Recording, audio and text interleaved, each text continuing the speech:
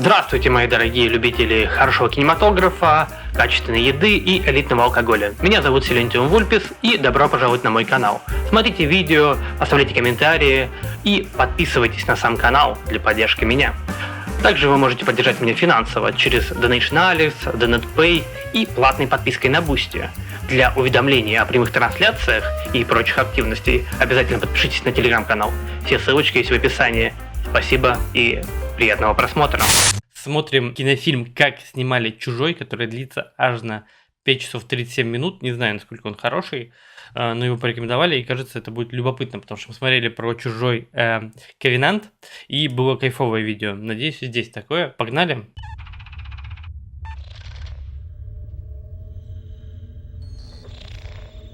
Ну, если оно будет хорошее, то мы за несколько стримов его посмотрим. За 20. Ну...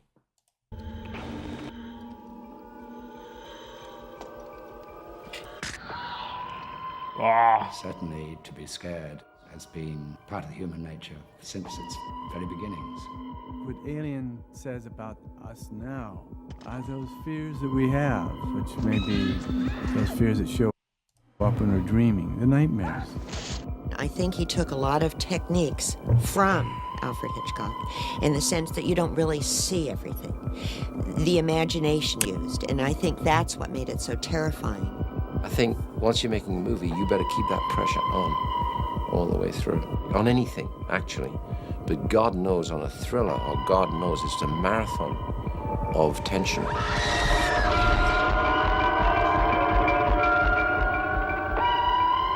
The best within making Aline. Зверь внутри. Какой вы зверь внутри?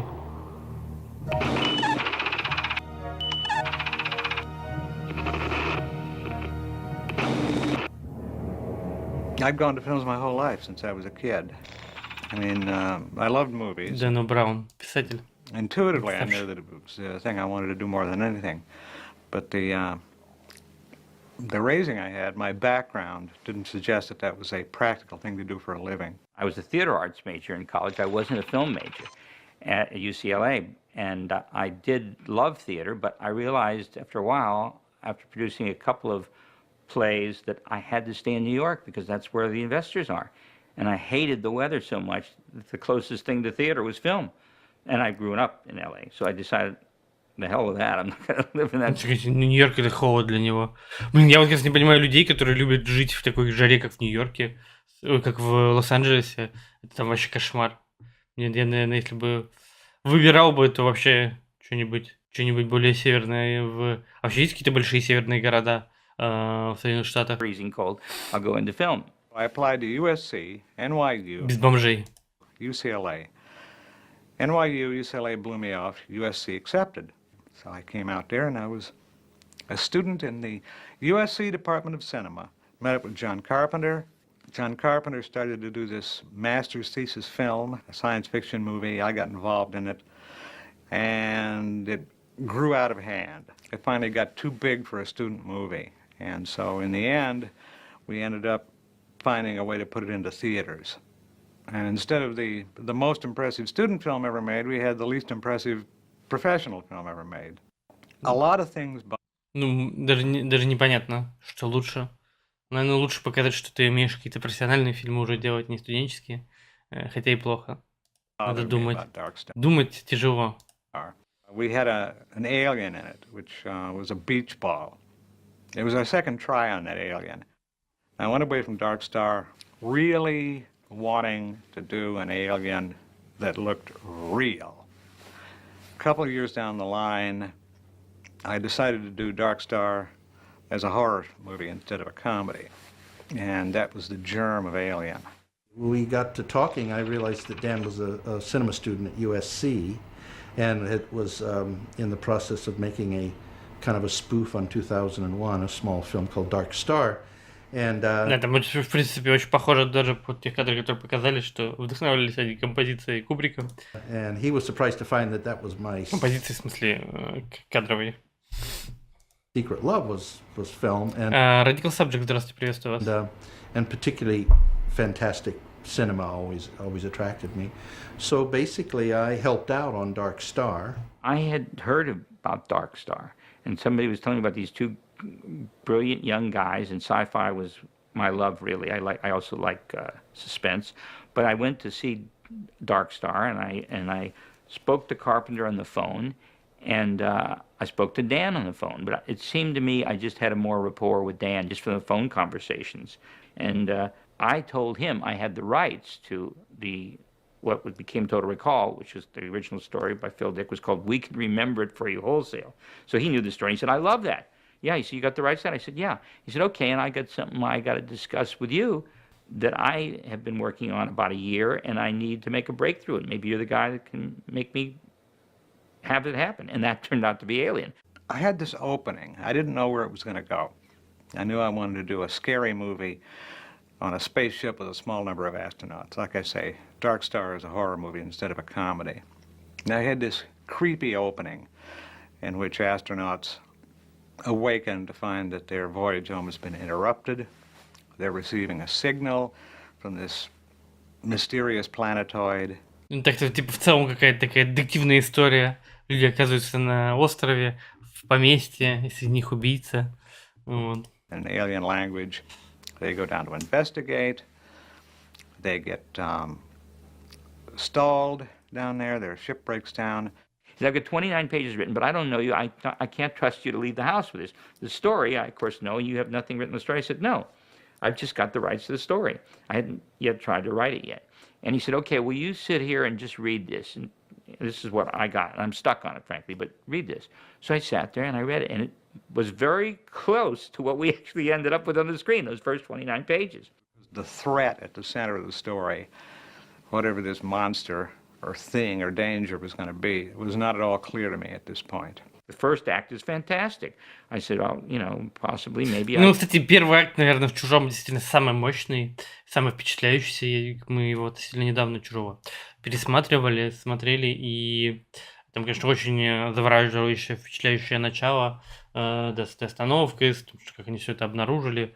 Вот. Правда, потом, конечно, фильм немного подтормаживает к концу, но за счет первого акта он сильно берет, потому что он сильно делает, в том числе и атмосферу. То есть ты в это все веришь, в то, что происходит. I can help you with it. And he said, okay, I can help you in Total Recall. So we decided, however, that we would tackle Alien first because Total Recall would be way more expensive because at that time we envisioned Alien could be a Roger Corman movie, just in one location, you know, several different. Ну, короче, да, дешево такое снять, потому что локаций не так много. Все можно быстро снять, и надо там логистику высчитывать. Я вот много думал, потом пересмотрел «Человека из Лондона», много не думайте никогда. Rooms in an old warehouse. A Chilean filmmaker named Здравствуйте, Урден, приветствую вас. Alejandro Jodorowsky Ходорковский. telephoned me from Paris. Was it Paris, France? Or Paris, Texas? No, Paris, France. He had made an art film called El Topo, Не смотрите фильм «Крот». Не рекомендую просто. which was very well received. And this man over this transatlantic phone line claimed that he had the backing and the rights to make a feature film of Dune. Ой, это та еще история. Да, если бы этот проект состоялся, у нас императора бы играл Сальвадор Дали, который сидел бы на троне из двух дельфинов. Вот, как бы были два дельфина, которые один бы принимал его мочу, второй каловые массы. Они бы собирались бы отдельно, потому что, по мнению Сальвадора Дали, их смешивать нельзя. Это был бы императорский трон. В общем, безумный проект безумных, немного наркотических, наверное, людей, которые делают свое творчество. Больное сознание. Хорошо, что, наверное, это не состоялось. И об этом есть только мифы, потому что если бы это было бы осуществлено, наверное, это было бы одно большое разочарование. А сейчас можно только об этом мечтать. And he loved Dan's work that he did on designing the special effects for Dark Star. And he knew he had to do it at a budget with some creative people. So he hired Dan to work on it, help him with the storyline and also with the special effects. And Dan went off within a few weeks. He went off to Paris and France and places and was working on the Dune project there for 6 months. And I wasn't the only person there. He had gone to England and he had plucked up a an artist who did covers for science. Ну, забавно, что на основе вот этого Дюна, вот это безумие, по сути, «Чужой» появился, потому что Гигера, по сути, тоже тут нашли для Дюны. Fiction books named Christopher Foss. And for the first time, I saw somebody whose stuff I liked as much as Ron Cobb's stuff. He had another artist he wanted me to meet. He had seen this guy's work in a show that was in Paris at the time. Took me over to one of the really fancy hotels in Paris, not the one I was staying in, where this artist named Hans Rudi Giger was staying while his show was on display in Paris. Giger brings out this little tin foil. He said, "Would you like some opium?" I said, "Why do you take that?" He said, "I am afraid of my visions." He said, "It's only your mind." He said, "That is what I'm afraid of." He brings out a book, art book, with his paintings in it. And I started looking at this, and he and Alejandro go into a big discussion about Dune. I started looking at these paintings, and it took a minute for it to register what I was seeing, but what I was seeing seemed to be very disturbing. Oft-told story of that was Dan, of course, working on the Jodorowsky Dune in Paris for a year or two, and it all collapsed, and he went home with no money and whatever it is, and slept on Ron Shussett's couch. And I was in desperation. The only thing I could think to do, I had to sell a script. So he said, now light up the board, Ron. I've got this first act, and you like it. And he says, I know, you have a good mind from these just weeks and weeks I've worked with you before I left, and what I saw you did on Total Recall, which you did the short story. As far as you got it, I know you can make the breakthrough for me. Well, Star Beast is one of those titles that you think of, and then you throw them away. I was running through titles, and they all stank. I didn't like any of them.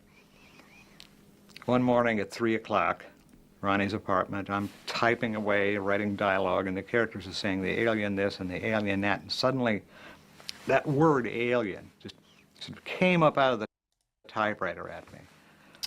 I said, alien. It's a noun and it's an adjective. I said, yeah. Да, ну типа простое название, запоминающееся, тоже важная вещь, и не так уж сильно ассоциируется с каким-то говном, как бы трэшем. Потому что Star Beast прям пахнет вот этими дешевыми фантастическими фильмами, которые снимались. Прям видишь актеров в этих костюмах, ну там так в итоге и получилось. That's it, I have the title. It's simple, it's one word, and no one's ever used it. And it never changed from that moment on. No one ever tried, the title stuck. And that was amazing to us, even just that aspect of it. I went to storage, got my typewriter out, took it over to Ronnie Shussett's living room, and wrote it up. Over the days and nights of the next 3 months, Ron keeping me alive by feeding me hot dogs. Dan said, somehow the monster has to get on board the ship in a way that'll amaze everybody. And so I woke up in the middle of the night and I said, Dan, I have an idea. And he said, what? And I said, the monster screws one of the people. He says, what? What are you talking about? I said, he jumps in his face, plants a tube down him, inserts his seed in him, and later it comes bursting out of his... Ну, буквально, на самом деле, в чем еще боди-хоррорность «Чужого» и в чем как бы основной страх, это именно оплодотворение, и не когда женщину оплодотворяет, а когда мужчину оплодотворяет.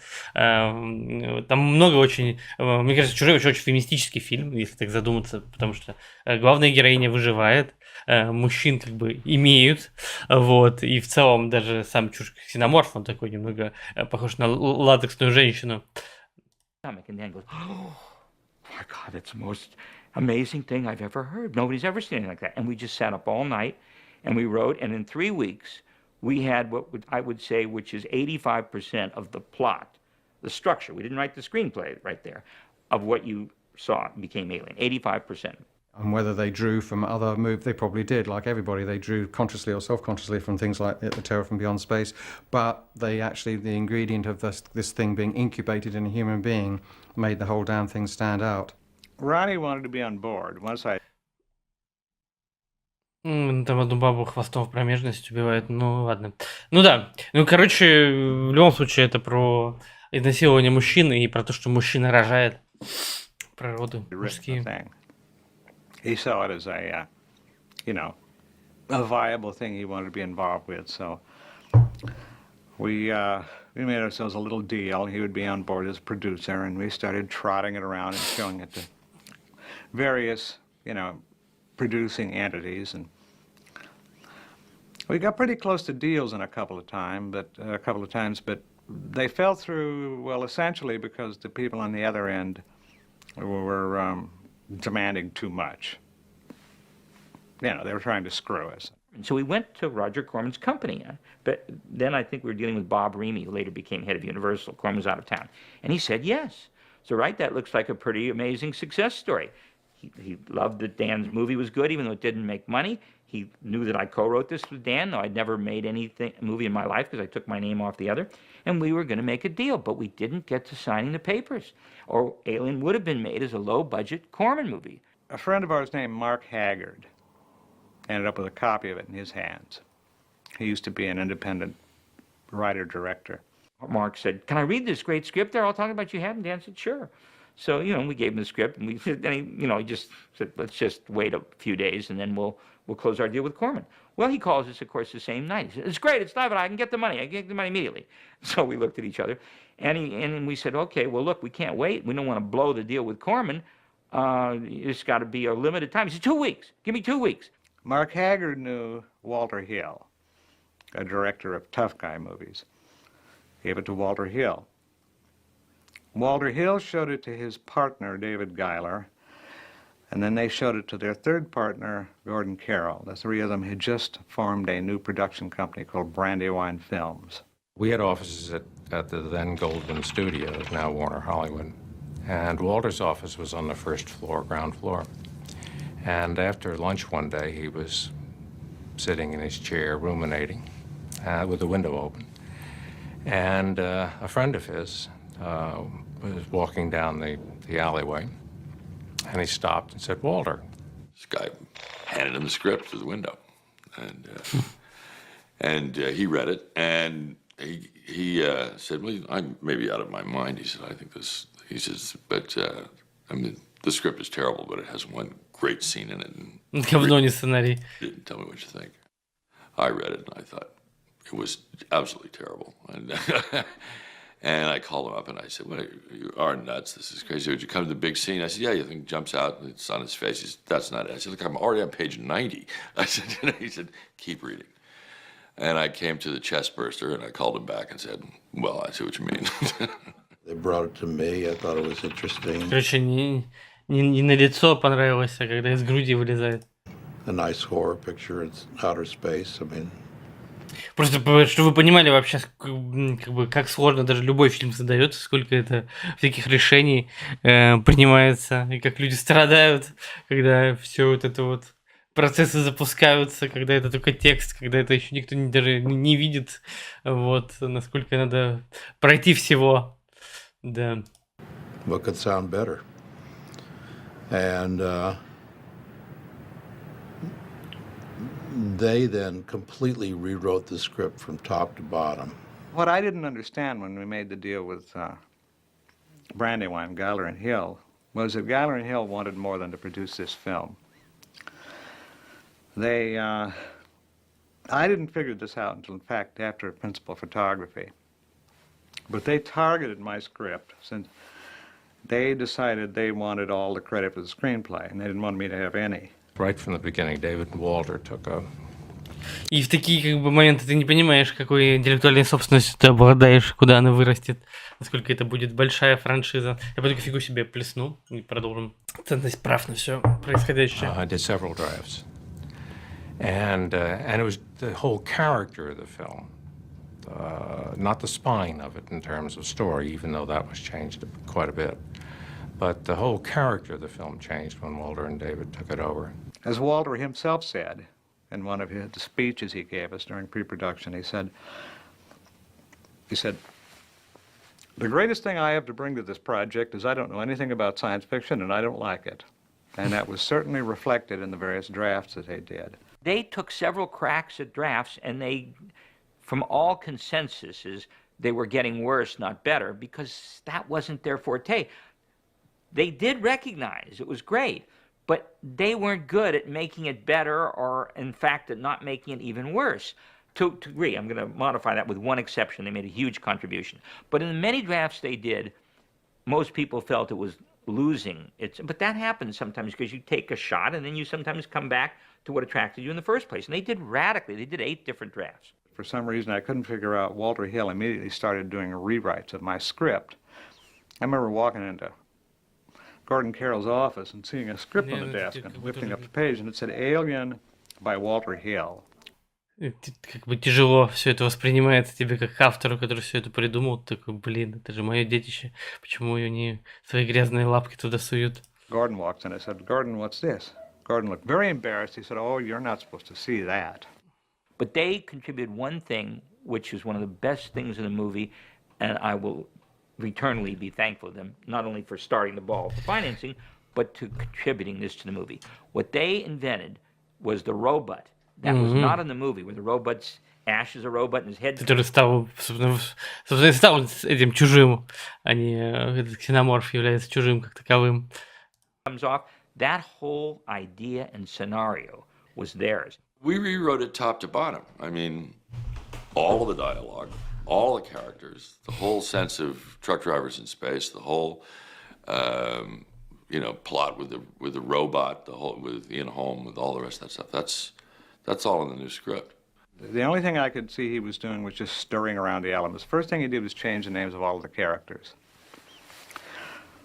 One early discussion, Walter walks into the offices there at 20th Century Fox, and he said, I hate all those names in your script. He hates all the names. I mean, how do you hate a name?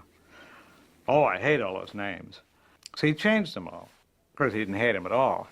But he had the naive idea that if he changed all of the characters' names, this would count somehow as being a substantial rewrite of the material. With a story that's as often told as this kind of story is, you have to do it in a special way in order for it to be special. I mean, that's was our argument about the movie in general with Fox all the time, and I think they agreed, which was that you had to treat this kind of B monster movie as though it were an A movie.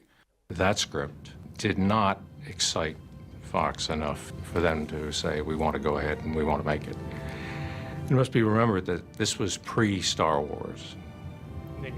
And we were confident, although we had other places we could set the film up, we were confident that Fox would ultimately, with another rewrite and whatever, would ultimately do it. We certainly hoped so.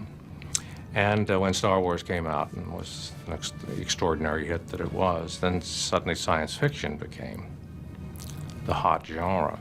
I don't know that there was a consensus one way or the other about science fiction.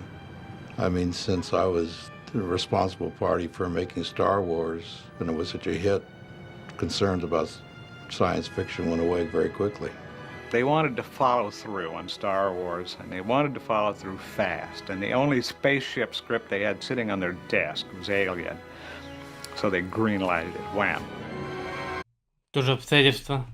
То есть без Лукаса тоже бы все бы не запустилось. Хотя если посмотреть научную фантастику Лукаса, которые были до «Звездных войн», такая хрень. По-моему, «Американский граффити», да, называется, если я не ошибаюсь, мы смотрели. Я вообще не понял, о чем это. Это какая-то, не знаю, тягомотина невыносимая. Никогда бы не рекомендовал никого смотреть.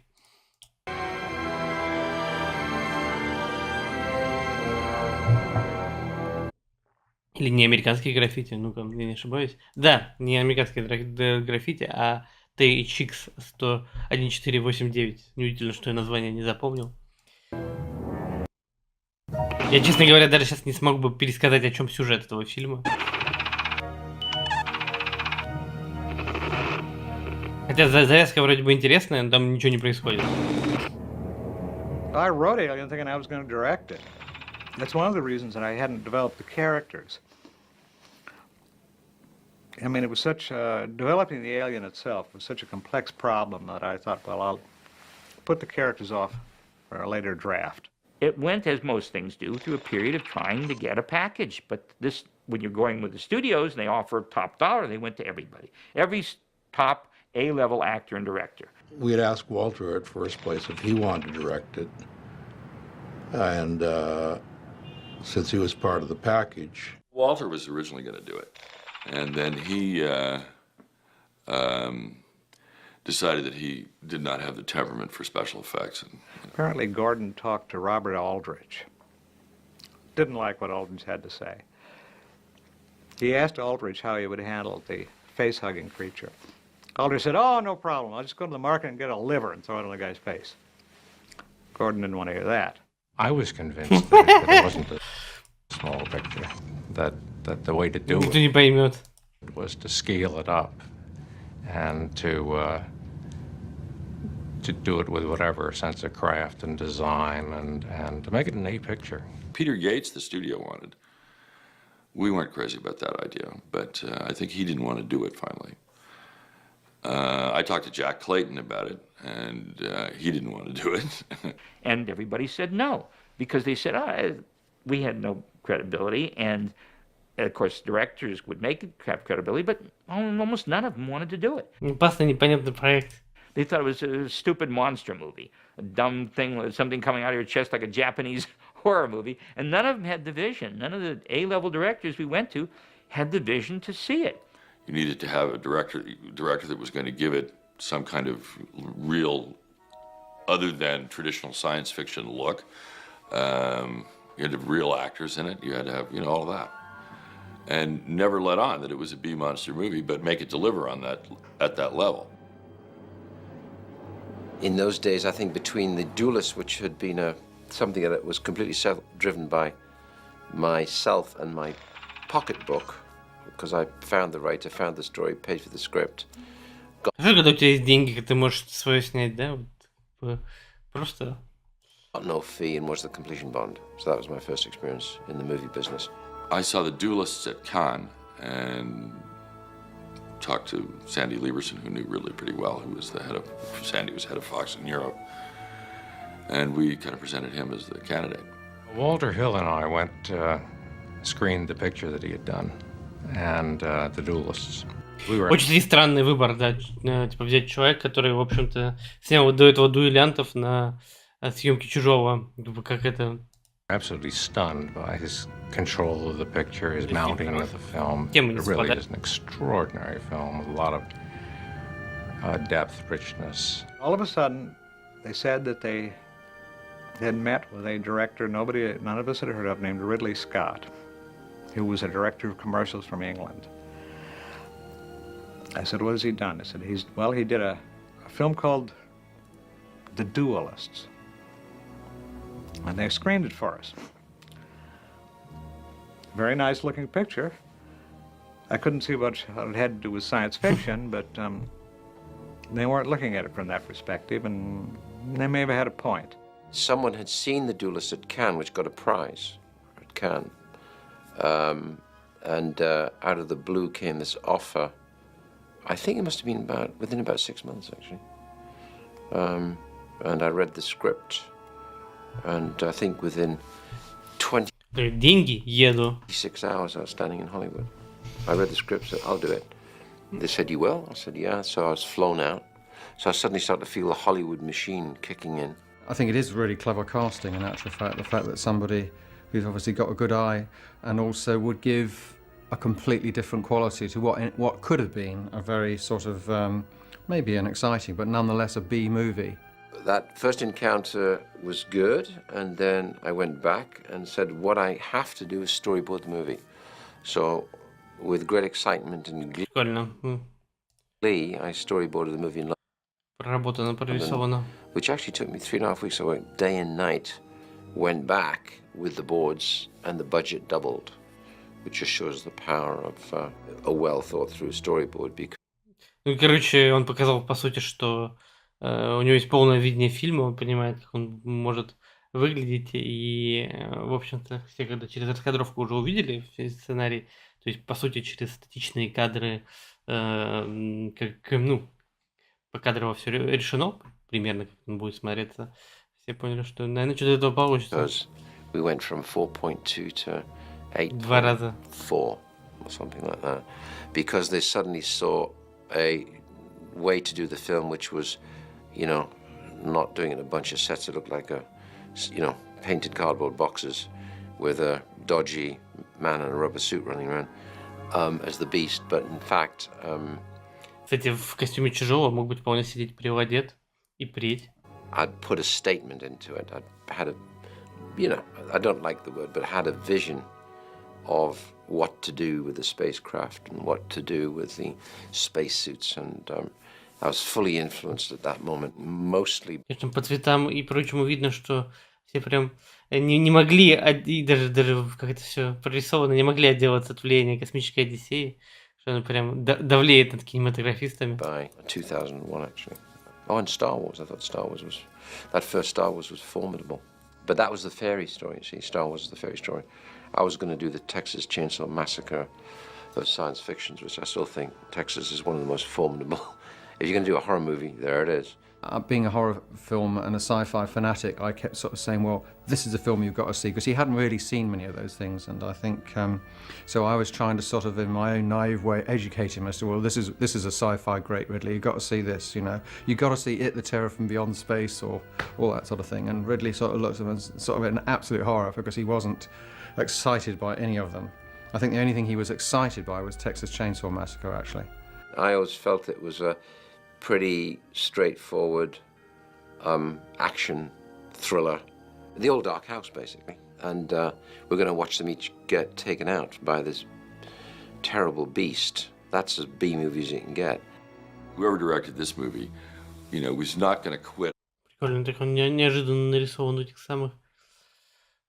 Не так немного выглядит, как потом в раскадровках. То есть как будто у него сейчас задних ног нету, что он... On a monster until he has it, you can believe it, that it'll look right. And I thought that was the single most important thing you could have for this movie. Как будто бы он сливается с кораблем. The thing that really worried me most of all, because I figured I could get all the environment right, all the costumes right, you can get the casting right. But who was this beast? What was this beast going to be? And that's what we started talking, you know, in great detail about Giga. Ridley did one thing which enamored him to me. First time I met him, I shoved Giger's art book into his hands. And I saw the Giga illustrations of that one in Necronomicon, which I thought, that's it, that's no question, that's it. I talked at length with Dan O'Bannon on it. Забавно, что Гигеру даже был вот в том фильме, который про Чужой Ковенант мы смотрели, и он там, ну, как бы, в принципе, они еще общались к этому времени. Гигера уже нету, если я не ошибаюсь. Вот, и так, с уважением, типа, вот что мы тут придумали, вот что мы тут нарисовали. Понятно, что он уже не принимал участие. And he said, so what do you think? I said, that's it. He said, that's right.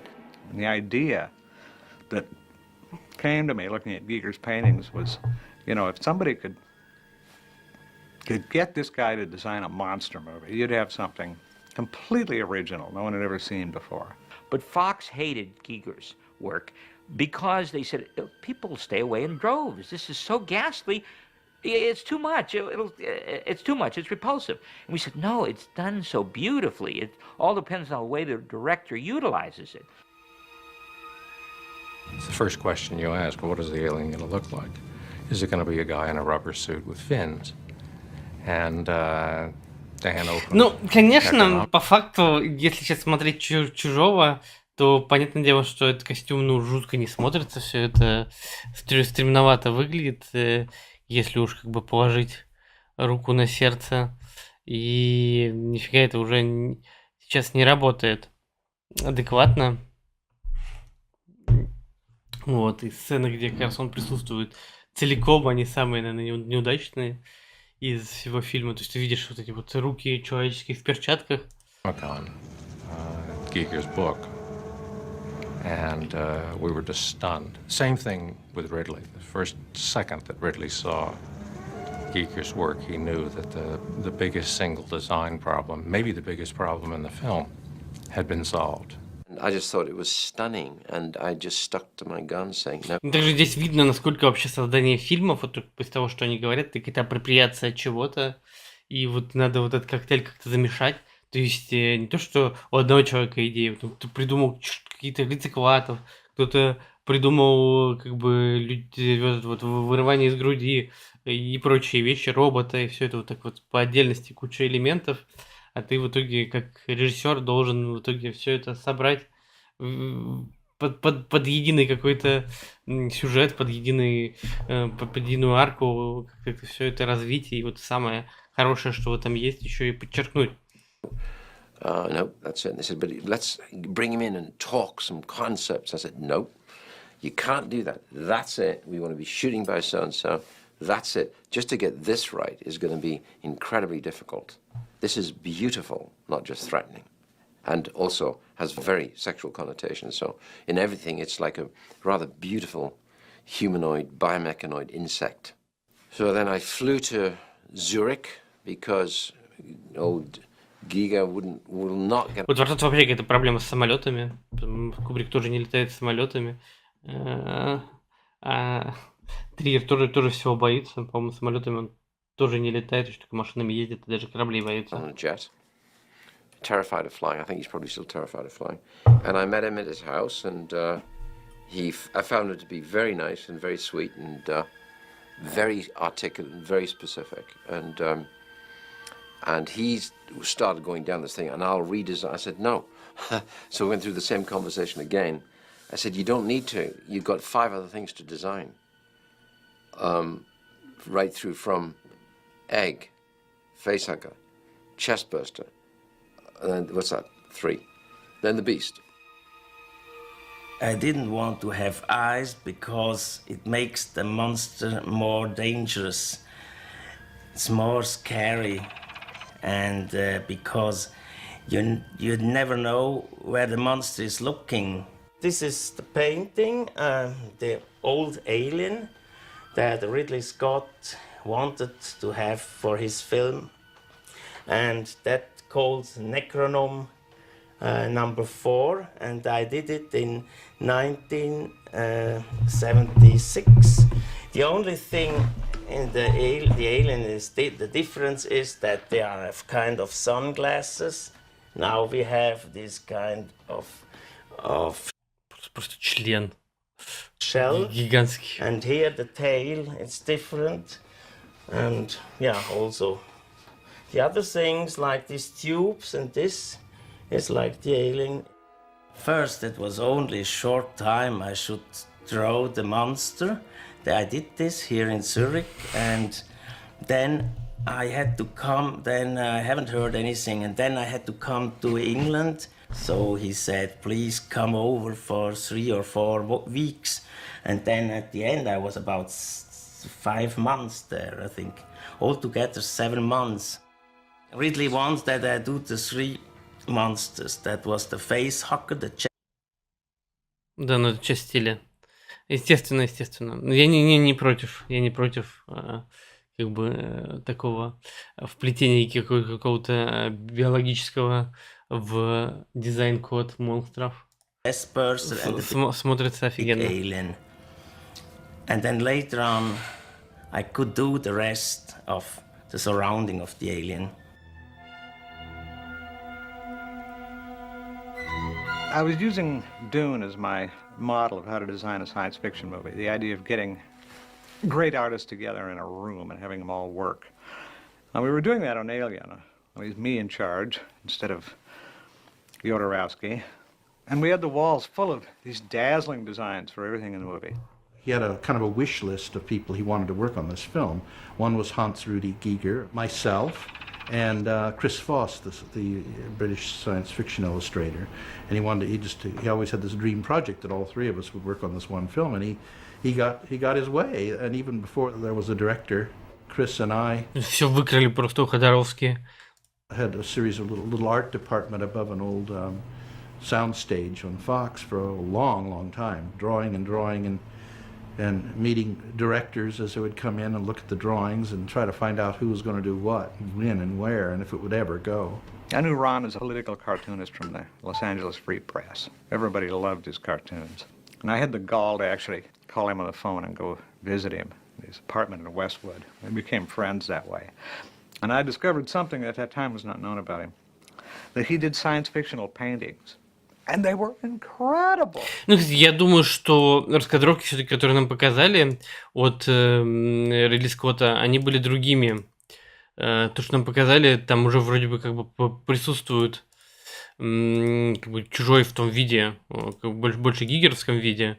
Так что сомневаюсь, что они могли существовать на тот момент, о котором он рассказывал. Так что здесь немного типа чисто визуальный анахронизм. Dan came to me with the script, the original script that he and Ron Shusett. Потому что я так понимаю, что они не очень представляли, как выглядит зверь, так сказать, чужой на тот момент. То есть это был самым главным вопросом. Самое главное, что надо было доработать. Had written for Alien, and had me read it, and it was quite amazing. And he wondered if I could help him do some visualizations, a series of paintings that he could send around with the script. And I did quite a few. And but we were still groping as to what the thing should look like. But I was very, very interested in astronautics and space flight and aerospace design and ideas of the future, and also science fiction as a kind of future mythology. So all this just clicked with me, and I was very, very excited about it. We all contributed all kinds of things for the different versions of the script, and Chris Voss just turned out tons and tons of exterior drawings of what the ship should look like, and we kind of differed in that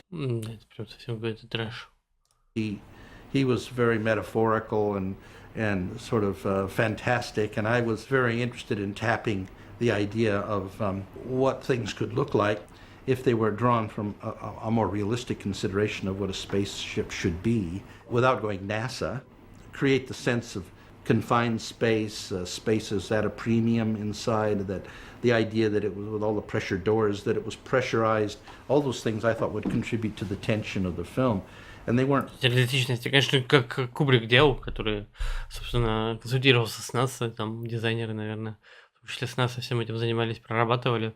Поэтому, в общем-то, если смотреть «Космическую Одиссею», она до сих пор достаточно круто смотрится, в отличие от какого-нибудь «Соляриса», где вся эта космическая штука очень сомнительно выглядит, ну, как советские декорации такие. Particularly there in a lot of the early versions and visions of what it should look like. So I had to do a lot of persuading. Ron Cobb was going to do the monster, and he had some drawings and all the rest of that stuff. And Ron's a real talented guy, and ended up doing a lot of the ship, but his monster was not too hot. Ну, такие. Чем-то напоминает как муху, которую, наверное, отсюда взяли, которая потом вот это превратится. He kind of designed the sort of spaceship interiors and thing. I think the sort of Nostromo and the Narcissus. He did those kind of designs because he had, I mean, he's rather like Sid Mead was to Blade Runner. He just had that expert. They were founded in logic, you know, and in reality. This guy thinks like something's engineered. He's got a mind that he designed something that really seems like it'll work. A functioning model. He's so believable. He can make them so accurate. I was more concerned with the Nostromo, because I knew that was going to be my ultimate contribution, would be to bring the Nostromo to life. When finally we would get Giger on board, and not just having him mail things in, he would be involved with the alien planet and the alien. We all knew that that's what Dan wanted, you know. Chris Voss was to sort of take care of the exterior of the ship, and I was going to do the interior sets. There would be a production designer, but Dan wanted all our inputs to be very much noted. I used to be very into the metal hurlant, the heavy metal comics from France, and all the Mobius and people like that. Конечно, да, все эти рисунки очень комиксно выглядят.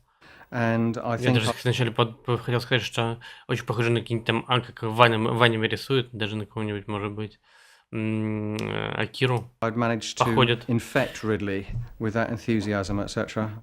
He could treat sci-fi in the same way that he treated history, you know, like the duelists. He before that he was the sort of he was the expert at everything. He put a different slant on shooting historical things. Because it was just, I guess it was his eye for detail, really. I was steeped in heavy metal comics of those at the particular time, like Metal Hurlant and you know, a lot of Mobius's stuff actually. And I was very impressed by that, and I just, in those days, trying to wonder, how do I apply this to movies, you know? How do I apply this kind of really fresh and beautifully visual thinking to film? And here it was. You need a hook when you're starting something, and my hook was my boards. I drew the boards, drew the corridors, drew the spacesuits. But when you're drawing boards and corridors and spacesuits, you're also sucking yourself into story, because I'm literally doing it, you know, chapter by chapter, scene by scene. You get ideas as you're drawing them. То есть получается, что да, он еще не только понимая пространство всего происходящего, но и сам углубляясь в эту историю, рисуя все эти детали, ты чувствуешь прям этот, видимо, корабль, чувствуешь это как некоторую реальность.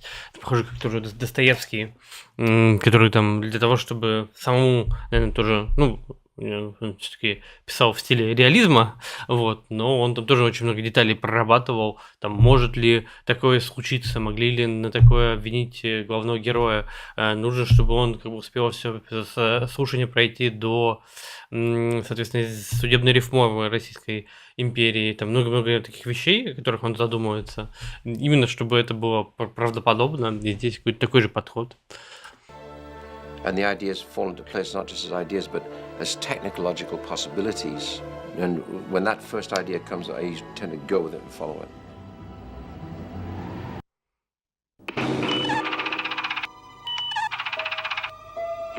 Trackers in space.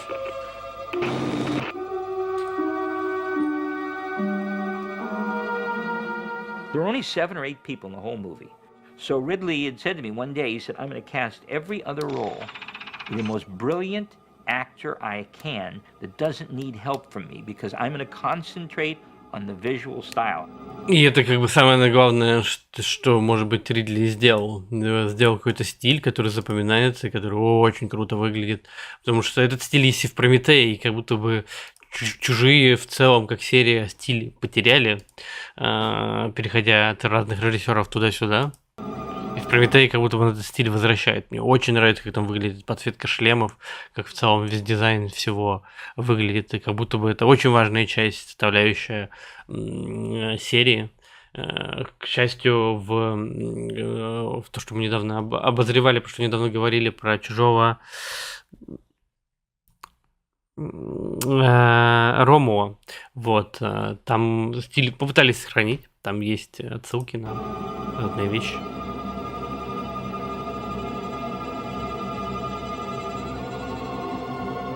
We had wanted not to use the classic star for the film.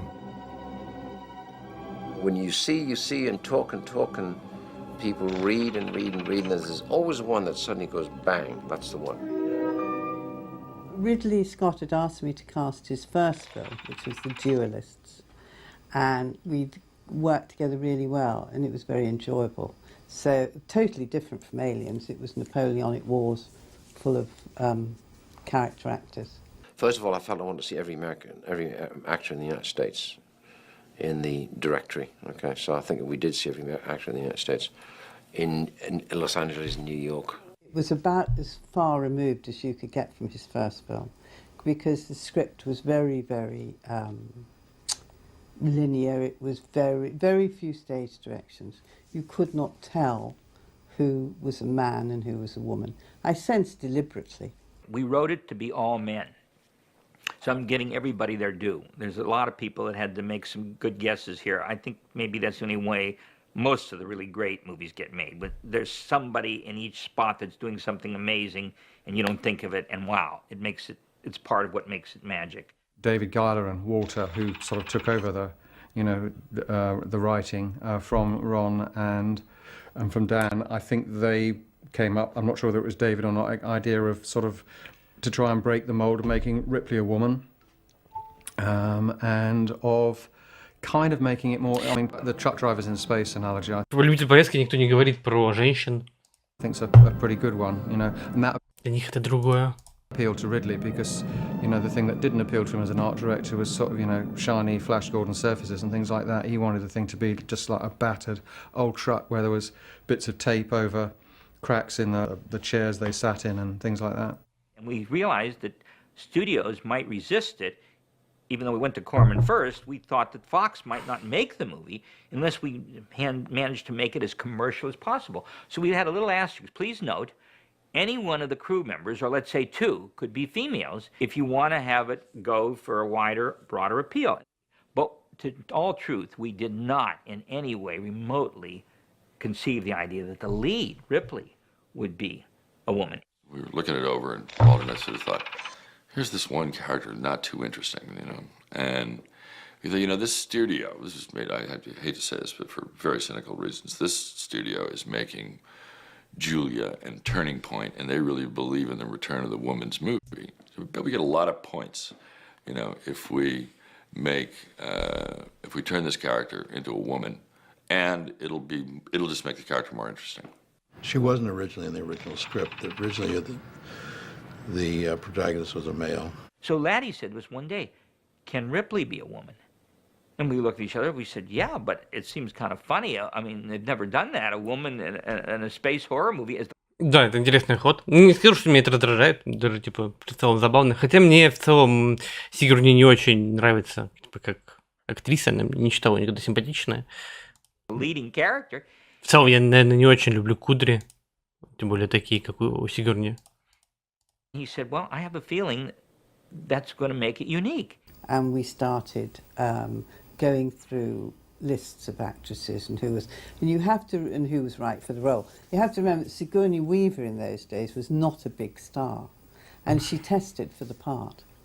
I got this audition. Тоже такая старенькая. They'd sent me the script, which of course not. Когда, интересно, эта документалка снималась? Knowing the Ramboldi designs, I pictured this big yellow blob of gelatin chasing these people, and nothing as elegant as what it turned out to be. And I actually went to the wrong place, and I called my agent. I said, it was like Friday afternoon. I said, I don't know, the script was. She said, just go. I'd met Sigourney on the last go in New York. She'd come recommended because of a play that she'd been doing on Broadway. She was known as a real comer on Broadway, right? And I didn't see the play, I just met her. As I remember, we were in the Regency Hotel at the time. Sigourney, for some reason, had gone to another hotel. We did not know this. And she was due at whatever, 2:30, and 2:30 arrives, and 2:45 arrives. 15 минут академическое опоздание не считается. 10 minutes to 3 arrives, and then we hear, I can't say running feet in the corridor, but we hear fast-paced feet coming toward the door and then slowing down and composing itself, and the bell rings and Mary opens the door, and Ripley was standing there. This extraordinary-looking woman, tall, commanding presence. And I was wearing these very high hooker boots, and I looked about 7 feet tall. In a very nerve-wracking situation, projecting composure, but you knew that just an eighth of an inch behind that composure was a very nervous actress, a very tense actress. And that was exactly right for we knew, David and I knew immediately. I was very impressed by her, height, and she's very impressive. Высокая женщина. Character. Почему они мужчин привлекают? Потому что видно издалека. Very В толпе. intelligent, and seemed to make sense to me. So I expressed this to Laddie, who said, "Yeah, but you got a test." And I said, "But I'm 3 weeks from principal photography." And we got to do what was basically a run-through of the movie with the real kind of set, and I was afraid it would be like me and a potted palm, and I'd have to go. За те годы сделать первая женщина могла сыграть в успехе, тогда же были большие популярные мужские герои боевиков. Иногда стоит делать то, что никто не делал. То есть, если у вас постоянно куча... это, кстати, еще даже, получается, до вот этой мускулиновой эпохи, до 80-х годов, то есть до появления вот этих мега-мужчин в кино. Уже тогда были мужские образы, но мне кажется, они были не такие, не мега изображения мускулинности. Но в целом делать то, как никто не делал, это может быть интересно. То есть публика все-таки устает от одного и того же, и какой-то новый подход, он всегда может привлекать. Тем более в целом здесь очень много как бы сексуализированных намеков и с точки зрения дизайна гигеровского, и с точки зрения монстров и прочего, как они оперируют, и в конце тоже вот это вот заставить ее бегать в трусиках буквально по кораблю, тоже как бы напрягая вот это вот, не напрягая, а накачивая сексуальное напряжение, и помимо напряжения, которое связано со саспенсом каким-то, вот, это хорошая, как мне кажется, идея и мысль, и в итоге тут, наверное, тоже есть вот эта вот тема смерти, связанная как раз с Эросом, вот, и тоже какая-то общность, может быть, и женского естества, ксеноморфа какого-то, который тоже в чем-то такой символизирует хаос, как мне кажется. But he gave me this whole run-through, which as an actor I really appreciated. Sigourney was the last one to get cast. The sets, the test I shot in were the sets I was building. That was the Nostromo. We didn't rattle that together. I was actually building, so it was scary. What I didn't like about it that much was my performance, because I was trying to be tough instead of just what I discovered in the course of this, which was my first film basically, was you don't try to, you just play each scene for what it is instead of trying to work on an arc. The people aren't consistent. They would be different in a love scene than they would be as they're fighting an alien. They screen tested many people, but she was dynamite. You saw it right there in the screen test, as you saw later in the movie. This was her very first film. It's all behind the eyes. My intuition, always in casting, is from the second they walk through the door. When I see somebody walk through that door, I knew... Это тоже важное вообще свойство, мне кажется, для режиссера как такового, это вот грамотный выбор команды. Потому что, конечно, кинематограф — это всегда дело нескольких людей, это никогда не индивидуальная вещь. То есть, каким бы вы автором великим не были, вам все равно нужна команда, нужен там оператор, нужен монтажер, нужны актеры. То есть, можно, конечно, снимать себя одного, какой-нибудь Крип, но все равно там есть еще кто-то вот второй, и какая-то химия все равно случается, и, разумеется, без этой химии ничего не получится, и очень важно, конечно, подбирать, когда вы работаете, важных людей, каких-то, которые помогают. Somehow this was her.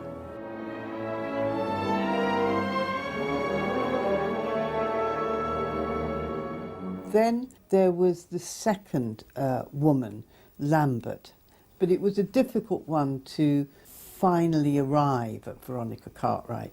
I can't remember the films she'd been in before, but she played a way out, weird sort of character. And she had a particular intensity and unconventional looks, which made her very, very right for it. I went on an interview in Los Angeles,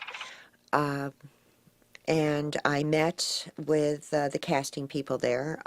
Originally, I had read for Ripley, and I was called back, and I read again for Ripley with Ridley there. Then I was due to go over to England, so I had gone over for vacation. Тут миленькая, конечно. So I talked to my agent before I Как, left. конечно, время все разрушает. Said, "Are Всю they still красоту. casting for Alien? I mean, I might as well go see them again, or at least let them know that I'm here." So I went in again, and I read again while I was there, and then I found out. I come home, but I find out I get it. So I go over thinking I'm doing the part of Ripley. Nobody bothered told me that I was doing the part of Lambert. Радовалась, небось. О, я буду главную роль получила, как же не горела. Until they called to do wardrobe.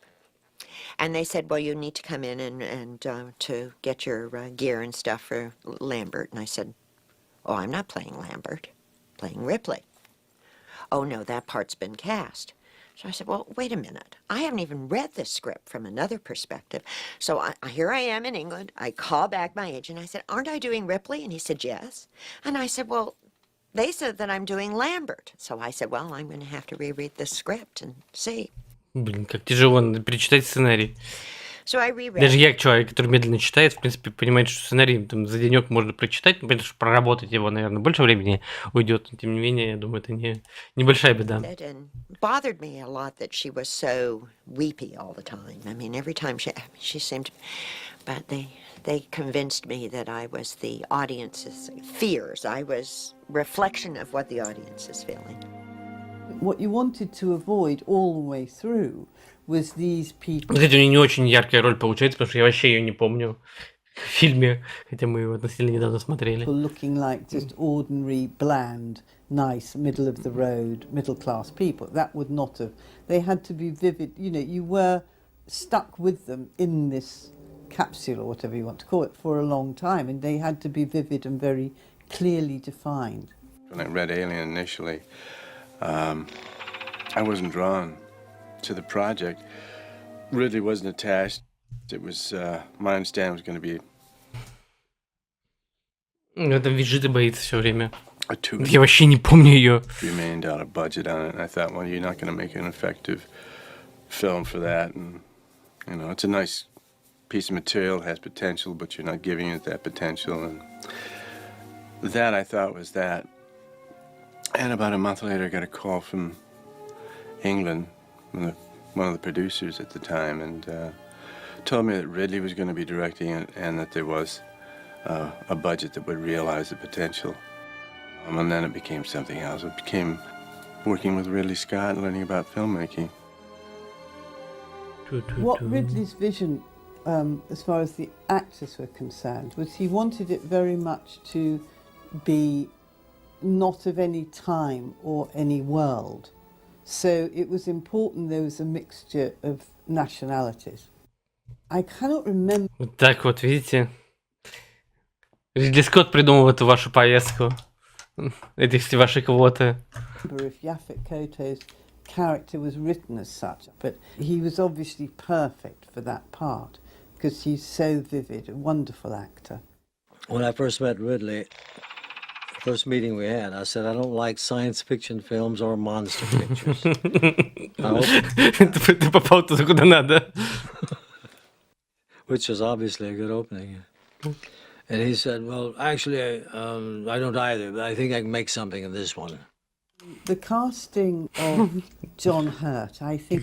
Как все это не любят. It is known that there was another. Ну, может быть, кстати, вот такое какое-то изначально скептическое отношение к жанру и повлияло на то, что жанр как бы из какого-то Б-трэша стал чем-то больше, то есть туда вот больше какой-то артовой составляющей визуальной добавили, вкачали, и это стало, ну, смотреться как будто бы дороже, как будто бы совсем по-другому. Originally playing that part, John Finch, who became ill, and we had to recast. Probably identified that moment very strongly by playing Macbeth for Polanski. I'd been impressed by Polanski's work anyway, but particularly also by Finch. And so he said, yeah, sure, I'd love to do this. He came on board. First day, first shot, he starts to look as yellow as this pencil. And I thought, God, what's wrong? And we did a couple of takes, and he seemed absolute lackluster, no energy. He's sagging in his seat, and we cut. And I got up and went over to him and said, what's up, you all right? He said, no, I'm terrible. I said, I feel terrible. He said, how do I look? I said, terrible. And we had to lift him out of his seat, and he was carried away. Что у него типа цирроз? Turns out диабет? He was a diabetic. I had been asked if I'd like to do Alien. Фига себе, он узнал, что... But I had already committed to the South African film, so that was dropped. And the actor that was going to play Kane later, for one reason or another, had to drop out. That night, we had a quick regroup in the office, and that night I drove to Hampstead Village and met with John Hurt. And then they heard that I was then free. So Ridley Scott came to me and we talked till gone midnight, say on the Monday. Prepared him, of course, for what it was, and he said, so when do I start? And I said, tomorrow morning. And on the Tuesday morning, I was on the set at 7:30. So it was not a usual film for me. The script didn't arrive and I didn't mull it over and I didn't decide this, that and the other. I had a long pitch from Ridley, and a very interesting one too. And by the end of it, I said, okay, Ridley, you better send the car around now to take me out to the studio.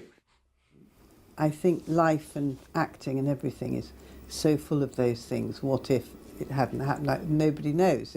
I think... Все так любят, что если думать, что если бы Кубрик снял Наполеона, что если бы вот это вот. Какая разница? Надо как бы принимать реальность такой, какой она есть, а не пытаться как бы ее изменить. Ну, все уже сложилось так, как должно быть. Вероятно, текущее вообще стечение всех обстоятельств, оно самое оптимальное для нас и, может быть, самое удачное, потому что вдруг бы Кубрик бы снял бы Наполеона, а Наполеон вышел бы говном бы, и на этом карьера Кубрика закончилась, и он больше ничего хорошего бы после своего Наполеона бы не снял бы, вообще ничего не снял бы, потому что это был бы просто гигантский кассовый провал. Может быть, оно к лучшему. Что мы об этом думаем? He's done so much varied and wonderful work. That really brings us to Ian Holm, who I think is the most wonderful actor and hadn't done anything like that at all before. And Ridley was really thrilled that he wanted to do it. And in those days, he'd done very little film. He'd done a bit of television, but he was really very much a theatre star. Casting was extensive, and even though it's only for 7 people, at the end of the day, I think it's a pretty definitive cast. The casting is enormously important to the whole making of the film, to the director's concept of the film, because it does so much work for the director, just innately in who you cast. It gives the director so much to work with, or not, if it's not properly cast. So it is an extraordinarily sort of subtle skill that's difficult to explain, but people who know about filmmaking understand it, and audiences who don't know about it appreciate it without always understanding what they're appreciating. Конечно, капсулу прям Кубриком отдают.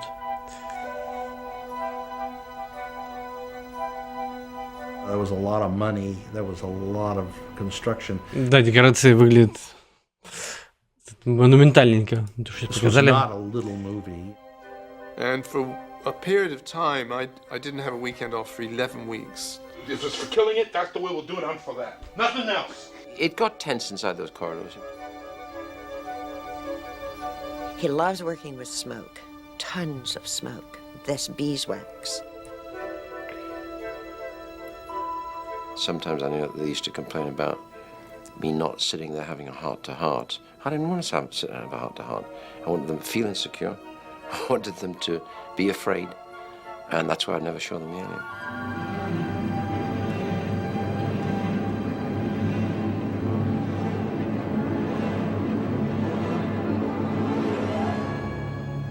The whole thing pivoted on believing a number of rather fantastic things.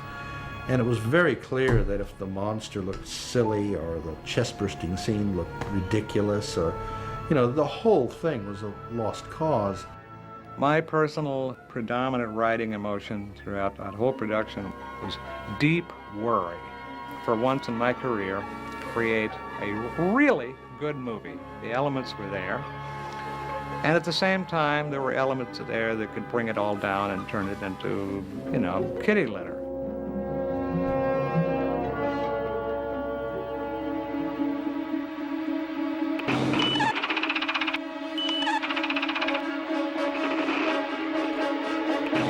Страх неизвестного.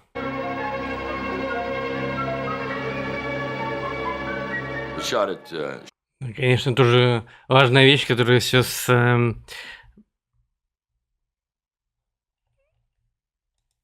Наполеона 3 для как такой себе норм или нет.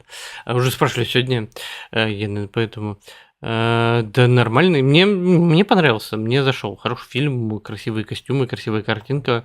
Я, опять же, не наполеонист и никогда не восхищался Наполеоном, поэтому я смотрю просто именно как историю, так сказать, падения, историю, когда человек не может типа остановиться, приходя к власти, и в целом, как бы, чем величественнее человек, тем интереснее посмотреть на какие-то его такие не самые выдающие черты. Вот, типа того, мне зашла. Вот. В эпоху гиперинформации как же сложно сейчас хранить в тайне все детали производства того или иного. Слишком много утечек в наше время. Тут же Switch, который недавно анонсировали, он же абсолютно такой же вышел, как его и объявили. Что там еще? Да и в целом фильмы тоже все с площадки течет. Вот. Тут тоже такой атовизм. Тогда еще работающий без сотовых телефонов, без всего, это еще могло сработать. Сейчас так у каждого камера в руке, по сути. Там надо как-то строго все забирать, глушить, чтобы никто не снял. Shepperton Studios. Then it was a kind of slightly run down just outside of London and been a famous studio. The Who were in a soundstage trying out a laser show next door to us. There was a special effects unit at Bray Studios, which was way at the other end of London. I actually left right when they started shooting. I thought, Gordon was going to stay there. Came back when there were problems and spent most of the next year there until we were finished. I went on the set several times, yes. Quite remarkable, actually. I didn't expect it to be quite as fascinating as I found it to be. I remember the first day I went on the set, they took me through the whole workshop and showed me what they were doing, and I was pleasantly surprised. I seem to remember the length of the production was, I think it must have been about... Блин, конечно, когда круто все в декорациях выглядит, такие классные фотографии, как кайфово, когда все не компьютерная графика, а просто физически есть. Мне кажется, в любом случае, как бы там ни был рейтрейсинг сделан и прочее, все равно вот это вот реальное освещение, его сложно передать, практически невозможно, и глаз всегда видит какой-то обман. 14 weeks. I know we went over a couple. It was a tough schedule, very, very tough. It was tough because she really was, as always, pushes the fabric. It was tense because the budget was very low, and there were, within the first 4 days of shooting, there were 9 producers and studio executives on the set just counting the minutes on Ridley and complaining and why wasn't he shooting, and he was... Заказчик был недоволен. Типа, коллеги, где результат? Shooting so fast. They gave him no pre-light time, so he was trying to find the look in the first 2 days. And one of the producers I remember came to me on the 4th day and said, "Why is he taking so long?" And I said to him, "I don't understand what you're saying. He's doing 40 setups, 50 a day sometimes. The stuff looks amazing. I don't know what you're all doing."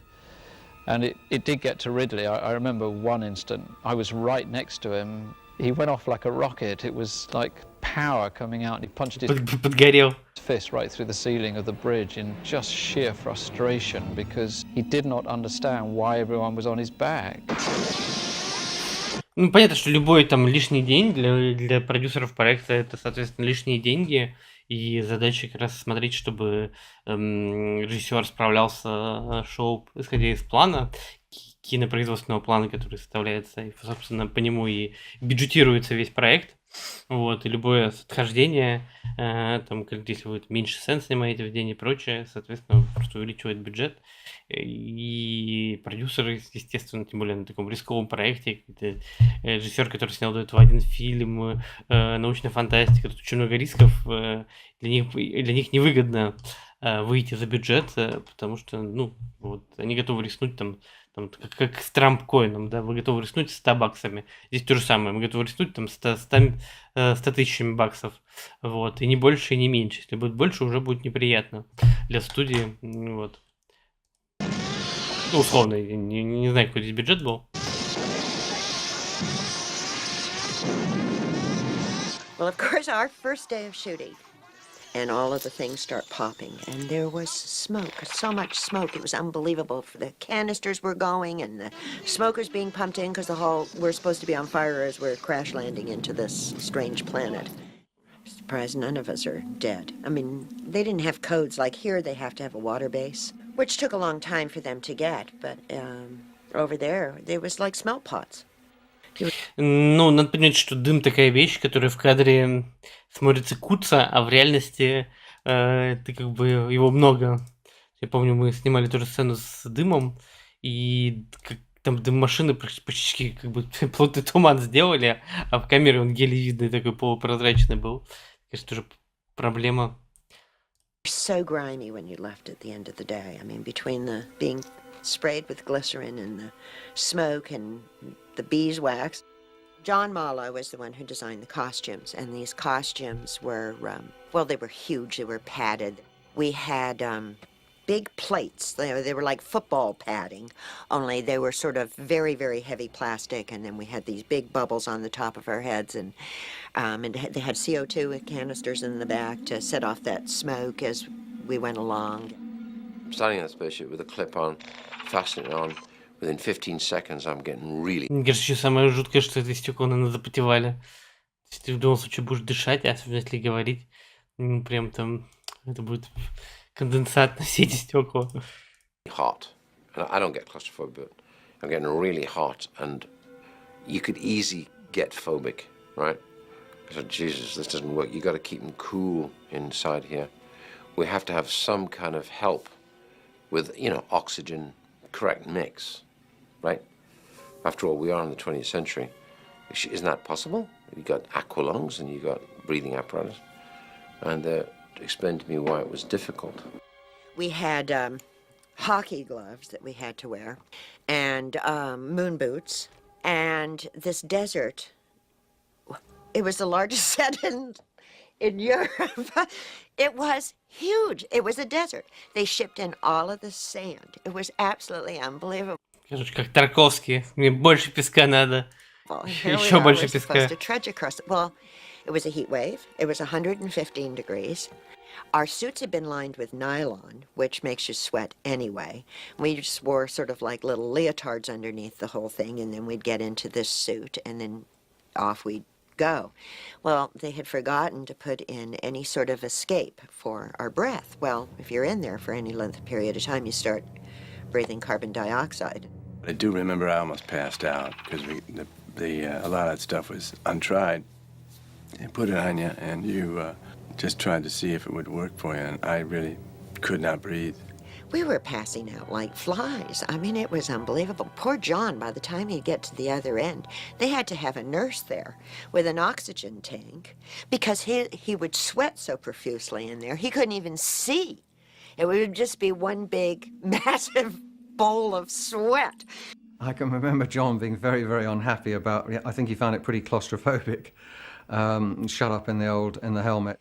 So they'd have the nurse give him some oxygen and stuff like that, and all right, off we go again. They couldn't see a problem until it came to the distant shot where, to make the set even look bigger, they had kids. And two of the kids were Ridley's kids, and they both passed out in those little suits. So then, obviously, there must have been something that was going on, so they gave us air. That was nice of them. I mean, Ridley pushes everybody. He tends to concentrate on all aspects of the frame. In other words, he's painting his picture, and so sometimes actors who are not used to this are used to the director sort of focusing on them and them only, whereas Ridley is concerned about, you know, the look, about the dust, about the lighting, about the way things are dressed and things like that. I think they found sometimes that they were probably being a little bit neglected, and I remember Tom had some kind of angry words about having to hang around a long time on set.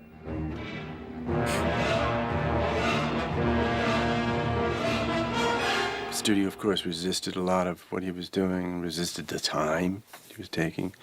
I resisted some of the time he was taking. We had a full cast waiting for 3 days in one case. Now, Tom, in your time. I mean, okay? Wait till I move. Okay. Yes, I will. Okay, ready and action. Самых, мне кажется, жутких сцен. Они их там находят в этих.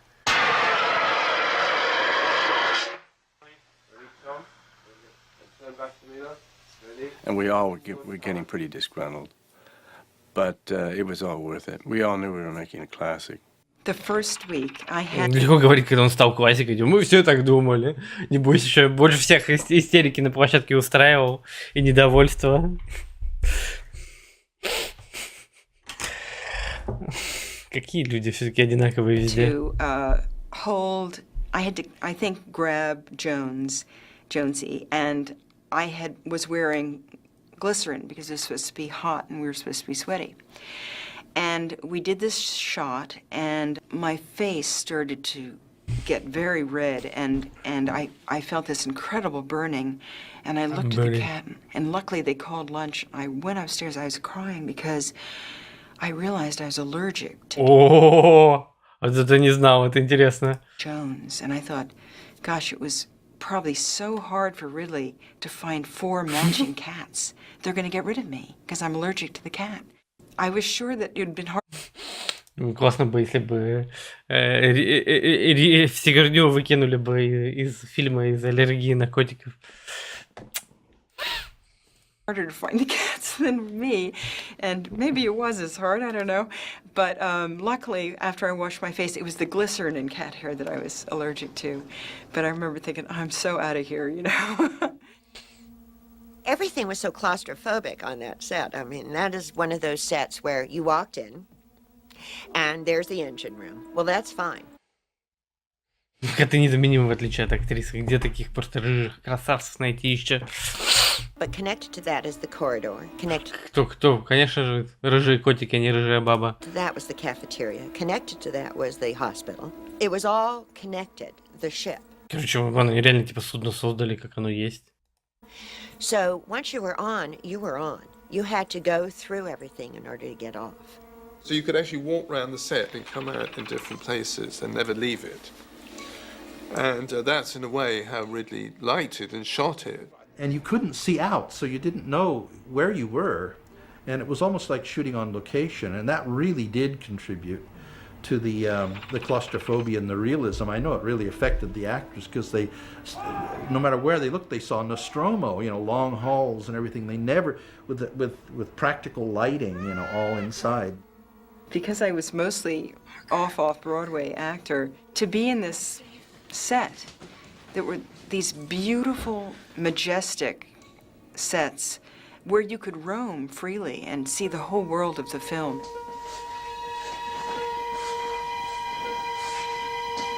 I think when you're dealing with confined space, that's one of the very much used aspects of the thriller as well.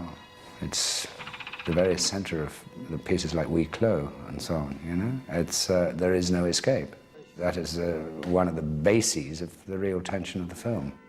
It was a low-key subject. Подводная лодка. They were very, very tight Никуда не areas. деться. Quite difficult to light in places, so unless you were going to swamp something with front light, then it was a bit complex, especially as so much of the movie was shot handheld with Ridley, although he did some form of blocking.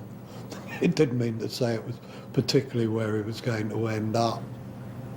He also storyboards everything. He does small sketches. It's brilliant. You know, you get the light, the shade, the whole caboodle there.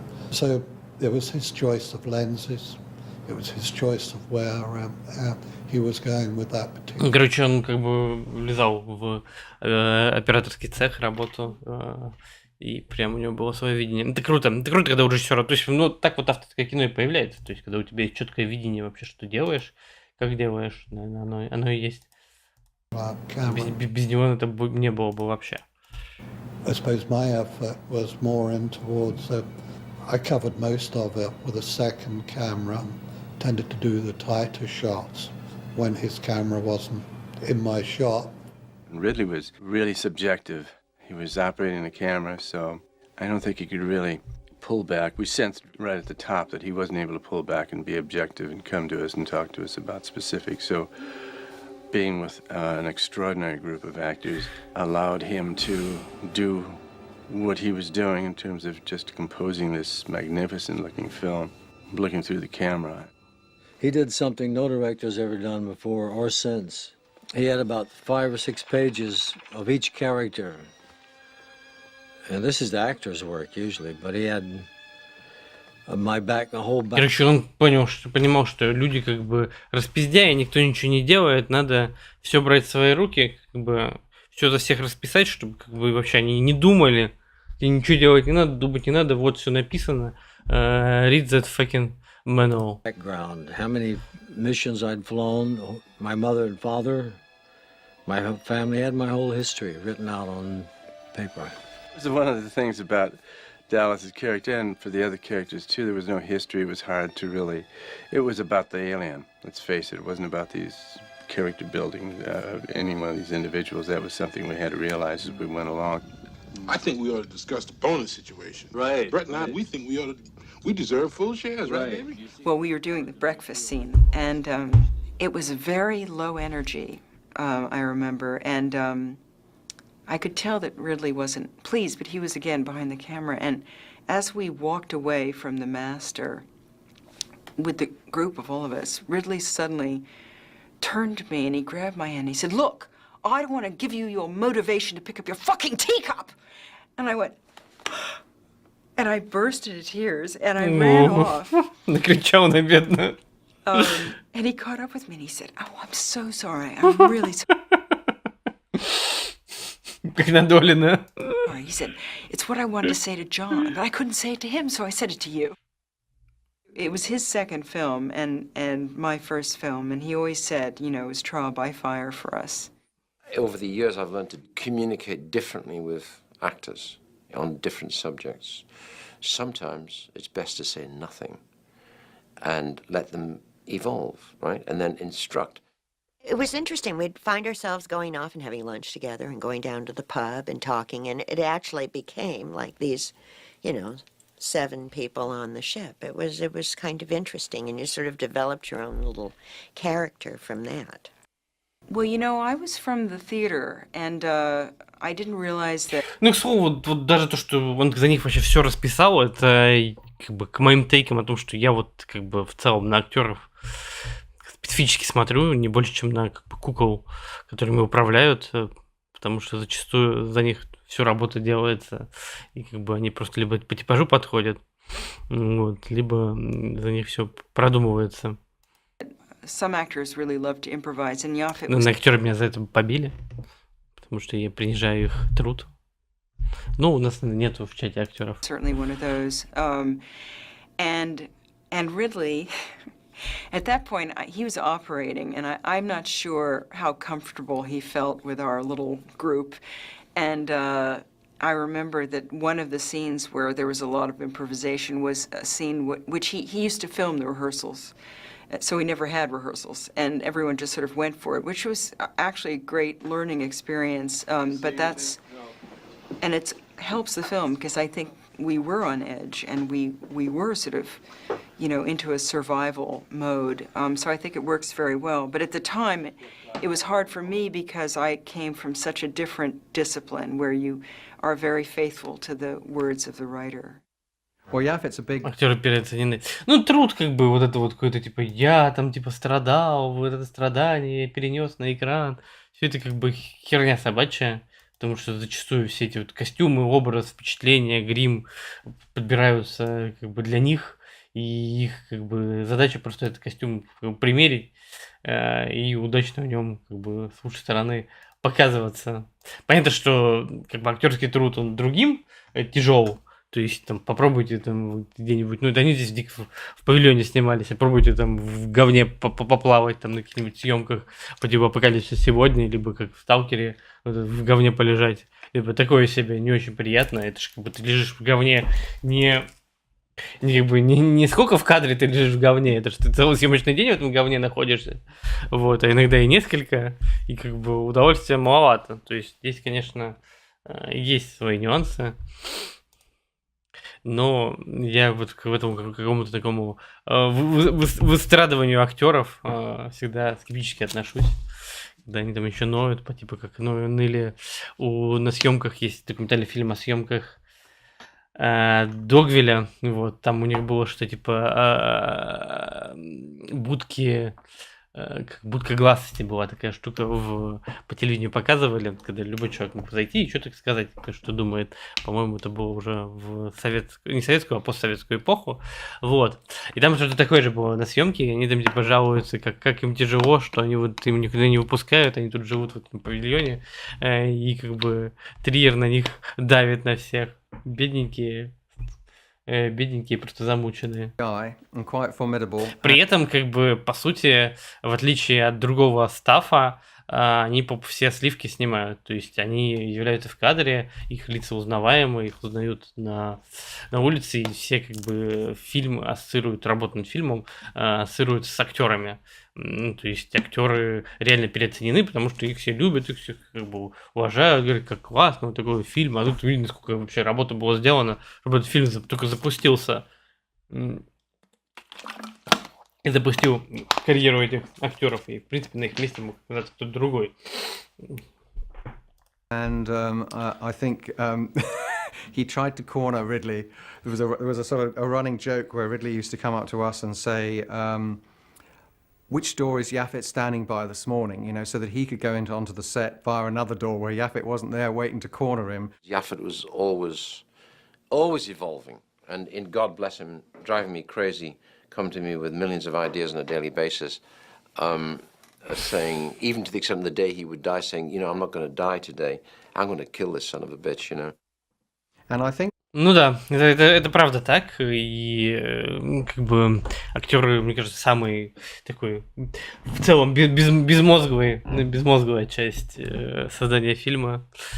Как бы главное просто хорошая мордашка, фотогеничность и умение там чуть-чуть с акцентом поиграться. Вот ты как бы уже что-то создал, какой-то образ. Это же как бы не театральный даже опыт. То есть у тебя твоя игра, это все лишь типа небольшие отрывочки. У тебя что-то как бы накакал из себя что-то, вот этот отрывочек взяли, вставили в фильм. А там все остальные отрывки, когда ты как бы какую-то херню делаешь, как бы их никто не увидел. И они слились в унитаз и где-то там в архивах, и то, может быть, даже уже не в архивах, а удалены, как бы пропали. Ну ты вот такой вот красивый, хороший, потому что взяли самый удачный дубль. А как ты там косячил, слова забывал, бухой был, как бы невнятно, что ты говорил, никто не увидит. Вот, как всех раздражал, как часто бывает, что актеры там просто как бы не очень в адекватном состоянии придут. Например, по Миронову того же самого видно, там в некоторых фильмах, что он шатается просто в кадре.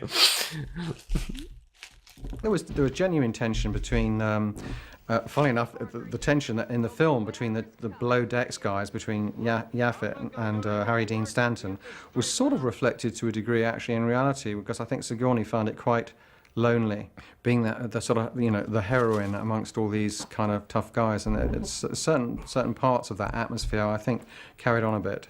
Would you get off my back, please? Но, к сожалению, мир так устроен, что люди действительно идут на актеров, и здесь есть еще другая сторона, что актеры являются частью продвижения фильма и, естественно, вовлечения в проект каких-то знаменитых людей, это привлечение его фанатов, его какой-то аудитории, и это способствует продажам, и тут ты вынужден терпеть, к сожалению, то, как актер с тобой там общается, как себя ведет на съемочной площадке, только потому что тебе важно еще, чтобы фильм окупился. В конце концов, любой фильм — это коммерческий проект, это деньги. Редко что делают чисто для себя, под себя. Ну вот, под себя сделал, отлично.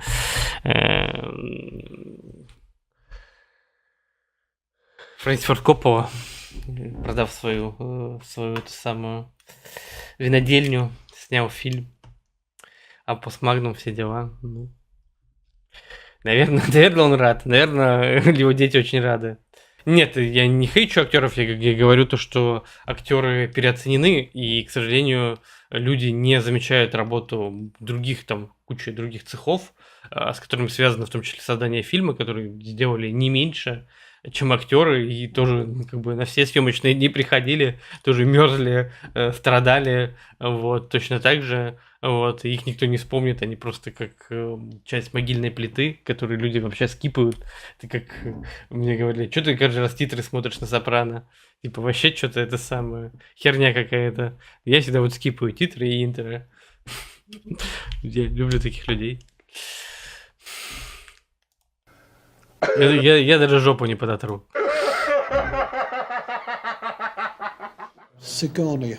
Ну, помимо актеров Мразоту, Копполы выносили еще гримеры, световики, кейтеринг и куча людей. Понимаете? То есть от того, что вы не в кадре, вы как бы как бы Коппола от этого на площадке не исчезнет для вас. Он тоже будет к вам также доебывать, что-то говорить, приставать. Там же как бы Копполу еще хотели немного отметить, что он там с девочками какими-то цеплялся, говорили, что он... Короче, он снимал фильмы как раньше, как «Апокалипсис сейчас». Что-то там он накуривался, потом долго его ждали, потом возвращался, что он все по-другому хочет сделать. В общем, как-то у него... Как-то он решил вспомнить молодость, судя по всему. Но чудо не получилось, как с «Апокалипсис сейчас», к сожалению. Because Ridley wasn't inviting her at all to Russia's, and it was an early movie for her, so she wasn't quite sure how she was coming over. Sigourney was the new kid on the block. Более того, даже многих режиссеров-то люди не знают и даже не представляют, как они выглядят. And they all felt that she wasn't really doing that good a job in the scenes with her. And they were grumbling among each other and felt that it might hurt the success of the film. And she and Yaphet especially would argue a lot in between scenes, but that manifested itself in the movie that was very convincing. Anybody say nothing? I'm thinking. Well, think fast.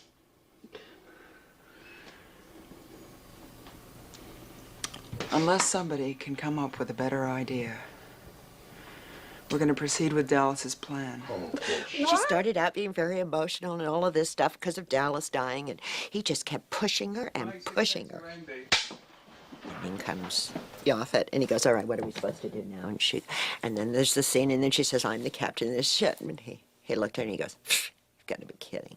Listen, I'm not throwing you goddamn straws. I'm killing that thing right goddamn now, and I'm not waiting. That's what I'm talking about, Parker, if you will listen. Let's hear it. I'm listening.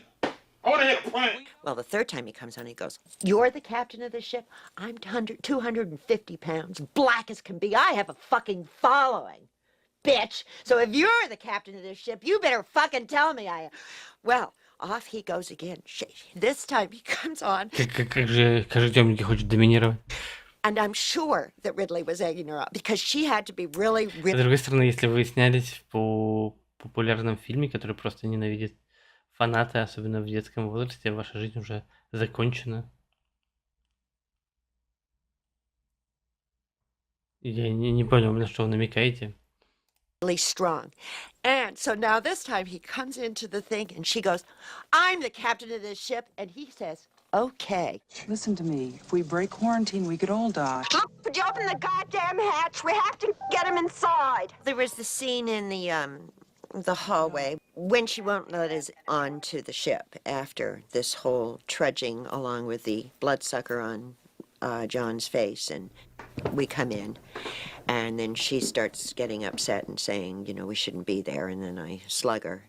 Well, every time I went to hit her, she would duck the hit. All right, what the fuck is going on? Hey! And so Ridley came over and he said to me, get her this time, so... Ёбни её палкой, братан, пожалуйста.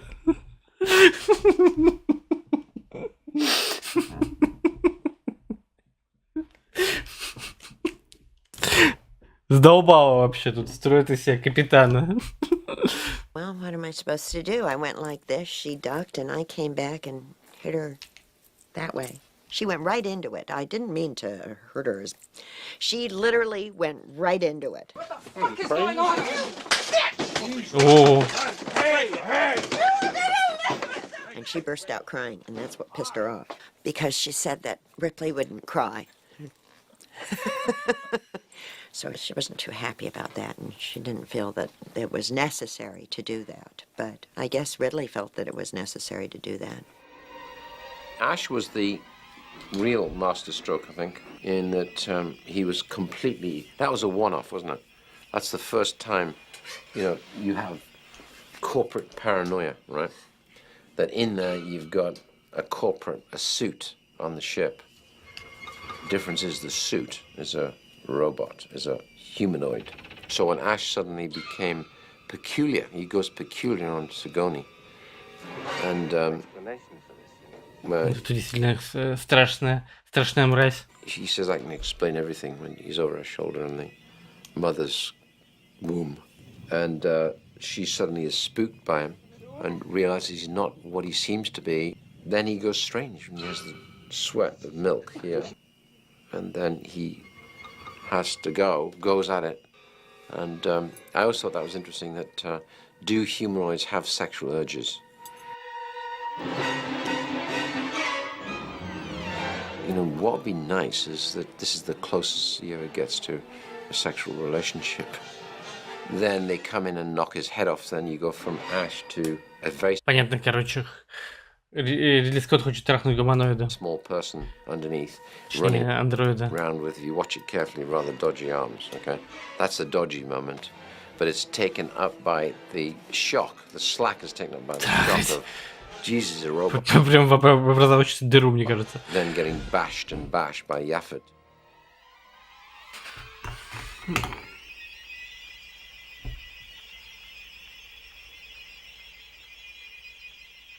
And then you've got Ian with his head stuck to the table, lying in a sea of milk and caviar and pasta.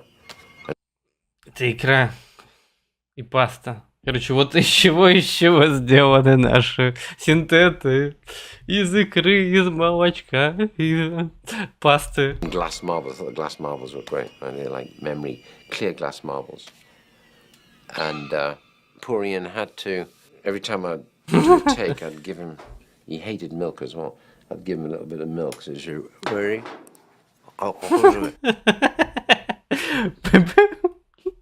Прикиньте, это как-то должно совпасть. Типа, тебе эта роль выпадает, а ты ненавидишь молоко. And then he'd start to talk. And then we then grizzled it up afterwards. Gave it a little bit of effervescence on sound. All other priorities rescinded. And then incineration. Then it becomes really scary. Because he says, that's a great speech. That speech came later. Which... I think Hill and Guile had to write. We had to write that Ash is saying it's not, it's indestructible. You have my sympathies. Yeah, the head's like that, and then you cut in like. But I thought the head was very beautifully articulated. But I think something went wrong in the drying process. And I think they've changed the level and quality of latexes today. But in those days it shrunk, and he said it shrunk. Это чужой про секс вы видели вообще арты. Мы тоже проговаривали. Хоть он был, разумеется, там много сексуальных тем. И то, что она бегает в трусиках в конце, тоже как бы намекает на это все. So because you took a head cast, how could it not look like Ian? He said it shrank. I said, oh, God, you want to come back and redo it? No, we couldn't. So we had to get on with it. There was no coming back on that kind of budget. You got to keep going. At the end of the first week of shooting, I asked to look at some dailies. And Gordon Carroll said, you're not allowed to come to dailies. I said, what do you mean? He said, those are privileged. I said, Gordon, surely if anyone has a right to look at dailies, it's me. On this picture, Gordon said, sue me. Right, Gordon? Did a much simpler thing than suing him. I went up in the projection booth with the projectionist. I stood and I looked. And I looked, and I saw it, and I was impressed. I was pleased. Нормально, прикольно. Типа, хотя вроде бы после такого ты будешь как бы скептически смотреть, а ему понравилось. I said, oh, yeah. I said, that looks good. And for the first time, I began to see the value of getting a director whose focus was so strongly on the photographic look of a film. I think pretty soon we all knew, you only got to see the dailies, etc., to know that something, quite special is happening. Morning, Captain.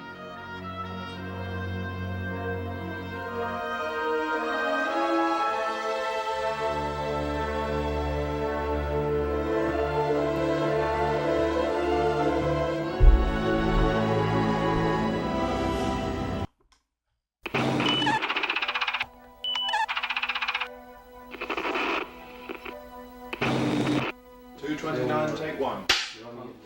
No. Cue the bed.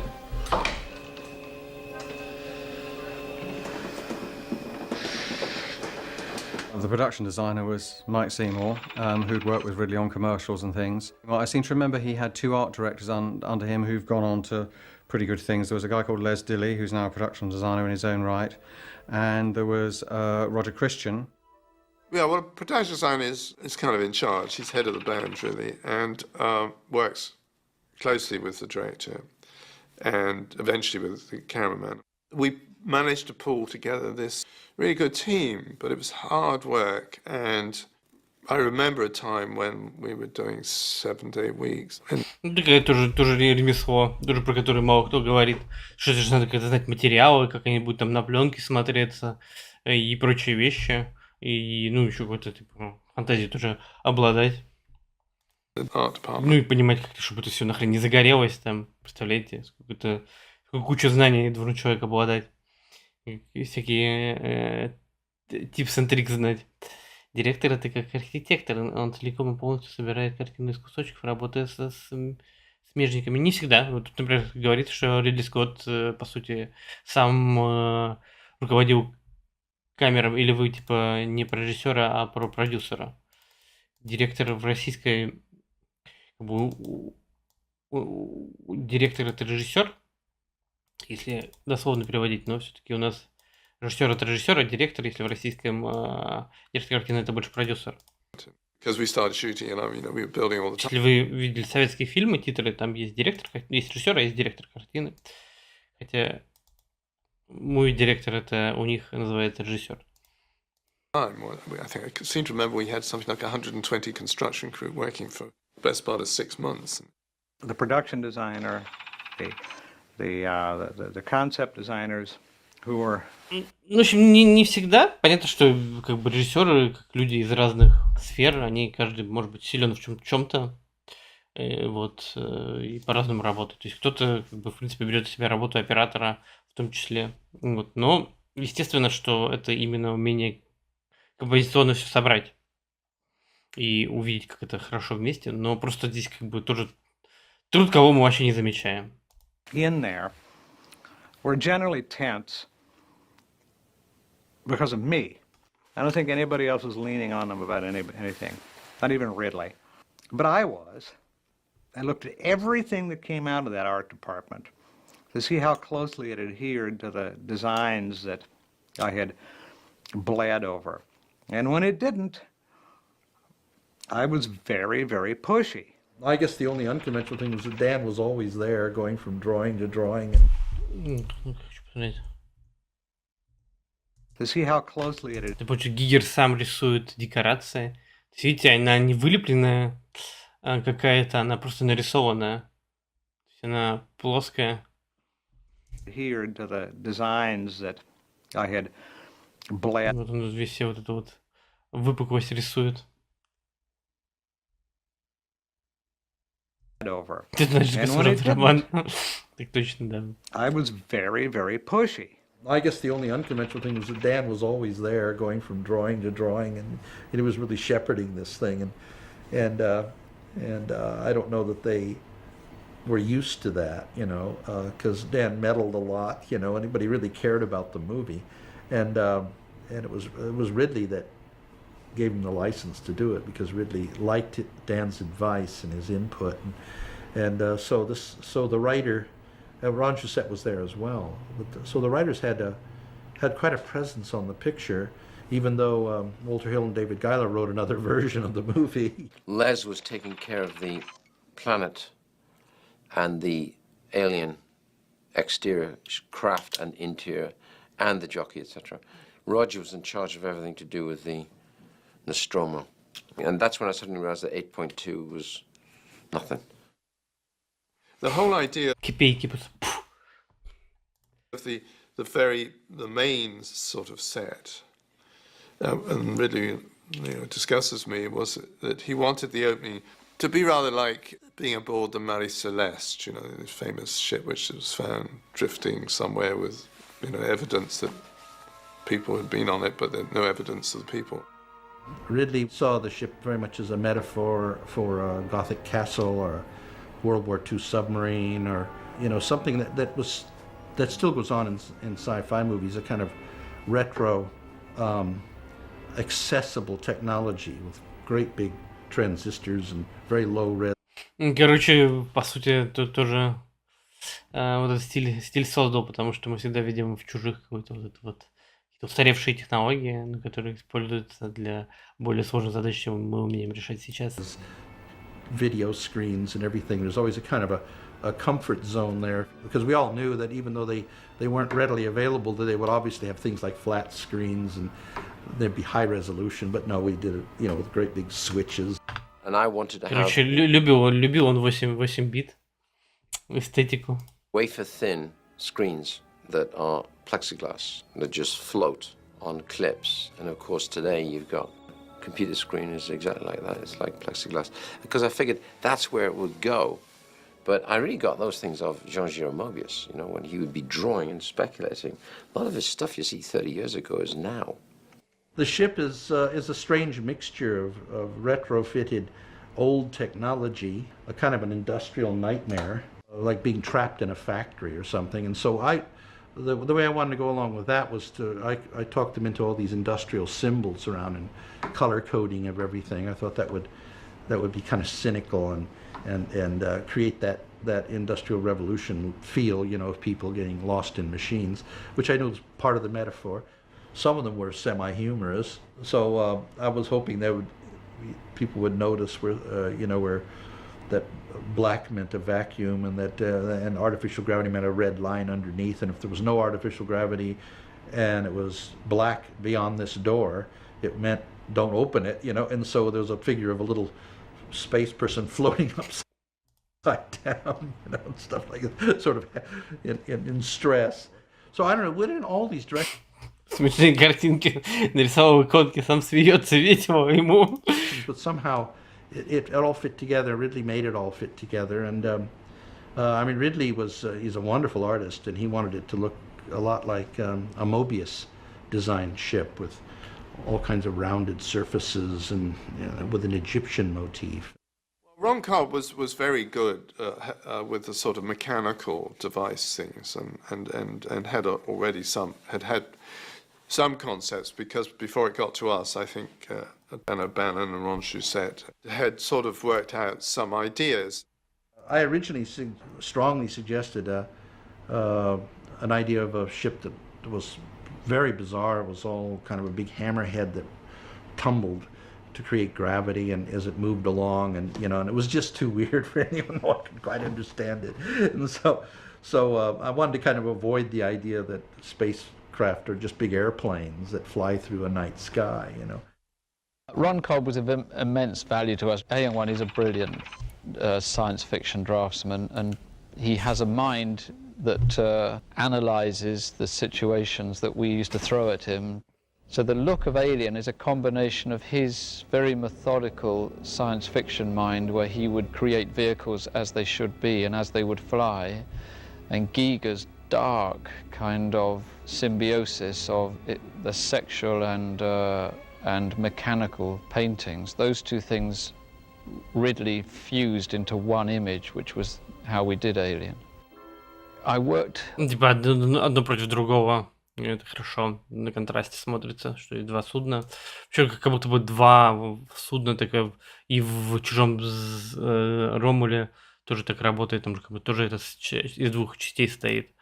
A lot with Les Dilly. Les was always an art director in charge of the construction and how things were made, and I was, because I went through set decorating, and basically I developed this usage of scrap. On Star Wars, we didn't have a very high budget and we couldn't afford to make all the sets, so I developed this idea of breaking down jet engines and scrap metal and things, and we developed the way how to make it look real, which is an art in itself. So we visited a bomber graveyard of aircraft, and there's Canberra bombers and Spitfires and, you know, Wellington bombers and all falling apart. And we went out, Roger said, you know, if I buy 2 of those scrap metal, we sell off the titanium because that's too expensive. We can dismantle, it'll take me a month to dismantle this. And we'll put them in organized pieces on shelves, and we can go in and we can make sculptural corridors. Then when that's right, then you can give me an okay on, let's say I do 6 feet, and you can come and have a look and say, yeah, I like that 6 feet.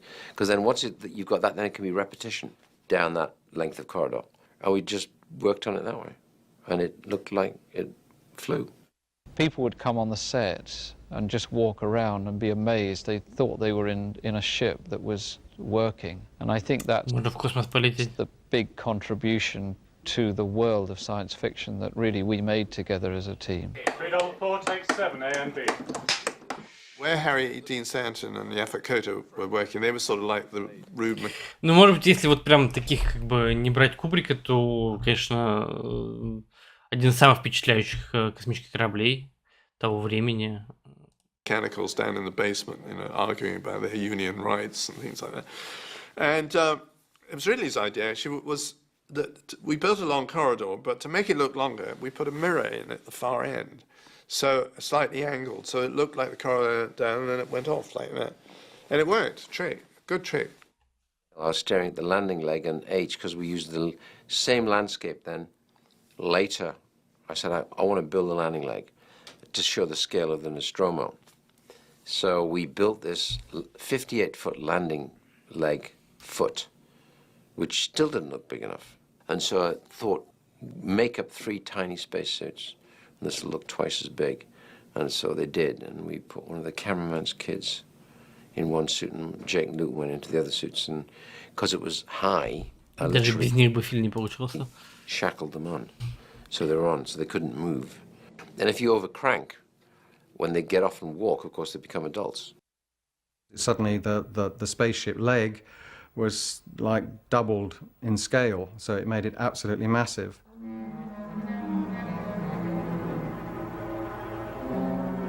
There were the inevitable tensions between 20th Century Fox and... Ну, вообще, то, что там дети, видно по пропорциям, конечно. Ну, после того, как это сказали, ты обращаешь внимание, что как-то они типа странно. And Ridley and everything like that, because Ridley was pushing the envelope. I mean, designing sets that had kind of... One hadn't seen sets like that, sort of, at that time, since Kubrick and 2001. I mean, absolutely incredible. A tribute to the Shepard Plaster department, because all those Giga sculptures kind of and sets brought to life were absolutely amazing. Gradually down the line, I realized it made a lot of sense to have Giga design everything that was to do with the alien. That includes the landscape and the spacecraft, and then everything that was earthly, then it would be Michael Seymour and his team, right? And so that made a lot of sense, you know, 2 separate brains working on 2 different worlds. Идея прикольная, вообще, с точки зрения того, как подходить к такой задаче. Some drawings, so Ridley Scott liked to have the exterior landscape.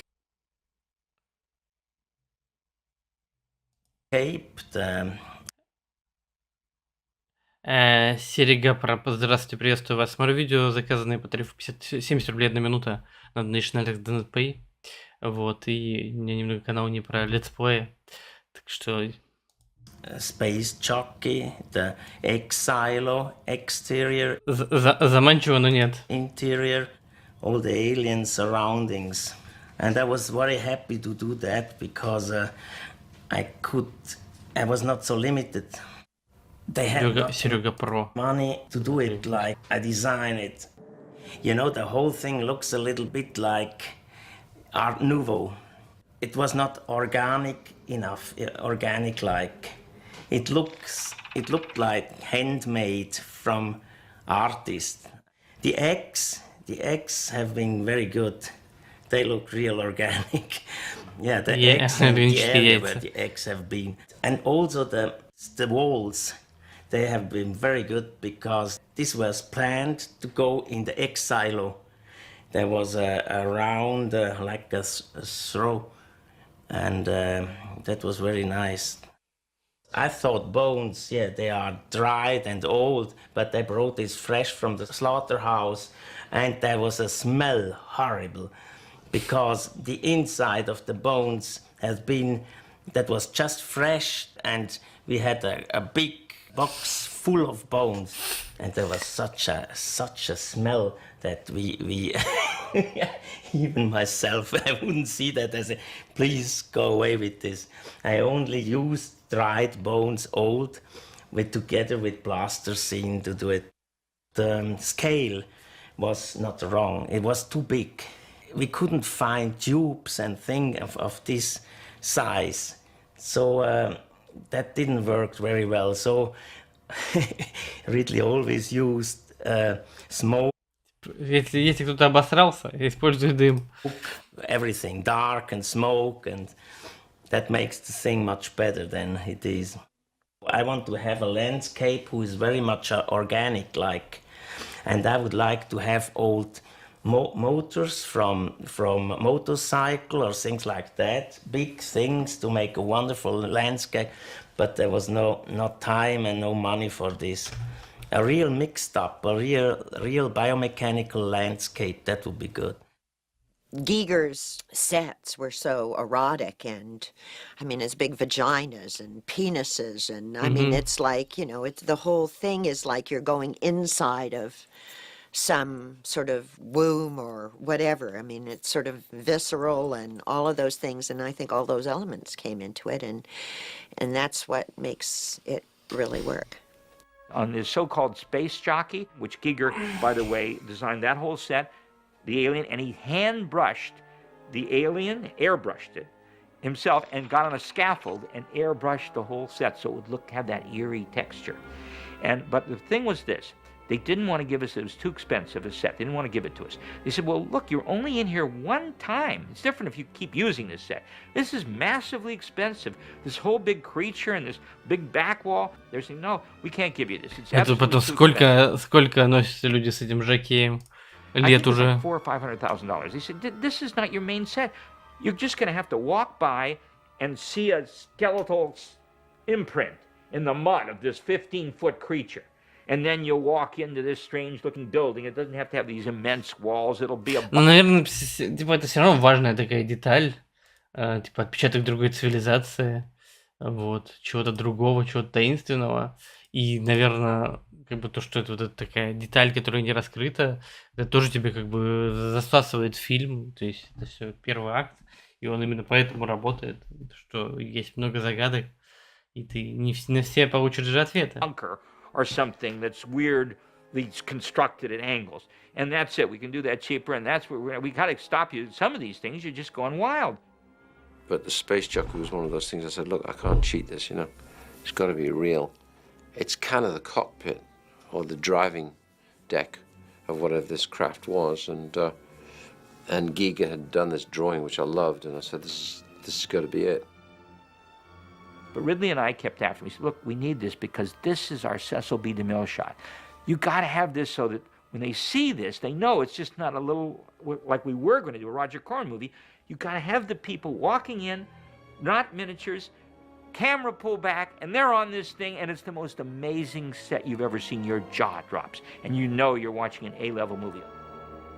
Really sort of was, you know, loved having sets, you know, so we would go on discussing ideas for sets and things, and so he would want something more, so I would get designed like storerooms and other pieces of action, and I kept building sets, and the guy from Fox was kind of very concerned about the fact we were running over schedule by like 4 weeks. Нормально, 4 недели на месяц. Was doing his best to stop that happening. So he would find out where I was building a set and have them pulled down. So we never got to shoot them. That happened on 2 or 3 occasions. There's this set, which I think was an air shaft set or something, and there was this continual tussle with Ridley saying, I want that set, I want to shoot on that set. And Peter Beale would go around knowing exactly what Ridley was like. He'd discovered over the weeks of shooting, and he would actually do sort of like a march around the studio and look in all the stages to make sure that all the sets that were being built, there was nothing that was being built without his approval. And I seem to remember it was this tussle of him saying, that is not going to be built, we're cancelling that set, and Ridley saying, no, build it, build it. I mean, you know, it's one of those things Он не видит, давайте стройте. That we could have gone on and on and on, you know, we'd have built other things and bigger things and more spaceship and more hidden crannies. I mean, there's whole sequences which were cut out. There's a sequence where initially the alien creature gets Scarrett, the captain, and then he cocoons him and he's stuck to. Странно, почему это из основной части вырезали, типа, вроде бы так, типа, гротескно и страшно смотрится. Wall in one of the storerooms, and he's become sort of food for the alien creature, and he's just glued to the wall. There's no way she can rescue him, so she burns him.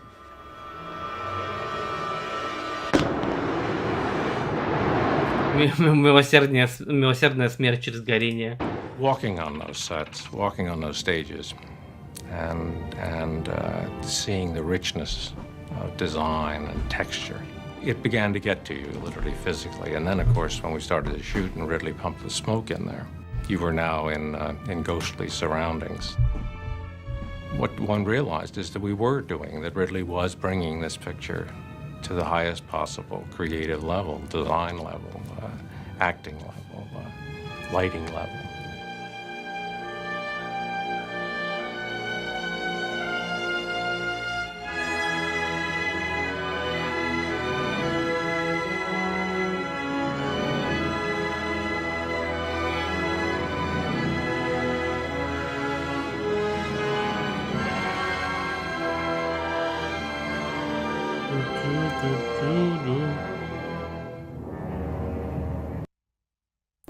Вот эти вот штучки станут частью серии.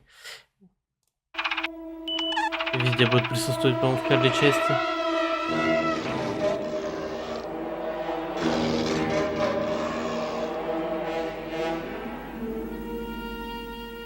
He was very strange looking, dressed all in black, you know, this Swiss accent. And when we were looking at his work before we met him, we weren't really sure we wanted to meet him. You know? We were kind of disturbed about, is he really going to be here? You know. Вот типа, все, если ты как бы хуевагин рисуешь, значит все, ты какой-то сумасшедший и ненормальный. I like if they are disturbed. Yes, that's good. I hate if they don't look at it, or if I have people they like my stuff, or others they hate it. He's a wonderful artist. I think that was a great move having him design the whole film.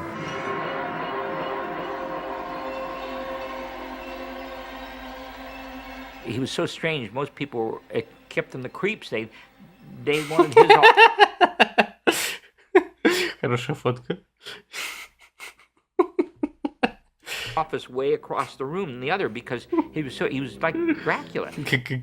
Это перекосило. He was always Peter Lorre or something. He was always dressed in black and he had Я всратый кот. soft voice. But there was always these horrible stories. We heard that he had the skeleton from his fiancée who had committed suicide, and people gave him the creeps. I got along with him great. Dan and I and Ridley got along superbly. Everyone else sort of thought he was so weird that they didn't work with him too much. And as a result, that was good. It was great for Dan and I because we got so much input, getting along with him so well. People would kind of shy away from him. They'd say he was obsessed in his work. He had bones and of all kinds all over the place. The light hurts me. If you have too much sun, you like then to be in the shadow. And I like always to be in the shadow. In the dark. I liked him a lot. He had a girlfriend called Mia, and they both dressed in black. He was very pale-skinned as well, and he was sort of spooky in a way, but I also kind of liked him, and there was a sweet side to him. He brought his mother. Не сказать, что какой-то ненормальный чувак, просто обычный. Ну, типа, в черный одевается и черный. Что такого? Все художники одевают. О, Гигер гладит котика. Архивные кадры. Ой, котику нравится Гигер. Смотрите, прям кайфует. His mother had hip replacements, and so he would take her out. I remember having dinner out one evening with him and his mother and Mia. And Giga was, I mean, we spent a lot of time together. The eggs were designed and obviously made, and they would be the way up they were, with the aperture at the top, with a hydraulic opening, which would open looking very threatening, with Jimmy Shields' great sounds on it. It's still one of the great sounds that when it opens, and you hear the viscera, and the strength, you know it's strong. The detail that he looks at later would be shot at Bray when the film is finished. So we'd ship one of those eggs out to Bray, and to make it really strange, because if you watch carefully, the fluid on it is going upwards. So then you flip that over, and that always freaked them out when they saw that dripping upwards. And then inside it was semi-transparent, like a large... Прикольно, я не замечал, что жидкость по ним ведет, течет в другом направлении. Piece of jelly, and all it was a fiberglass with mostly glass than fiber in it, so it's nearly transparent. And I needed it to move. When we were in Brisbane, we were in Bray, I kept looking, he's dead. So I have sticks in poking, it looked terrible. So we worked out a method of, as it was about to open, it kind of went like that, lit a little bit. And then I think he looks at it again, and inside are my hands with 2 rubber gloves on, washing up gloves. And all I'm doing is going like that. And so that was how that was done. На руки создателя смотрим. Оказывается.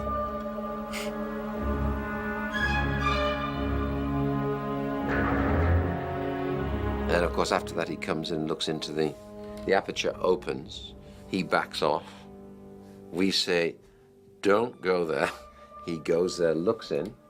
And what he's staring at is what they call Nottingham lace, which is fundamentally cow's stomach. That lacy, fleshy stuff is we call tripe. Который очень мерзко сам по себе выглядит. And so I got buckets of this in white plastic buckets, and I'd have to put on a white coat and gloves and handling this stuff, and I just dressed it on it. And then I couldn't find a whiplash effect of anything that you made, like a hose that was delicate enough. So I'd seen this intestine, sheep's intestine, which is actually beautiful. It's gossamer, got little lines in it. Well, it was in fragments, because all you do is cover the bits and then say, it's not enough. Пришлось немного покопаться во внутренности. Look, and it explodes. You need every moment of it, and slowed down. So we slowed it down because it was really fast. You turn an airline on, it just goes whash. It happens in less than a second. In other words, I think we stretched that to maybe 1.5 seconds, maybe. And then it hits him as he goes back. I've already got it attached to his face. So you need that bridge between him coming in to look, him looking in, what he sees, and this is like that, explosion up into the camera, then cut where I've got this attached to his face as he falls backwards.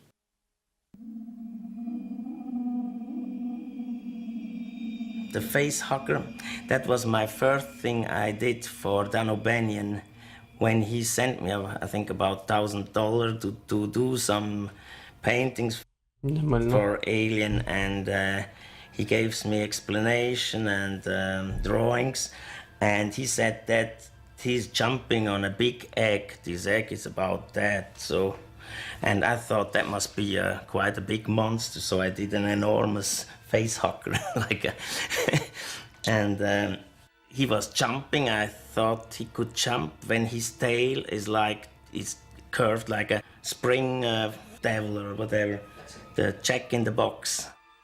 Later on, he said I should do it smaller. So I think something with human hands is always scary, very scary. So I had the long fingers. What is the most important part on the face hugger? And then it's a part, there's a little sexual, and the tube for that this beast has to put in the mouth. And then I had these hands in front, and then Dan O'Banion draw them sideways. That was better. I thought, you can't beat this. The real thing's always better. So then I had orders coming from a very good fishmongers in Shepparton Village who had oysters, clams, and other parts of fish. То есть лицехват тем, на что он похож с, так сказать, с брюшной стороны. A little bit of sturgeon, a little bit of caviar. I got him to make a cup with a container in rubber, which is the facehugger with the Джуниор разбудился. tail, the stinger, the like manta ray tail, and the hands. That was all articulated. Inside it, this was just a receptacle, and I just put in, with a pair of tweezers, put in 4 oysters, 1, 2, 3, 4, and put in a large kidney, and put in a so-and-so, and away you go. You can't do better than that. So you then poke at it with his instrument, and the legs move, and it gives you a shot.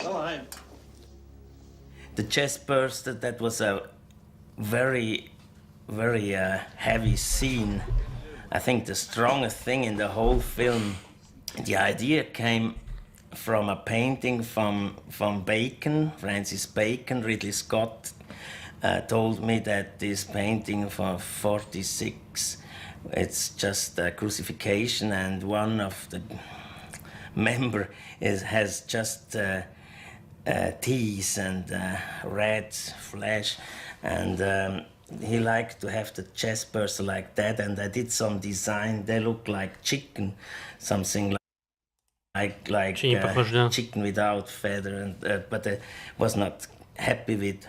And then build up the thing, and it looked like a small dinosaur, and that was awful as I cut the legs and. Ну, видите, типа, тоже с Гигером долго работали, то есть не то, чтобы все, что он нарисовал, прям приняли без редактуры, тоже его как бы куда-то направляли, тоже как-то его меняли мнение, там, туда-сюда. Вот. So finally we only had the head and the tail, and that was enough. What I liked about the film is that it was a very logical film in many ways with a thriller format. And I thought that was an excellent blend. But it's perfectly reasonable. It seemed to me that something should, that some organism should incubate within the warmth of another being, in that way. I feel the strongest thing is always if it happens. Им мама нужна просто, чтобы согреть теплом сердца. In your body or in someone's body. Без любви никто не вырастет. That's enormous. A worm in some, a worm in a living body. Oh. Это всегда отвратительно, да. Yeah, that's just under the skin, and you see how it moves. Ooh. Yeah, I hate worms and snakes and things like that. It's awful. Ooh. Well, people Можно ли по рисункам Гигера сказать, что он ненавидит змей и червей или нет? Мне кажется, он что-то не договаривает. Мне кажется, он врет.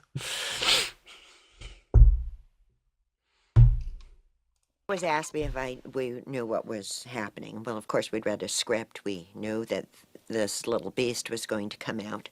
We all knew what was in the script, which was the chest burster, and then the line that John had, "Oh my God," and it was this long word. Sigourney and I actually had a scene after where we had to have seen the little thing. So they took us down to the puppet shop because we said, we don't even know what it looks like. I mean, if we're supposed to be relating to this thing, we need to know what it looks like. So they took us down to the puppet shop to show it. Брючных змей. And, of course, they were so cute. Вы знаете, это как замыливание, типа, когда ты, если ты что-то боишься, если ты это делаешь регулярно, то страх замыливается, и тебе уже не страшно. То есть иногда через сопротивление страху за счет его постоянного вызывания можно с ним справиться. Может, поэтому он рисует постоянно что-то змееподобное, так сказать, чтобы не бояться. I mean, here's this, like, Прикиньте, он берет, идет в уборную, расстегивает ширинку, и все разбрызгивается просто по кругу. Не очень удобно. Sort of penis thing with these teeth, and here's this, the guy goes, oh, and it's fabulous, watch this, it breathes, see how it breathes, and then its teeth will go in and out. He starts describing this whole thing. Of course, it wasn't totally finished, but he was like so excited. Oh, okay, thanks. The atmosphere on the set had a certain frisson, you know, in the morning, because everybody knew that this was filmically a sort of major scene. I don't think anybody had any idea that it would become a kind of film classic. It was much publicised, the fact that the cast didn't know what was going to happen. Well, of course, they knew what was going to happen. They knew that the alien was going to arrive that way. What they didn't know is that it was going to be capped with little explosives, and that when it actually burst through, there'd be quite a shattering explosion, and that they'd all get splattered with blood and stuff. I was watching him go about all this, so I was watching the effects, how they were going to set it up, so I perhaps may have been the only one that was aware of how this was going to be done. This was going to create such a mess. It was going to be a one-take operation anyway. So the table was the round kitchen table upon which John would fall, and they'd turn him over, stretch him out, and hold him down, and then he could start. Somewhere in there would be a airline on his chest, which would let off a blast of air and pink, which will go ch like that, and they all go, Jesus, leap back, and that gives them a cut. After that, clear the set. Then we go in, and we basically screw down a artificial chest onto the table, which has its T-shirt pulled, you know, tightly on it. Then you've got to razor blade this gently, because when that thing hits, you want it to burst it, because you're going to have a one shot, and in there's going to be bloodlines on high pressure pumps. They're going to blow blood everywhere. I think our call was probably like 8. Классно. С удовольствием это рассказывает, и кровь была просто везде. Something like that. 3 hours, 4 hours goes by. So Harry's in the aisles. He's playing music. I think we even went to lunch, and we came back, and we're still sitting up there. I remember Veronica had no idea and wanted to be kept in the dark. By this point, we were wondering, what the hell is going on?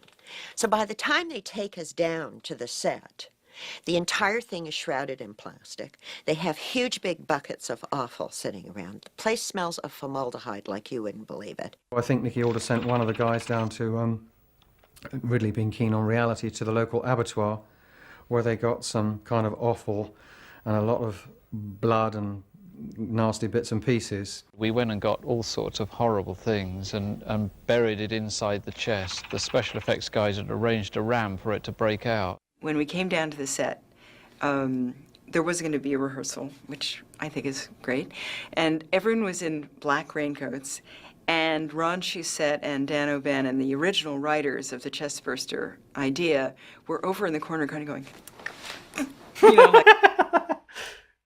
Бахнет еще, бахнет! Будет кровавый взрыв. Kids before Christmas. I saw their faces when they brought them in. What they saw was John Hurt spread out on this table with all of these hoses. Everybody is covered up in suits. The actors walk in and they see that waiting for them. And I saw them, their faces all sort of dropped. They all sort of went like this, and their eyes got big and roamed around all over this stuff. He says, all right, well, the thing comes through the chest and stuff like that. So we'll just start this scene.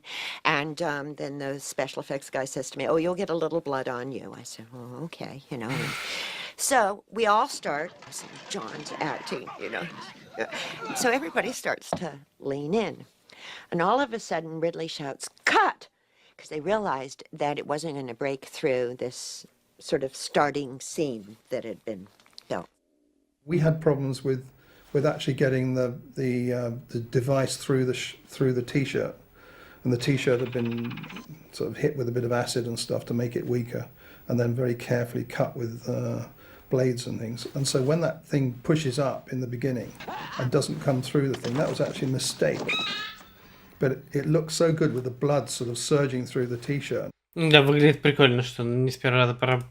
So off we go again. So we're all leaning forward, we're all looking. And all of a sudden this thing, that was the first take. It was everybody's reaction. When that thing burst out of there, and they shot me with an entire blood pellet. It was like a jet of blood that hit me. I was so... Прямо в глаз, как в порнофильме. Taken aback. My knees hit the back of the banquette, and I flipped upside down, and I had 2 cowboy boots sticking up. I turn over, I realize they're still shooting. I have to get up Она and реально упала. continue acting. I was looking across the chest on a longer lens Прикольно. towards Veronica Cartwright and Ian Holm. Blood sprayed everywhere. And I'm thinking to myself, God, what a fantastic actress, right? God, Ian's reacting well. Like, God, that's great. I realised that Veronica was in shock. She was so hysterical. She cries so much. I think it was real. Довели бабу до истерики, бедную. You saw on camera was the real response. She had no idea what the hell happened. All of a sudden, Интересные эти факты, любопытные. thing just came up. Slow, Roger, and blood push out.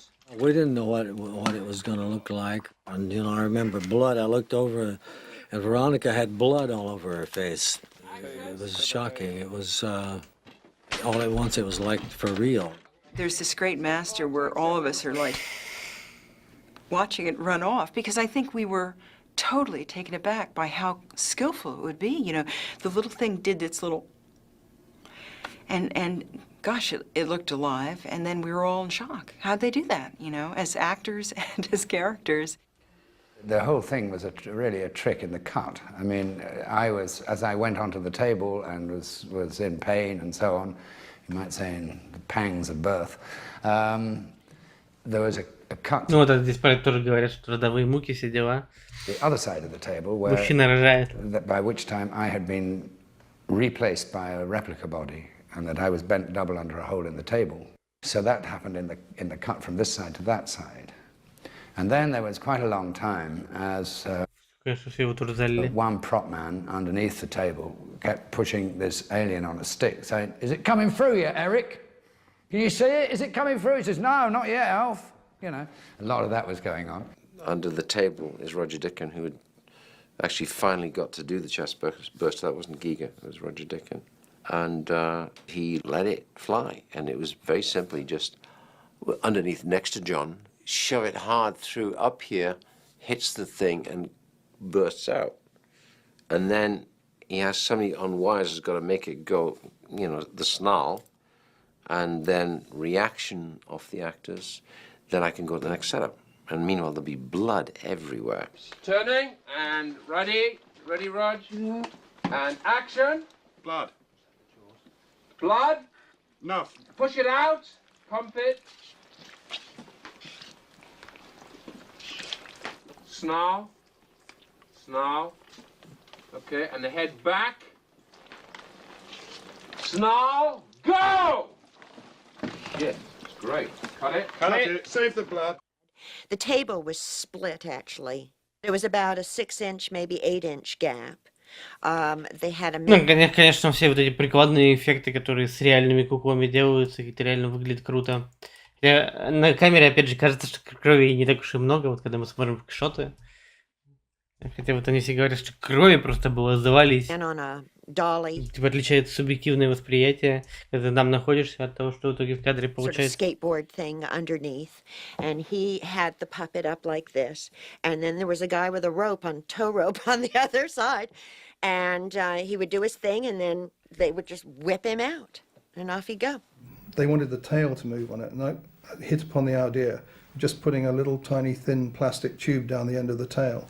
And just valving about 100 pounds to the square inch through the tail, and it made the tail do that as it went whistling off across the floor, and it was something that took us 5 minutes to do, and we thought that was going to be one of those things that was going to take us for ages to do. Видео чуть громче. Things could be done in post.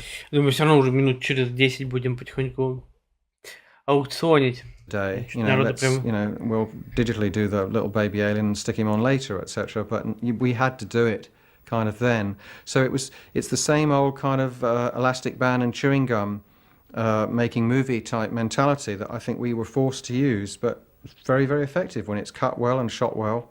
It works incredibly effectively. To me, when I look back, it's John's performance that's heartbreaking. He's our hero. And that this could happen to him is still, spine-tingling. Вот она, вот она. We started off with the idea that the monster, there'd be no scales, no fangs, no claws, you know, it's going to be something completely different. Once we'd seen the head, the Giger head that became the alien, then we were in great shape on that. And Rambaldi actually built a separate head with 900 moving parts.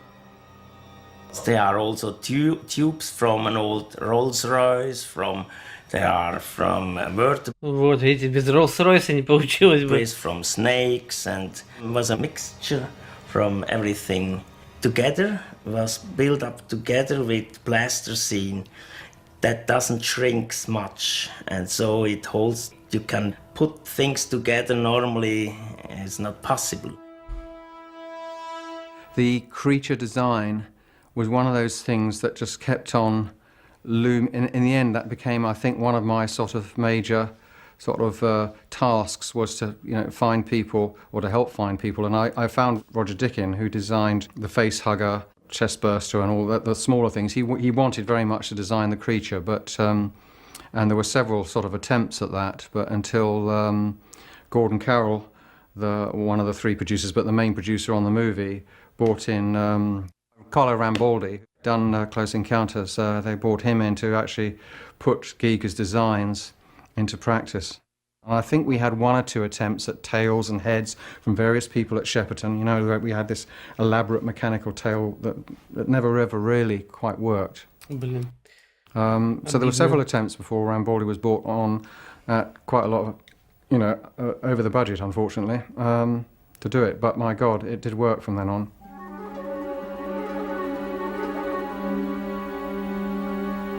И, конечно, вот эти вот зубы такие, прям мне очень нравится, как они сделаны. Они такие какие-то металлические, как будто бы. Как будто бы чужому заменили зубы на коронке. Giger is the author, number one, of the creation of Alien. I don't suggest anything about modify something, the detail of the vein, of the muscle, of the face. No. In this case, the creator is Giger. When the alien, the actual alien creature, which had been designed by Giger and manufactured by Carlo Rambaldi and his team, arrived, Ridley had a few problems with it. The jaw mechanism actually had visible springs and things which were sticking out, and the head was wider than Ridley wanted it. His paint, I think, was too long, the face. Must reduce, and too many detail. We conserve a lot of detail, but I think 20% of detail the movement no need. You modify little. The mechanism of the mouth no was very complicated. It's three movements. One cable for open the mouth, second cable the tongue coming out from the mouth, and another cable for open the small mouth of the tongue. This is general mechanical system for the tongue, this drawing. And the tongue, when open the mouth, the tongue slide. Because it's impossible to clear the actor, we use this mechanical system just for control this movement. But after this mechanism was reduced very, when the actor... Понятно. Потому что там и головы этого невозможно. Хотя было бы, наверное, правильнее как раз сделать, чтобы механизм работал на актере непосредственно. То есть как делались в тех же самых черепашьих ниндзя, которые, там, по-моему, 80-х, 90-х фильм. Там были механические головы с аниматроникой, они отдельно управлялись. Ну, тогда такое создать было сложновато. Is inside, because this is exactly position of the head of the actor.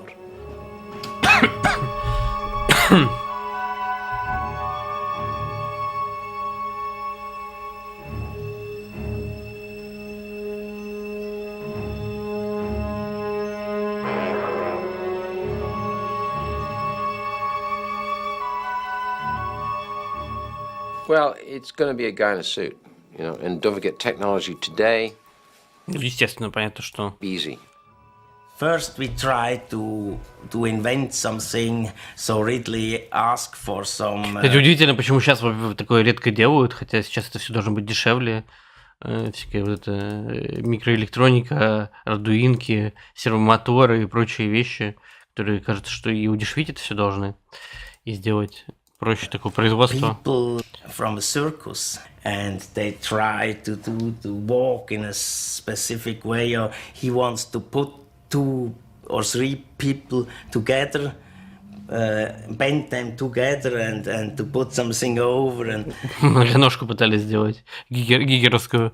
It was always a little ridiculous, the whole thing, and it wasn't scary. And so we decided, I think it's the scariest thing is to be very close to a human being. In those days, I couldn't even get latex thin enough that wouldn't break, quickly. And it would also take sculptural elements of sinew, and because you've got to lay the sinews into the rubber suit.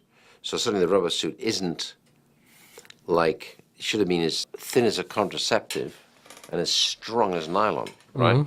Because then I can crush this person into the suit and have all kinds of things Рода гондоном должен был быть, получается. built and stitched into it. I need someone extraordinarily thin, because whatever you did, there was a stuntman who was pretty thin, we put him in, he didn't look right. Funnily enough, that week, one of the casting directors had been standing in a pub and had stared at this guy who looked like probably close to 7 feet, right? Вот он and наш. very slender, very thin, kind of elegant, and his name was Balaji. So the guy had gone over to him in the pub and said, they all lined, how would you like to be in movies? And the guy had a kind of North London accent, and he was a graphic designer. So he turned up with very bemused and curious, and he was then attached to the film for the next 10 months.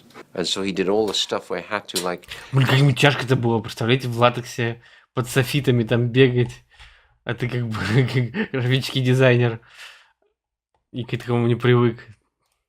Coming out the wall in the shuttle at the end, in the corridor coming around the corner when Sigoni's trying to get out with the cat, when he approaches Veronica Cartwright with his tail, and we get this sense of something really hideous because you hear her off camera.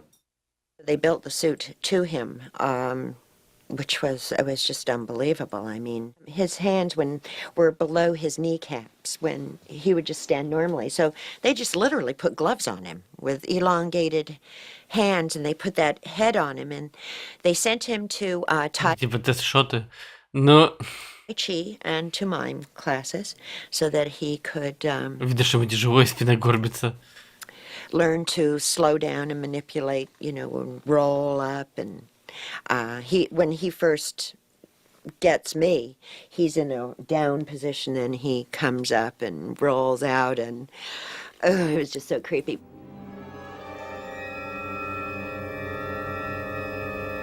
I always felt keeping... Мне не нравится, что он все время вот так руки держит.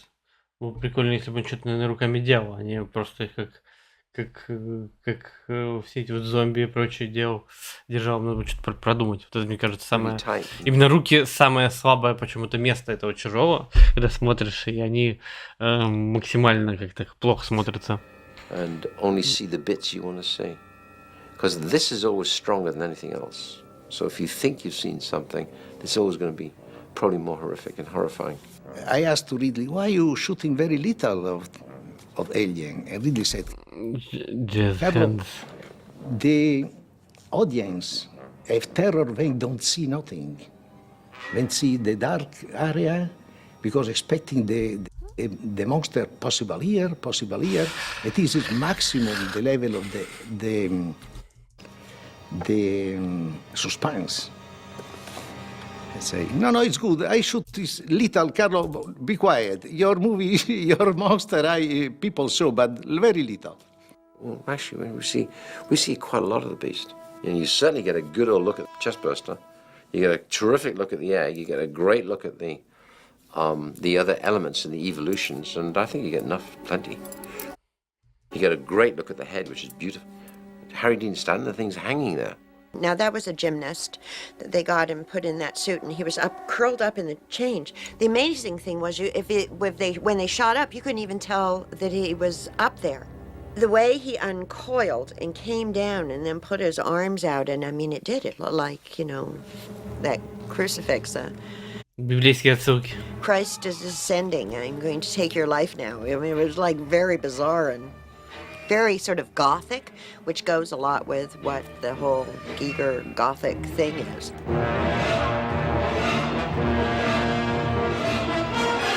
Poor guy couldn't sit down, нормально выглядит.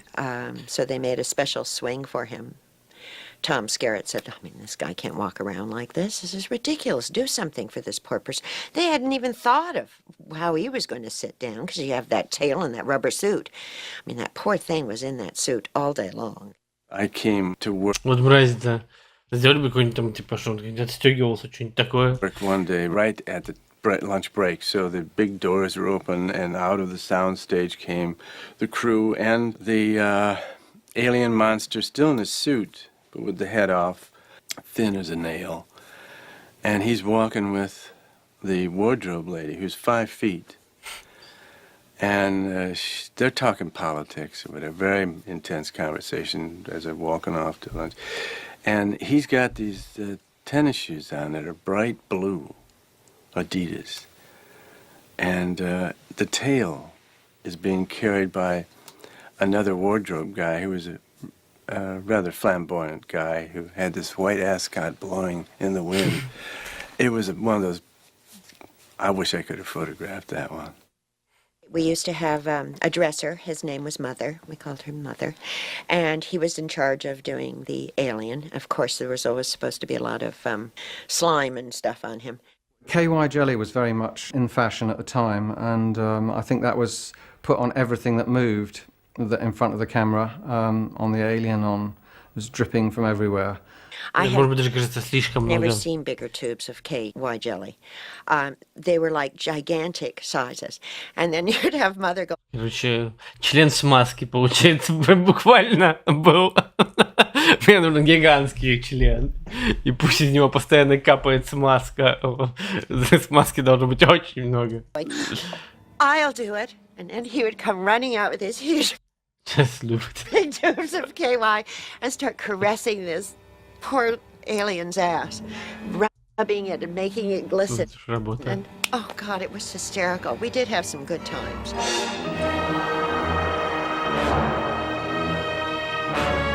Тут видно это самое веревочку, на которую его подвесили.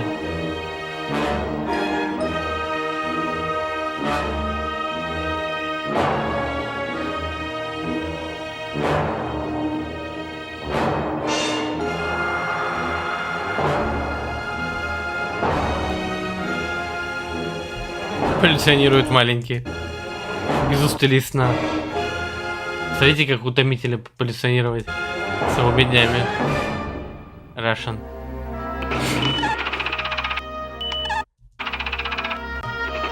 Погнали.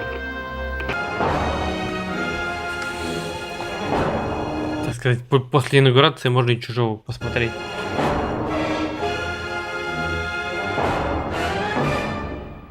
Russian.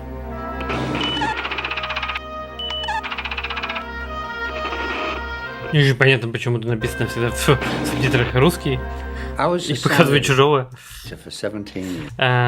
Анафема 4565, здравствуйте. And the last film that I did as sound editor was The Duelists. So that's where I met Ridley. And we got on extremely well. Еще не на дебютной работе.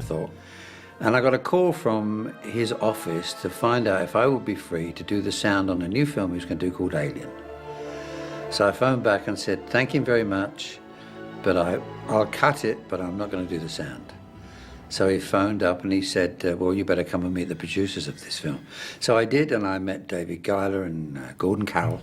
And after spending half an hour with them and Ridley and stuff, I said, well, can I do the film or not? They said, of course. Which I tell you was one of the great thrills of my life, because it was going to be a fantastic film. You knew reading the script it was going to be interesting. And to work with Ridley, who I admire from The Duelist, I didn't know him apart from that. I knew he did commercials and did the fantastic commercials. But Duelist was wonderful. And I thought, well, if what he made that look like, what's he going to make a science fiction movie look like?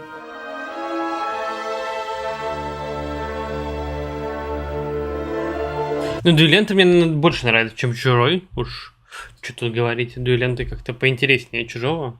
Ну, Чужой, конечно, тоже обладает своей атмосферой.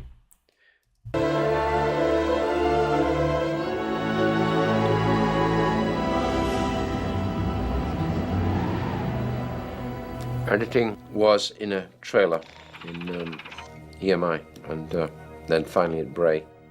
The editing process on this plus mix, music and mix, because there's Jerry Goldsmith's score, I think probably was maybe in 20 weeks. Now I can post in 12 to 16 weeks. But I think it's partly, you know, the Avid is faster. Don't forget, in those days you're using Hollywood Moviola and Chem, right? Or Steenbeck. I used to like that. I used to like hands-on. And...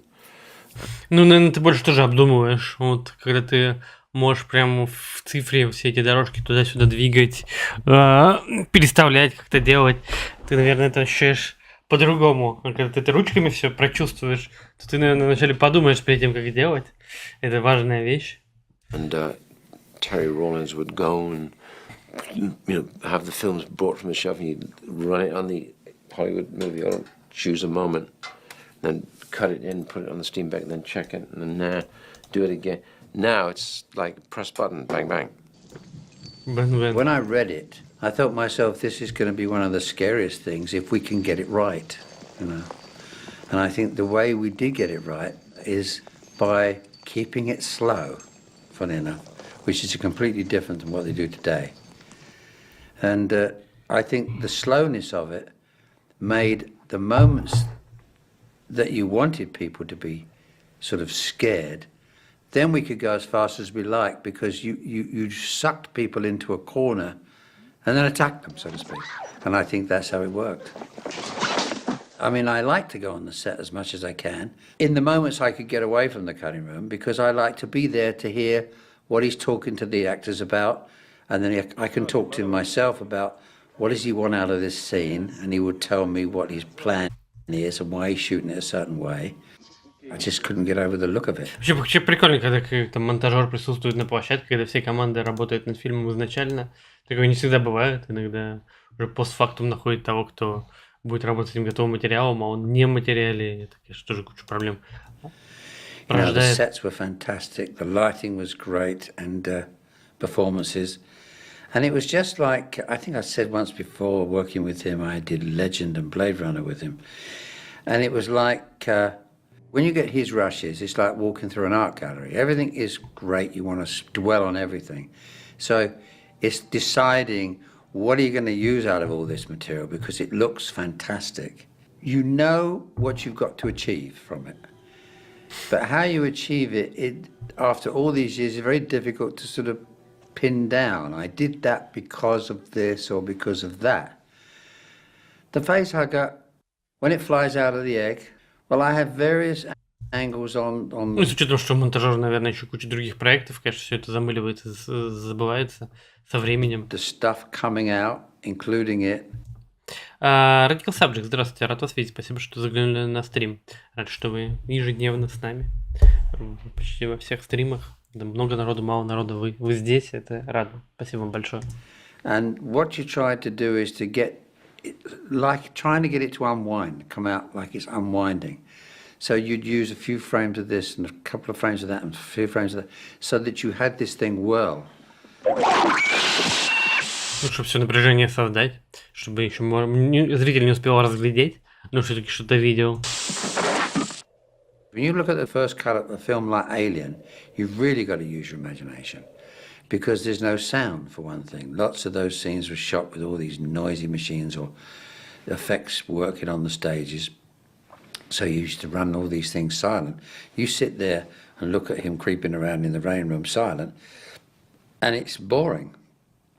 So you've got to imagine what it's going to be like with all these jingling chains and the rain. So it's like all those things, creeping around corridors with nothing happening. but when you got the music effects and everything. So that was one of the things you had to sort of... Ну, звук, конечно, очень сильно тоже влияет на восприятие картинки, на все происходящее, создает свое пространство и объем. Тоже важная часть фильма, и очень важно понимать вообще, что со звуком можно сделать. Я, например, не самый дружащий со звуком человек, но как-то на субъективном восприятии могу понять, что мне нравится, что нет.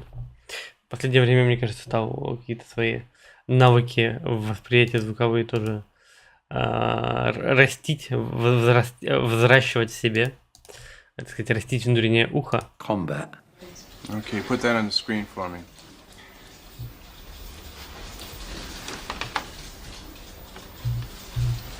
Can you get closer? It was 3 hours and 12 minutes, the first cut of it. And I knew it was going to be great, but I said, oh no, I just hope that people don't get carried away with pretensions, because I remember Ridley's words, I want this to be unpretentious. So I had no input other than to beg them to... Почти год не было у вас, так приятно вернуться. А что случилось, Анафема? Почему у вас не было год? Чем вы занимались? Расскажите. Или просто решили отдохнуть от моих стримов? Say, please cut an hour out, no matter what you think. It has to be close to a 2-hour movie that you think you're losing, because everything's there. You don't have to cut out any big moments. It shouldn't move this slowly.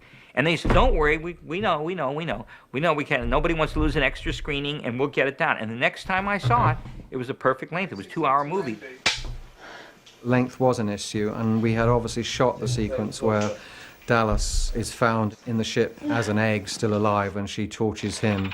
And I know that I seem to remember we had to take about 11 minutes out the movie. And funny, something that, in fairness, that scene never ever really worked quite as well as it should be, because it just didn't really look realistic enough, him and the egg.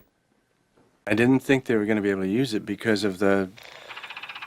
When I read it in the script, it was sort of... It slowed the pace of the exit, of the end of the picture. The picture had to have that pace, her trying to get the hell out of there, and we're all rooting for her to get out of there, and for her to slow up and have a conversation with Dallas was not appropriate. Не знаю, мне кажется, она по-своему добавляет атмосферы. Ну, по крайней мере, еще создает какой-то больше загадочности. Для меня драматургия «Чужого», наверное, работает. Всегда работала на понимании, типа, что это за существа такие. Да и любое, наверное, вот это столкновение с каким-то чем-то иноземным и происходящим не отсюда. Оно связано именно с изучением через фильм, как это существо устроено, что оно делает, чем оно занято. Вот, это всегда любопытно. То есть такое твое любопытство, которое тебя будет фильм смотреть дальше, чтобы узнать еще частички о вот этом новом существе, как будто бы ты исследователь, вот, исследуешь жизнь на другом острове, на другой планете. The last 17.5 minutes of the film is Sigourney with no dialogue, and we are ripping around those corridors. I remember when I first saw Alien, I was sitting in a projection room all by myself, and of course everything was much over length. I remember to this day the one scene where he was looking for his cat, and it was in this dark chamber in the ship, and I remember this chain hanging down, water dripping, and they hadn't cut it, and it went on, and I was absolutely terrified. Yeah, I kept saying, it's just a movie, and it really scared the shit out of me, to be really honest. I mean, I was terribly frightened with it. And,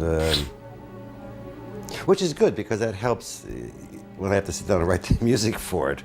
I like to go see a film, any film that I'm doing, I try to see it first as an audience and react as the audience, and try to distance myself from what I eventually have to do. Jerry Goldsmith's score is one of my favorite scores. Seriously threatening, but beautiful.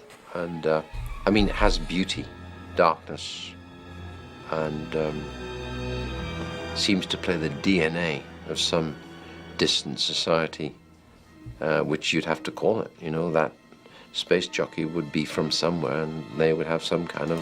Было много трагических событий, к сожалению. Блин, сочувствую. Сопережаю вам, как могу.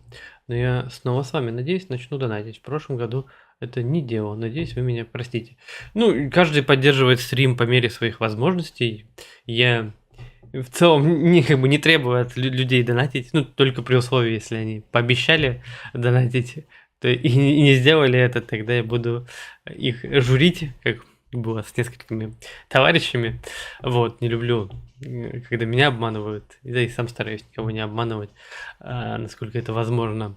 Вот, по поводу трагических событий, надеюсь, все-таки вы это переживете, надеюсь, вы сможете с этим справиться, и все будет хорошо. Жизнь она такая, что всякое говно в ней происходит. Вот, надеюсь, вы с этим справитесь. Order, social order or disorder. I always think of space as being the great unknown and not as terrifying, but questioning. And so there's an air of romance about it. And that's why I like doing Star Trek, because it's very romantic and it paints space that way instead of... Ну, то есть, по сути, действительно, все эти космические приключения, они, конечно, основаны на приключениях пиратских, или не пиратских, но вот этих всех вот романах про какие-то открытия островов, там вот это вот все Жюль Верн, прочие дела, это недалеко друг от друга заходит. Действительно, это неоромантизм, по сути, своей. Причем именно вот это вот своего рода диковина, как бы это назвать, фишечки такие вот в виде там каких-нибудь другой культуры, там культуры каких-нибудь африканцев, культуры там индийской культуры и прочего, она вот как раз для неоромантизма была присуща, это какой-нибудь Киплинга и вот все вот это вот, то есть люди от этого тащились. Мне как раз вот это вот в неоромантизме не всегда не нравилось. То есть я все-таки человек европейский, мне интересна европейская культура, а вот эти все племена и прочие дикари как-то не для меня. Weird things and all that. And I guess I approached Alien that way. There was this air of mystery, but there was sort of the beauty to it and the unknown. And I thought, well, let me play the whole opening very romantically and very lyrically, and then let the shock come as the story evolves. In other words, don't give it away in the main title. So I wrote this very nice main title. There's sort of mystery, but it was a lyrical mystery.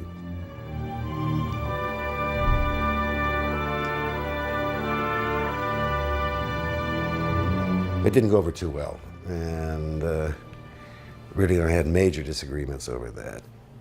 So then I subsequently wrote a new main title, which was the obvious thing, weird and strange, and which everybody loved, and I didn't love, and it was very interesting. Consequently, I kept getting kudos for years after on the main title I wrote for Alien, which was not exactly my choice. And the original one I wrote took me like a day to write it, and the alternate one took about 5 minutes to write. Let me just say to start with, I think the man is a genius. I think he's done the greatest scores, who I admire. But I also feel he's very stubborn, like I am myself, I think. And when it came to Alien, I temped the film. Как будто в целом такое упрямство важная черта для творца. Как будто бы если ты не будешь давить то, что ты хочешь, какую-то линию, вот, то ничего не выйдет. И если у тебя будут какие-то компромиссы, то все будет слабенько. Надо упрямо чем-то заниматься. Вот. Не знаю, есть ли у меня у самого упрямства. Myself with as much Jerry Goldsmith music as I could because I knew he was going to do the film. He's an absolute master of like doing a a rough temporary soundtrack, etc. He's just got this great eye and ear, and he says, I know what piece of music would be great in there, and so he always put the most, which is a real problem sometimes because you have this free range of you can choose any music you want. And whenever I do these temps myself, I obviously know by that time who's going to be the composer, and I bend over backwards to find stuff that they've done in various other films to see if I can make it work. Obviously you can't always make it work, so you have to use material from other sources. But I just think it's invaluable, and I must say at times there's areas you can get to work better than they do later, and that's not degrading anything composers do. But I don't think anybody is closer to the film than the director and the editor will ever be. I mean, we live with this, it's ours, and the thing is, when you're trying to create a temp score... Я, конечно, не очень в акцентах сильно там разбираюсь, но мне почему-то больше всегда нравилось английское произношение, если честно. Мне кажется, у нее есть такой какой-то заряд снобизма, который мне всегда нравится, вот, чем какое-то другое. А вот что любите вы, господа?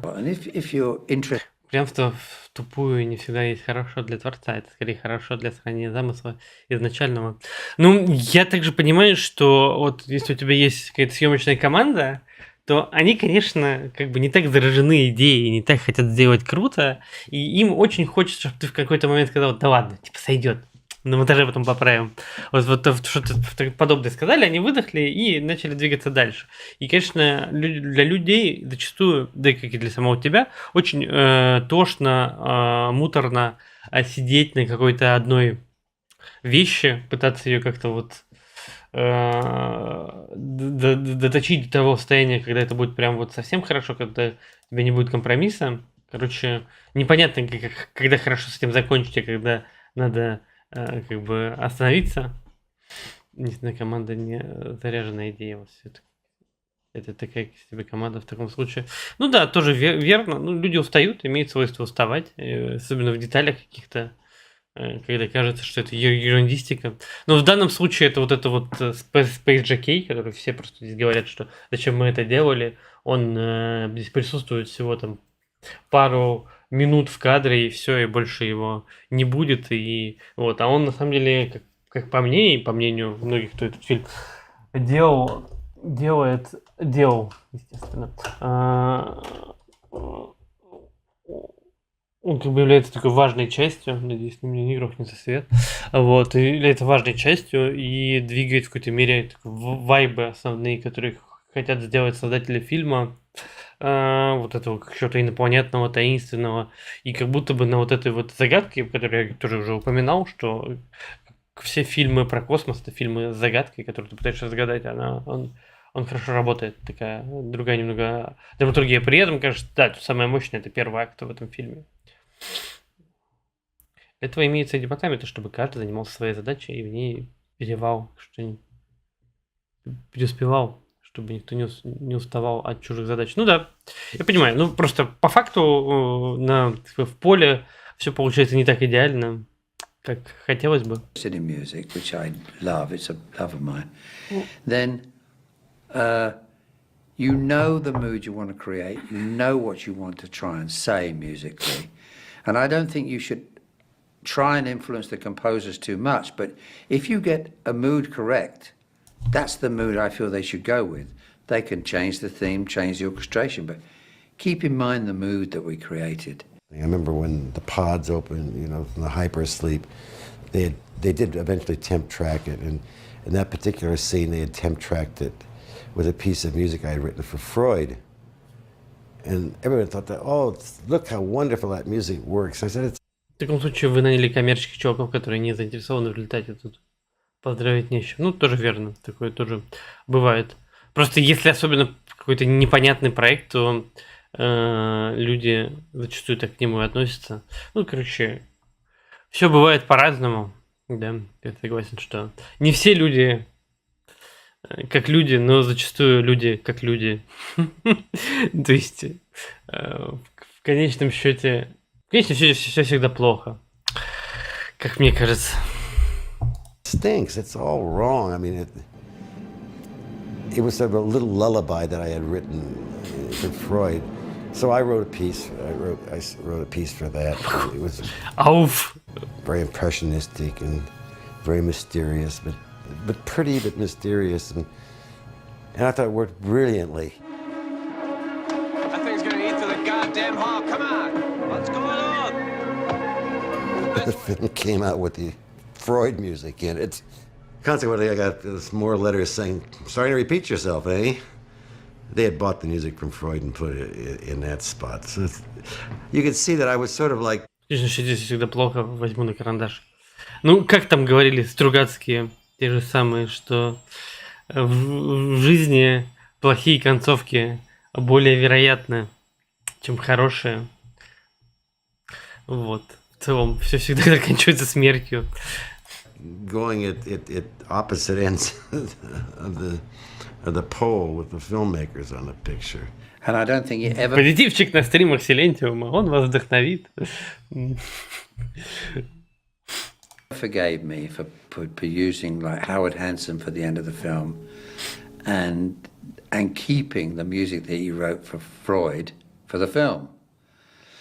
Though that was Fox's decision. You know, they could have said we're using the music that's written, but I do think that what we did on our temp in those areas was better than what he did, and I'm taking nothing away from the rest of the film because what he did was perfect for it.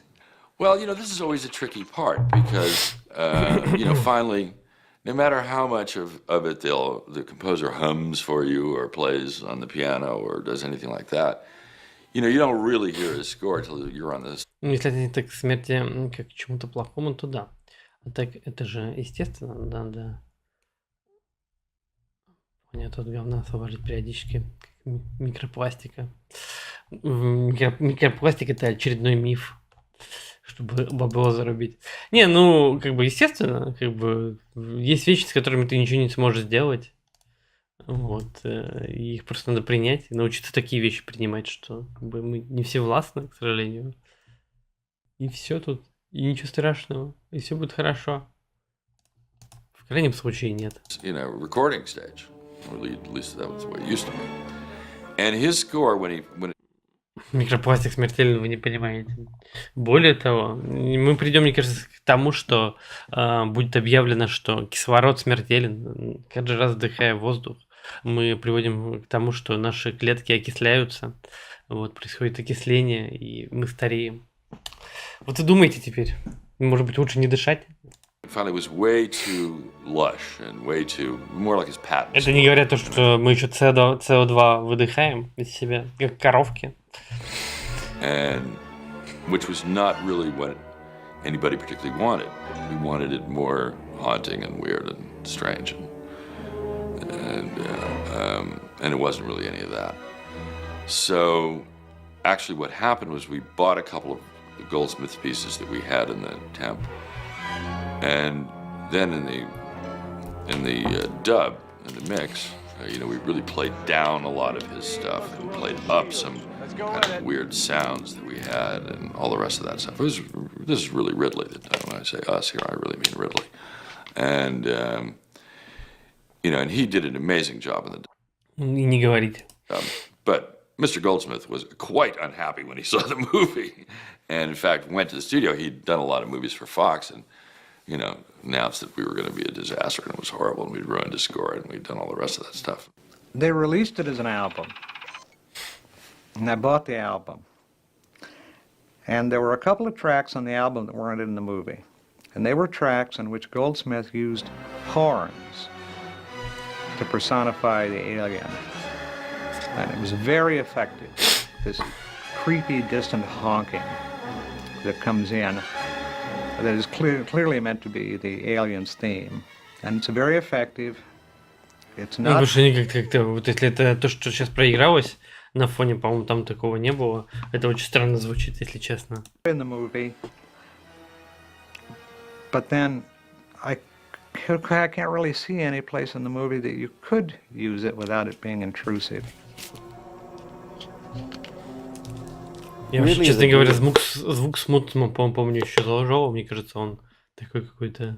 Filmmaker, he's a brilliant visualist, and I think that was just his second film, and he wasn't as articulate then about what the music should do. I think he thinks so much in visuals, and music cannot replicate the visuals. It's not what it's supposed to do. And I think he was thinking more in terms, at least the message I was getting for him is he wanted me to be visual with the music. I can't be visual with the music. That's not what I'm supposed to do. Let the director and the cinematographer put the visuals on the screen. Let me do the emotional element. And I think that's where it became a big problem with me. And fortunately, I had a lot of time to do it, and I went back and redid music, and somehow it all worked out finally in the end. But there was a problem. And I think the biggest problem was just in communication between me and the director. It would be interesting if that film had been made today and Ridley had now the benefit of having made so many other pictures and worked with a lot of different composers, how he would have approached it, with me musically. The real challenge of composing music for films is to write a score that works brilliantly in the film and also has a life of its own that stands by itself. I think many of the great scores... А может быть, всегда лучше брать какую-то готовую музыку, и заодно еще и при монтаже это поможет, какой-то темпоритм соблюдать. Проще вещи, чем музыка будет под тебя подстраиваться.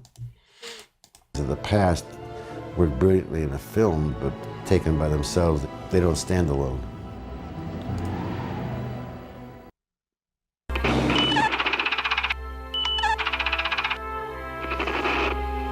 Ну да, понятно, что... Ну, тогда, наверное, тоже можно было такое делать, просто так, наверное, там проблемы с правами и прочие вещи.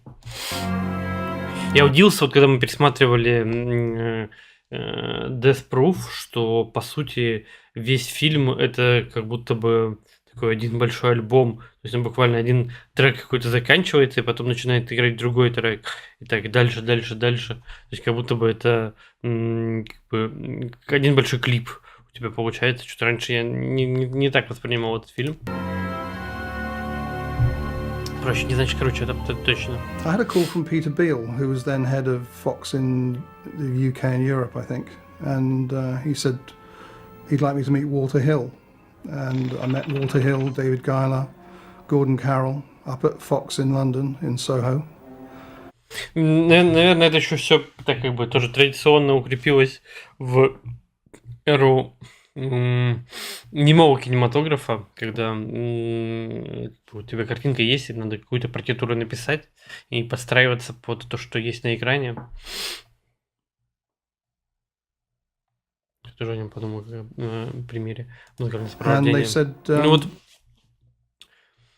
наверное, так делали до него, но как будто бы... Тарантино неплохо, как мне кажется, в целом находит какие-то любопытные треки, и из них что-то составляет, они такие типа запоминающиеся. Вот что в чем у него вкус есть, это, конечно же, может быть в музыке, которая, во всяком случае, пока что еще со мной это совпадает. Потому что в чем-то я уже расстался с всей этой тарантиновщиной в рамках своей эстетической модели. Would I like to do Alien? And I'd had a script. I thought the script was outstanding because as you read it, you knew it was going to be a good movie, or I thought it was going to be a good movie.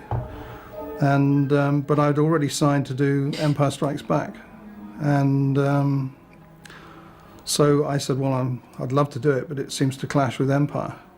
And Peter Beale said, well, it's another Fox production, I'll organise that. So he talked to Lucas and Gary Kurtz, I think, and I got the okay. The original concepts of Alien were basically a series of storyboards, very detailed storyboards. Ridley Scott is well known for storyboarding every single scene. We had Скалогрим, здравствуйте. Ну, Death Proof сейчас, когда мы его пересматривали там буквально несколько дней назад, мне показался довольно занудным фильмом. В первую очередь из-за обилия каких-то диалогов, и я понял, что для меня сейчас диалоги уже в том формате, как Тарантино их использует, они абсолютно не работают. Вот этот трёп ни о чем, который продолжается, какие-то там интересные факты, эти крутые верчения, крутые в кавычках, верчения словами, да, они скорее вызывают скуку безумную. И то, что раньше мне вообще не нравилось, вот эти машинки, которые в конце там ездят, для меня было, наоборот, как глоток свежего воздуха, мне было кайфово смотреть все эти трюки. Могу сказать, что моя какая-то эстетическая парадигма вообще в рамках восприятия кинематографа поменялась. Ну, и я тоже, наверное, на клеточном уровне даже поменялся. Степанк. Здравствуйте, Степанк 20077. Здравствуйте, Силентиум. Не могли бы вы подсказать, где можно посмотреть записи предыдущих стрима? Конкретно записи, когда мы вот это смотрим, или что-то другое вас интересует? Вчера мы ничего не смотрели, но записи хранятся все на ВК-плее, и туда доступ по подписке за 2000 рублей в месяц. И это только, они только хранятся для тех, кому действительно это нужно, поэтому такое есть paywall. А так я выкладываю хайлайты на YouTube, точнее не я, а есть хайлайтер, который их нарезает, выкладывает какие-то самые интересные видосики, которые заказывают. выкладываются. Сейчас в последнее время не так много чего заказывают, поэтому там реже контент возникает, но вот можно подписаться на YouTube, и там периодически нарезки, ну и также на ВК выкладываются, и также на Рутрекере выкладываются, Рутюбе выкладываются. Вот. Или вам интересно конкретно вот это видео? Special effects storyboards. We also had a whole bunch of paintings done by Ron Cobb, who was the conceptual artist they used for many of the spacecraft. The strange thing was that we never actually followed them because we kept on getting messages which would come from Shepperton, where the main unit was shooting, to Bray Studios, where we were filming the models, about 30 miles away.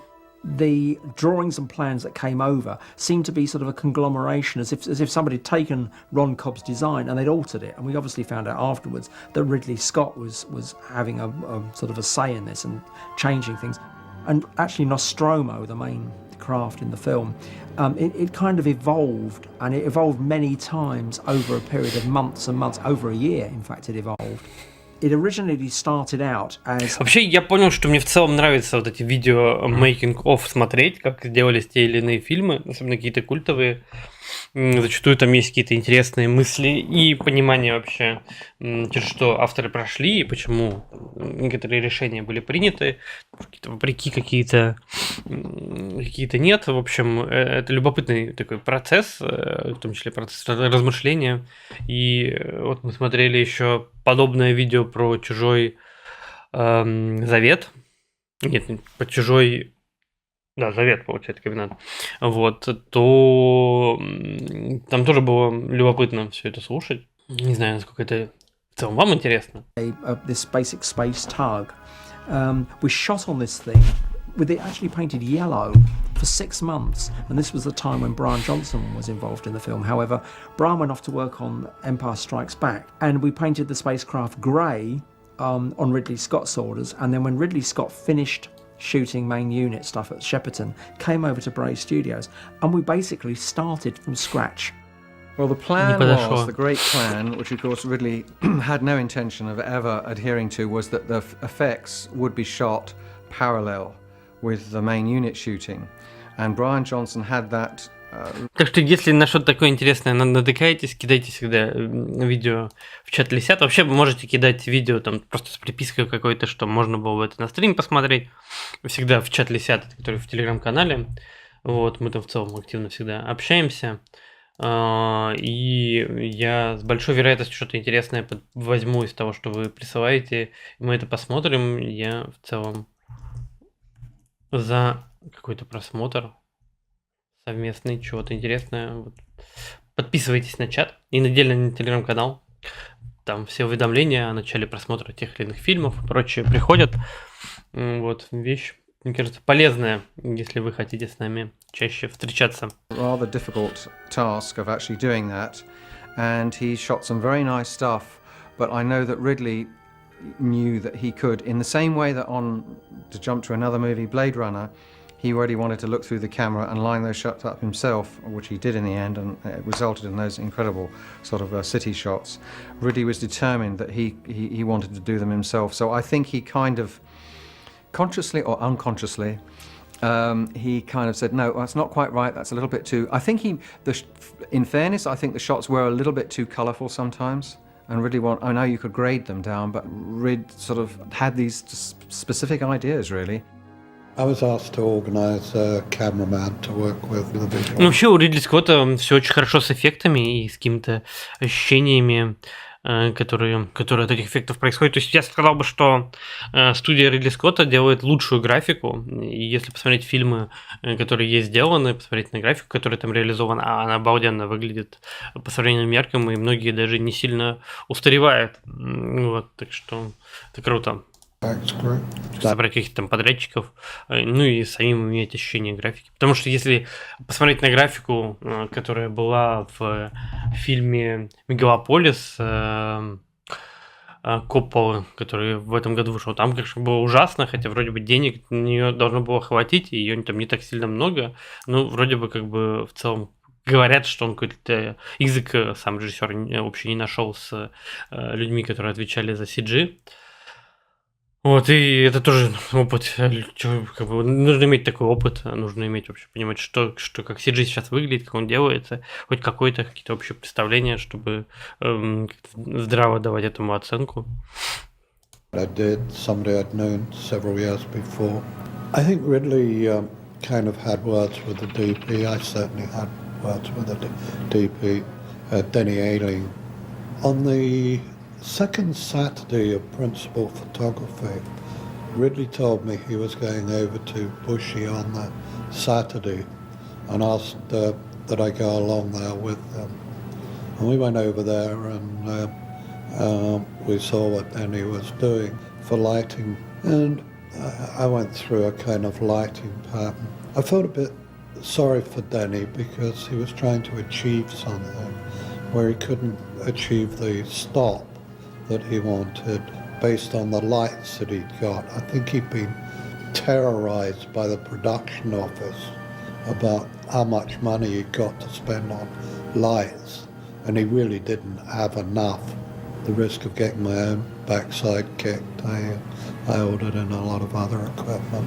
First of all, you get your model right. I mean, you get the model gnarly and aged the way you want it, or pristine and clear. You get the shape right, and then you got to walk around it with the lights. And this camera on that was Denny Ailing on all the effects. And we'd walk around, and I'd literally have him just on with the lights, pulling the lights around, and then just stand there and say stop.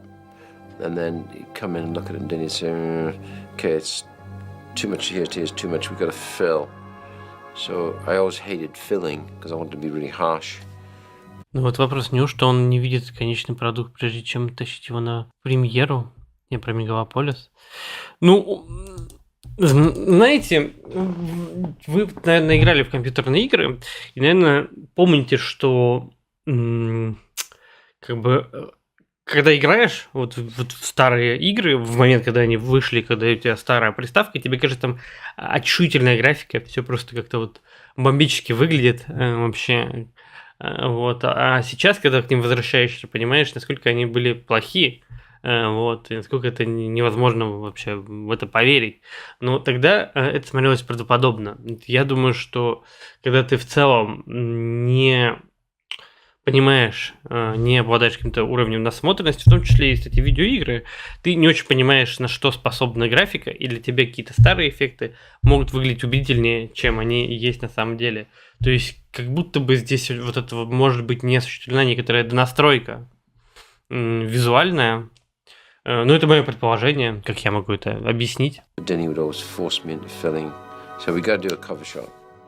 Initially, Ridley sort of viewed him with total and utter suspicion, but because he was actually a really good craftsman, he actually knew his job inside out, I think actually Ridley came to be rather fond of him. Но дело в том, что это сделано сейчас, и уже сейчас это выглядит плохо, даже для обывателя. Ну, для него нет. Ну, то есть, я не думаю, что для всех обывателей это выглядит плохо, потому что есть люди, которые не смотрят кино вообще, как бы, соответственно, если ты не смотрел кино, ты не можешь понимать, что плохо, что хорошо. Ну, и в целом, почему важно, там, в том числе и такую графику увидеть сейчас, потому что ты понимаешь, что это плохо. Ты как бы свой вот этот механизм поднастраиваешь. Потому что мы смотрели тоже старые фильмы какие-то, и на эту графику не обращали внимания тоже в свое время. Сейчас она устарела. Ну, на то время, когда эти фильмы выходили старые, может, нам было нормально. Там, какие примеры привести фильмов с устаревшей графикой. В голову ничего не приходит, но там, я думаю, даже когда мы смотрели там, какие-нибудь охотников за привидений, нам было нормально. Сейчас, наверное, там все эти эффекты будут странно смотреться. What was cutting edge, which was actually we did not use, was motion control. And we didn't use it simply because the budget... Ну, к слову, если говорить про Копполу конкретно, то у него и предыдущий фильм тоже как-то странно смотрелся и был странным проектом. То есть не то чтобы «Первые чудеса деда», вот, предыдущий фильм, который, кстати, он презентовал даже на Первом канале, с которым он приезжал к Гордону, нашему Гордону, не лысому, а нашему, вот, на передачу «Закрытый показ», там прям сидел, прям в студии, не по экранчику, а прям в студии сидел, вот, это И он тоже был странным. Он там между, по-моему, называется, или как-то так. Вот. Так что, наверное, когда тебе столько лет, ты можешь творить, что хочешь, когда уже признанный классен. Наш тоже высоват. Ну да. To do stop motion photography. So we developed a camera which moved very slowly on a drive mechanism, but we didn't actually repeat moves as such, because at the time the shots that were written in the actual script made it possible for us to do just regular model work with a high degree of professionalism and extremely wide-angle lenses. Some of these shots, like the planet shots, that was that very painful process whereby the camera moves one tiny frame per second or something like that. And so I remember really wasn't happy, or were we, with what we were getting from it. So really went in and shot it himself. And he said, put some smoke in there. And they said, we can't do that. Короче, решение Ридли Скотта, типа, если все выглядит не очень убедительно, просто добавь дыма. В любой непонятной ситуации добавляй дыма. Будет отлично. The camera moves too slowly. The smoke is going to look, put it in, And he did it and it worked. Looked great. Because it тоже вот чуйка, что нужно. Это же надо тоже понимать. On motion control pads, it was just operated. It was just physically operated. And that, because of that, I mostly kept the Nostromo close. Просто он всегда с сигарой, поэтому он сам мир видит через дым, который вокруг. Блин, деду до хрена лет, он курит сигары. Там, когда мы смотрели видео, как они создавали «Чужой ковенант», или, да, «Ковенант», они там сидели, тоже у них там такая офис небольшой, где они там винишко попивают. So I didn't have to have stars in universe. So that's all just live shooting with a wind machine, a lot of smoke. And of course people said there is no atmosphere in space. I said there is now, mate. To make it work, I had no other way of doing it. I wouldn't have had any sense of movement because I couldn't afford big galaxy shots of it. Working with Ridley Scott was quite an experience. It was nice to work directly with the director, with nobody in between, having a one-to-one relationship where I would go into a room, do a little drawing and show it to him, like of the clamp arm. It was nice that he would actually listen to me. I mean, I wasn't anybody really, I suppose, and it was just great to have him actually consider your opinion as well, but then come along and sort of say, right, but I want it done this way. When you've got somebody like Ridley who's very precise about what he wants in a general term, except he keeps changing his mind. And building on things. He doesn't go from one thing to another. He just expands and expands and expands. And so, like on Nostromo, that started off as a small sort of model, and then it grew, bits, pieces everywhere. Ron Cobb had done the original design, and then. American Dog — это, конечно, потрясающий визуальный опыт. Да, это правда очень крутой фильм, и я просто сравнивая его с, опять же, с «Иди и смотри», то есть он, причем, первый, тоже тема похожая, партизаны, все дела, ты понимаешь, насколько «Иди и смотри» никакущий по сравнению с «Проектом на дорогах», там какой-то вообще нелепый балаган, а «Проект на дорогах» такой прям выверенный, кайфовый фильм, еще и с внутренней какой-то трагедией, темой. Там причем вот этот кадр, когда в конце герой, жертвуя собой, стреляет с пулемета немецкого, он как бы прям впечатлил очень сильно, в том числе и западную публику, именно в тот момент, когда этот как бы раскаленный пулемет падает и шипит. Вот, тоже считается таким одним из запоминающихся кинокадров. Падает снег, в смысле, и шипит как бы снег на нем. He kept saying, oh, let's put a bit on here and put a bit on there, because we were trying to build a large one, a large scale one, which was about 10 or 12 feet. And it kept growing and growing and growing, and I think it wound up being about 16, 17 feet in the end. Well, the biggest challenge has got to be the fact that Ridley Scott wanted things changed. Блин, да, конечно, я представляю, как это тяжко, когда заказчик всегда что-то меняет, когда у него 7-5 есть на неделе, так, конечно, невозможно работать. Тебе надо еще как-то все уместить в какой-то свой коммерческий план. But he would want to shoot on a model very, very short time after he decided to make radical changes. An example of this would be that we had a very, very cathedral-like refinery which I'd done a large amount of the work on, he was very much into the sort of spire look, this kind of church spire type Gothic look. Может быть, кстати, корабли, готические соборы из Вархаммера впечатлены вот этим всем. What he then did was he decided that he wanted a much chunkier looking refinery, so he would basically attack this thing with a hammer and chisel. And if you imagine, you spent, say, 6-8 weeks working on a section, and suddenly he would literally pick up a mallet and a 1-inch chisel. Ну, как бы он как творец, он отсекает лишнее. Типа, как создать статую? Надо взять кусок мрамора, отсечь от него лишнее. You see bits flying off all over the place. And so the challenge was to he'd then turn around and say, right, after lunch... Ну, а вы уже осуществили свой план с кинотеатром? Или еще нет? I want to shoot on it, and I want that bit like this and that bit like that. And you're thinking, oh, we just spent 6 weeks doing that bit, and you want the shoot on this after lunch. So one of the biggest challenges was getting the model looking good quick enough for him to shoot on it. Это где Лазарев плачет в комнате полный партизан, просто невероятно визуально передает осуждение и давление трагедии сосредоточивая вот этих солдат. Это вы откуда рецензию копируете? Мне там нравится как раз самое начало. Через месяц мой день рождения. Реализовывать буду за 10 до дней 10. Понятно заранее. Понятно. Ну, вы сообщите, зайдете на стрим на день рождения, будет вас поздравить. Вот, мне нравится сцена начала. Мне нравится сцена начала, когда мы как бы наблюдаем за проезжающими немцами, там как бы мы получим субъективная камера, я думаю, разглядывает, типа говорит, о, это вот такие вот сапоги, вот это. Понятное дело, что там еще мощная сцена, когда баржа едет и не взрывают, тоже там как бы она полная эмоций. Ну, там много, кстати, таких прям напряженных и круто реализованных сцен. Вот. Что еще там есть классного? Ну и в целом, когда они тоже сражаются, грабят тоже проезжающих немцев, это тоже круто. Короче, фильм классный, визуально очень кайфовый, работа камеры там очень балдежная.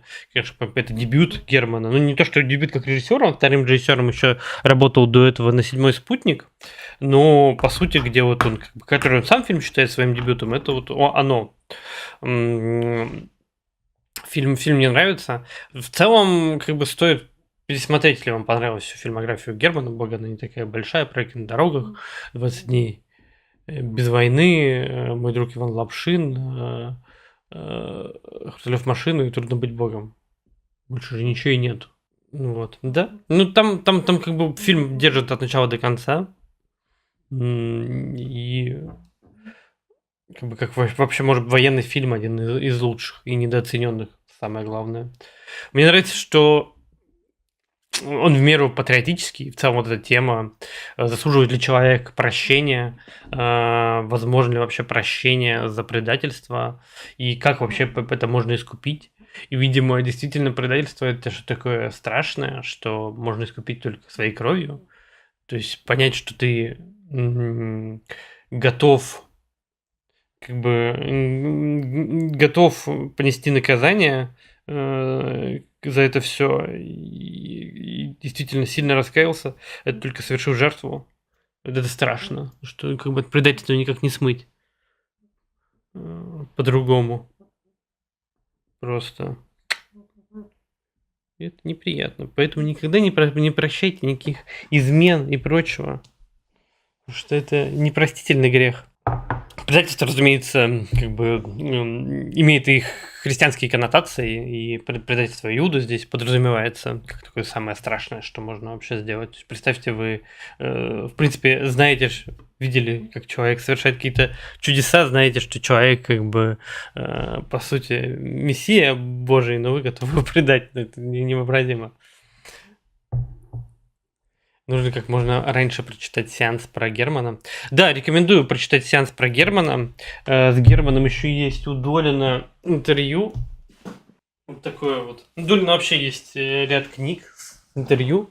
Не то, чтобы мне нравится Долин, но там в основном прямая речь. То есть он задает вопросы, и потом прямая речь авторов. И здесь тоже интересно, Герман сам свою какую-то биографию описывает, как это все происходило, тоже любопытная вещь. Вот, еще такая штука. Кинотексты называется вещь. Автор Антон Долин. Ну, сеанс про Германа кайфовый. This is a sketch that I did at the time, which was really just a doodle of the refinery showing the spire-like design. It was just really for personal use, to get a kind of a feel of how it... Когда 2004 года потом... Может, даже не в Украине, скорее всего. Ну, там любопытно, конечно, Долин сейчас как-то очень странно все стал описывать. В целом, Долин, как бы, когда там не политический какой-то, не либеральный текст, а какой-то аналитика, у него были раньше неплохие мысли, интересные. Он же в целом и был главредом искусства кино, одним из, по-моему, старых журналов про кинематограф на русском языке, который появился когда-либо. Вот, там тоже были интересные аналитики, там было интересное размышление о проектах Мавромате, о проектах Бэдкомедиана, типа, что обзоры Бэдкомедиана — это уже отдельное вообще кинополотно, не соотносящееся с оригиналом, как бы это уже над такой текст, и Мавромате тоже чем-то подобным занимается, что вот YouTube кино, это YouTube вообще деятельность, это что-то другое. Но там интересно почитать подобные мысли, размышления. Вот, хотя и по доле какого-то оформления кажется, что, конечно, сеанс покруче, чем искусство кино. Искусство кино я сейчас не читаю, сеанс вот продолжаю выписывать. Would look as an overall design, with the Nostromo right down here at the front, the domes underneath, and then these massive spired pieces going up. These are the pieces which Ridley Scott later knocked off with his hammer and chisel. Ну, действительно, как бы не очень выглядит. Nostromo model weighed, somebody said I heard somebody say a quarter of a ton, but I don't know about a quarter of a ton, but it was incredibly heavy. It needed to be lifted on a forklift truck. So the model had a huge metal framework built inside it, and the Nostromo was plugged into by a forklift truck with a couple of sort of prongs on it, which actually fitted into the side of the model. And the way they achieved the Забавно, короче, свет вообще решает все. Ну, понятно, что свет действительно решает все, потому что от света зависит того, как мы видим объекты. По сути, все, что мы видим, это есть отраженный свет. И вот как его поставить, как он отражается, какого он там температуры, вот, оттенка. Ну, по сути, что тоже является длиной волны. Вот. Зависит от того, как мы этот объект воспринимаем, насколько, когда свет обычный просто бахает на объект, ты понимаешь всю его как бы простоту, отвратительность в чем-то. Ну и, короче, рад был пересмотру проверки на дорогах, убедился, что каждое кино надо смотреть минимум 2 раза. Ну, я согласен, что это так. И мне, особенно когда фильм какой-нибудь хороший, прям отдельное удовольствие доставляет его пересматривать. Вот. Зачастую это вообще другой кайф. Вот. Всегда хорошо относился к пересмотру чего-то. Меня никогда это не раздражало. Есть люди, которые принципиально не любят пересматривать одни и те же фильмы. Хотя ввиду количества фильмов у меня многие фильмы просто забываются, и приятно их как бы вспомнить, и вспоминая, ты вообще по-другому это смотришь, у тебя другие впечатления. Вот, ну, рекомендую посмотреть всю фильмографию Германа, которая не такая большая все-таки. Это действительно интересный автор, и интересный у него подход к киноязыку, к кинопространству. И когда посмотреть все его фильмы к ряду, ты понимаешь, как вот этот киноязык, как его вообще подход к кинематографии эволюционировал, как он там отсекал многие лишние вещи, создавая вообще новую уникальную форму. Такой некоторый иммерсивный опыт погружения, как уже в «Хрусталев машину». Nostromo being pulled away from the refinery was that the arm itself wasn't actually motorized at all. It ran freely, and it was about 30 feet long. It was a really massive thing, again clad with thousands and thousands, in this case, of Hornby Railway piers, all these crisscross girder pieces. Went into model shops and bought 150 of these kits, and when we told the guy what we were doing with them, I don't think they believed us. And this shot was achieved by the forklift truck being covered in black velvet plugged into Nostromo and just driving away from the refinery, dragging the Nostromo with it. And of course, as it pulled the Nostromo away, it dragged the arm with it. So that shot where you see it going out and coming away is just the forklift truck driving away on a nice smooth surface. Originally, the Nostromo had 3 huge arms which opened, but Ridley Scott came up with this idea in an actual conversation where it would be great if a giant hand pushed the Nostromo away. So I did a very, very quick sketch of this and showed it to him, and we needed to detail it really quickly. And we found that the legs of R2-D2 just happened to have this really nice shape, and you can actually see them quite clearly clad on this thing. I think we had 2 or 3 different scales. We had one that was about 4 feet long, and we had another one which was 12, 14, 15 feet long.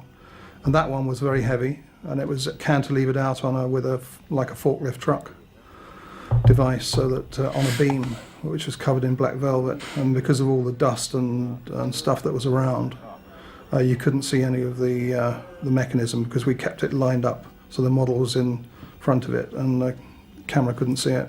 And that was pretty difficult. I mean, that took a lot of effort, and lots of wind machines going, and plenty of vermiculite, which is insulation for roofs and things, being blown around everywhere. Everybody had masks and goggles and everything else on, and earplugs and the lot.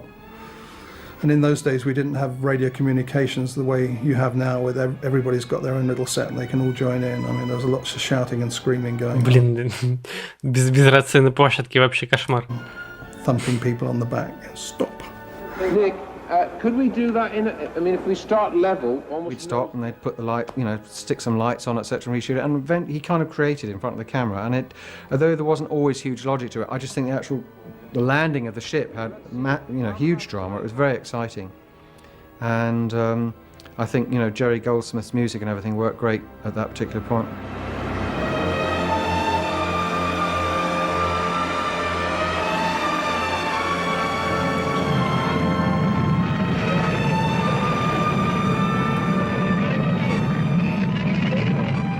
Couldn't be burned off anything he had a passion about, and so we all got fired with the same enthusiasm. It was a labour of love. We did as much as we could to increase the production values on each of the shots, and Ridley was the... Мне нравится отрывок с Линчем, где он такой: "Okay, one more time, but this time good." Я не помню, откуда он. It was the key to us doing that. He pushed and pushed and pushed us all the time. Где он читает свои прогноз погоды, как обычно. This is the sketch that I did of the Narcissus shuttlecraft, the original back section here having been built as a set and having been done as a drawing by Ron Cobb, the conceptual artist. I then came up with this idea of what the nose would look like, and it was from this that the final model was constructed.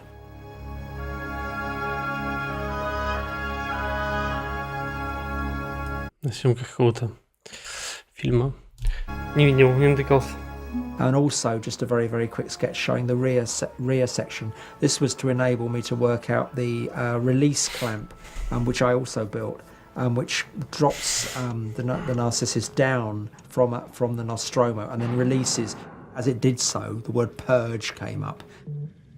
When I went to see Blade Runner, there's a shot where the car takes off and you see a screen, and there's the clamp arm from Alien on there, which I'd actually designed, and purge come up. And I thought, that is amazing. I wonder how many people noticed that. We had a shot which required the burial shroud where John Hurt's character Kane has died to be fired out of the Nostromo's hatch. Now, many people would think, well, there'd be sort of computerised ways of doing this, but not at all.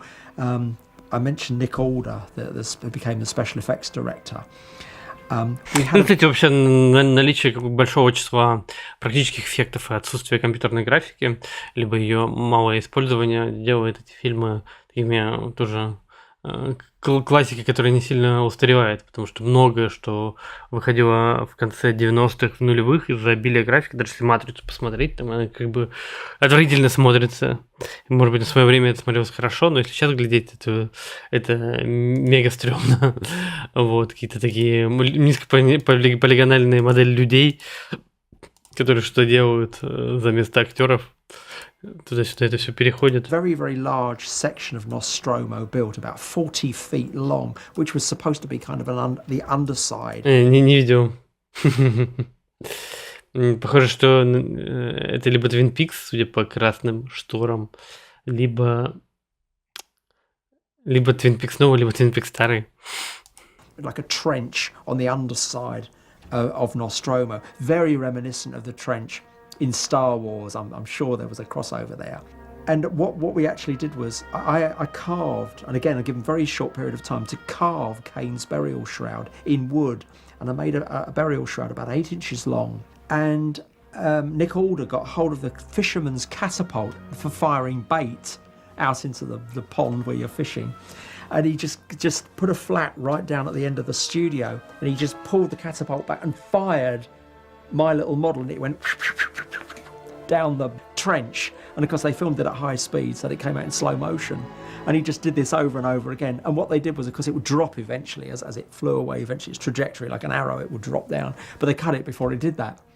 And I just thought that was just the most amazing piece of simple way to get around a shot. And just seeing him firing this thing with the fisherman's catapult. He then started firing it at people. That's another story. Later, he needed a shot where you saw Ripley right at the end of the film inside the shuttlecraft moving around. So we then had to make a... Либо что шторы просто в райдере Линча перемещают вместе с ним. Но с учетом, что в этом самом Lost Highway у него тоже, там же его квартира снимается, его дом, и у него там тоже красные шторы висят и черное шелковое постельное белье, тоже с каким-то красным отбоем, что в этом роде, то я даже не удивлюсь, что это так. A shortened version of the shuttlecraft that had a TV monitor inside it. So, that had pre-recorded film of a girl, not actually Sigourney Weaver, but her stand-in, running around inside, and that was built into the model of that. I think the only dodgy thing was always the marriage between matte painting and model and the screen. It's always tricky, very tricky. But you know, even today in CGI, still see the whole flipping matte. And I always like to go for wherever you can, build a model, then photograph it with the light that's on the shot, and then graft it onto it. CGI has probably, in my personal opinion, as a model maker, it's decimated. Через Скотт против мыльного кинца. Much of the model making. I don't think myself that CGI will ever completely replace models. I don't care what anybody says. I think you can tell. There was a great deal of fun going on. Some of the people involved in the film. We had Nick Alder, who was basically the special effects director after Brian left. He's a real prankster. I'd worked with him on Space 1999 and know what he was like. So the relationship was actually very good. I got on very well with the guys. I'd worked with them before. With the actual crew itself, it was a very happy relationship that we had, bearing in mind we were working together for, like I've said, about 14 months. Technology advances, you can think of new ways of doing things. There were lots of things we could have probably enhanced the production value on. We could have done huge moves through the vehicles and things, which we didn't do. But in actual fact, because the script was so beautifully written and so tight, and because Ridley was really clever with the way we didn't see Alien, but we sort of saw the alien and everything else, we were just there to sort of remind people that there was a bit of space outside and they were billions of miles from anywhere. We didn't need to do any more than that. You know, the production values enhanced what was going on in terms of the drama, but it didn't have to be a visual effects extravaganza as such to save a movie. I mean, we just enhanced what was already there, as opposed to other movies, some of recently that have come out, which are visual effects tour de forces, but no story. I mean, the key to this was the amazing story. Наверное, как бы ключ к любому хорошему фильму — это хорошая история, хорошо рассказанная.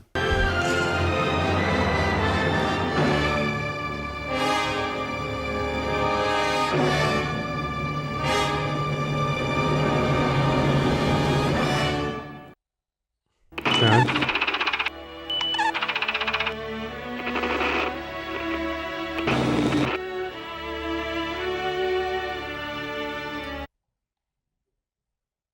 А я понял, что это за Russian. Типа, это не перевод канала этого видео, это видео просто граб DVD с мейкинг-оффом.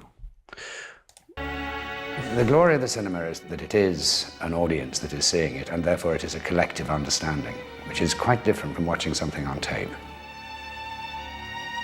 Ну, кстати, про это тоже часто говорю, что то, что вы получаете опыт в кинотеатре с кем-то, это очень сильно отличается от опыта индивидуального просмотра. У нас на стримах тоже тут своего рода такой опыт кинотеатра возникает, но понятное дело, что это суррогат кинотеатрного опыта. Хотя кинотеатр зачастую дарит и неприятные ощущения в том плане, что там кто-нибудь шумит, что-нибудь делает, либо проектор не очень качественный. То есть сейчас, когда дома могут быть хороший экран, который цветопередача и яркость больше, чем в кинотеатре, то есть сомнения о том, что так ли это нужно. It has a blend of the actual theatre itself, even though what you're going to see is always exactly the same.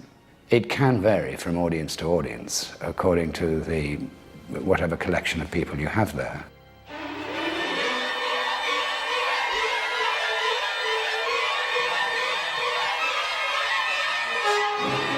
Такой, это же абсолютная какая-то калька сияния. You have there. По-моему, есть похожий постер у сияния, если я не ошибаюсь. Только там более такое...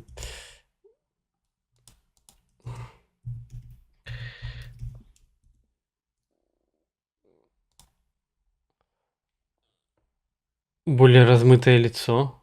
Или нет, или мне казалось, что такое есть. Ну, то вот, да, вот с этим буквой Т, чуть похоже. Желтый постер такой, и там такое нарисованное лицо. Прям схожий ракурс, просто он там так повернут, здесь так.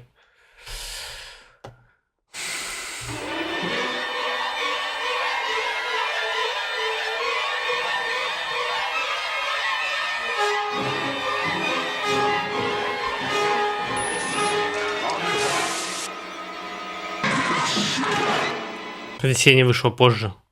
Значит, они скопировали. The first screening of the movie, which ran, I think, Через год вышел «Сияние». about 4 hours long, from a 78-page screenplay. And we were supposed to go out to lunch afterwards. I was with my ex-wife, and she was so traumatized.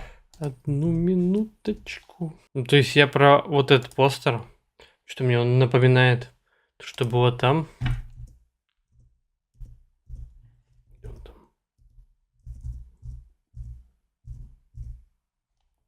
То есть что-то похожее в этом есть. Выражение лица, как будто бы в точь-в-точь такое же, если его развернуть. И ракурс очень похож. Это видно по носу. За почему? мне такое прям четкое сопоставление. The first screening of the movie, which ran, I think, about 4 hours long, from a 78-page screenplay. And we were supposed to go out to lunch afterwards. I was with my ex-wife, and she was so traumatized, she couldn't leave the room for a day and a half. It was more violent and more frightening, actually, at the long cut that it ended up to be. Интересно, конечно, было посмотреть на этот лонгкат. We never really previewed it till we finished the film, which was interesting. But we finished it and we had a 70mm print and we took it to Fox. And they insisted the day we just arrived that afternoon, that they wanted to run it that night in their dubbing theatre, the Zanuck Theatre. And they invited all the science fiction sort of people who would come in dressed up as most of the creatures you'd ever see to see the film. And it ran terribly because the sound was so bad in there. And we never could understand it because we had a great soundtrack. We've never changed it. Then we had one in St. Louis where the sound wasn't quite right, and that was okay. Ridley went crazy because he went down, checked the theater before the screening, and 2 of the speakers were out, and then he didn't want to screen the picture. By this time they are completely convinced that we... Что-то там, по-моему, при первом показе тарантиновского фильма тоже что-то там было со звуком, Тарантино там тоже психовал, с ума сходил, но в итоге фильм был принят нормально. Made a bad soundtrack in England, and the wrong thing had arrived. But we were all quite worried after the one in St. Louis. And then in Dallas, the next night, we had the sound absolutely right in the theater. Let's get out of here. We've got this far, we must go on. We arrive in this theatre, which was run by these guys. You could have eaten off their floor. The theatre was fantastic.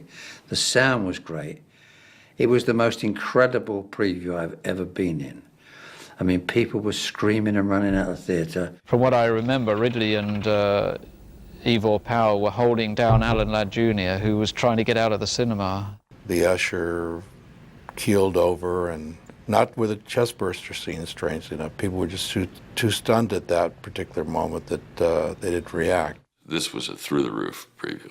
This is when we knew we really had something. In fact, there was one of the ushers fainted.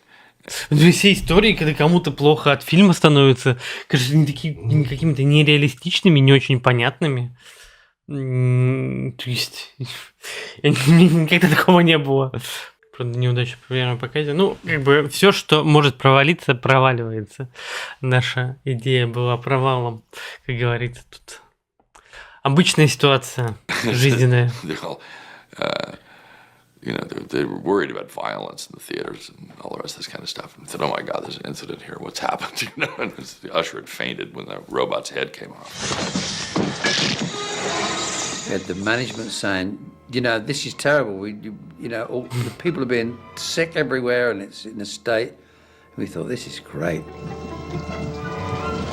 You know, at first I was standing in the back of the theater. I was saying, you know, what's going on? People are getting a lot of walkouts. You know. But what it was that people were sitting close to the screen or walking back to stand and watch it in the back of the theater. They didn't want to be that close to the screen, you know, because it was scary.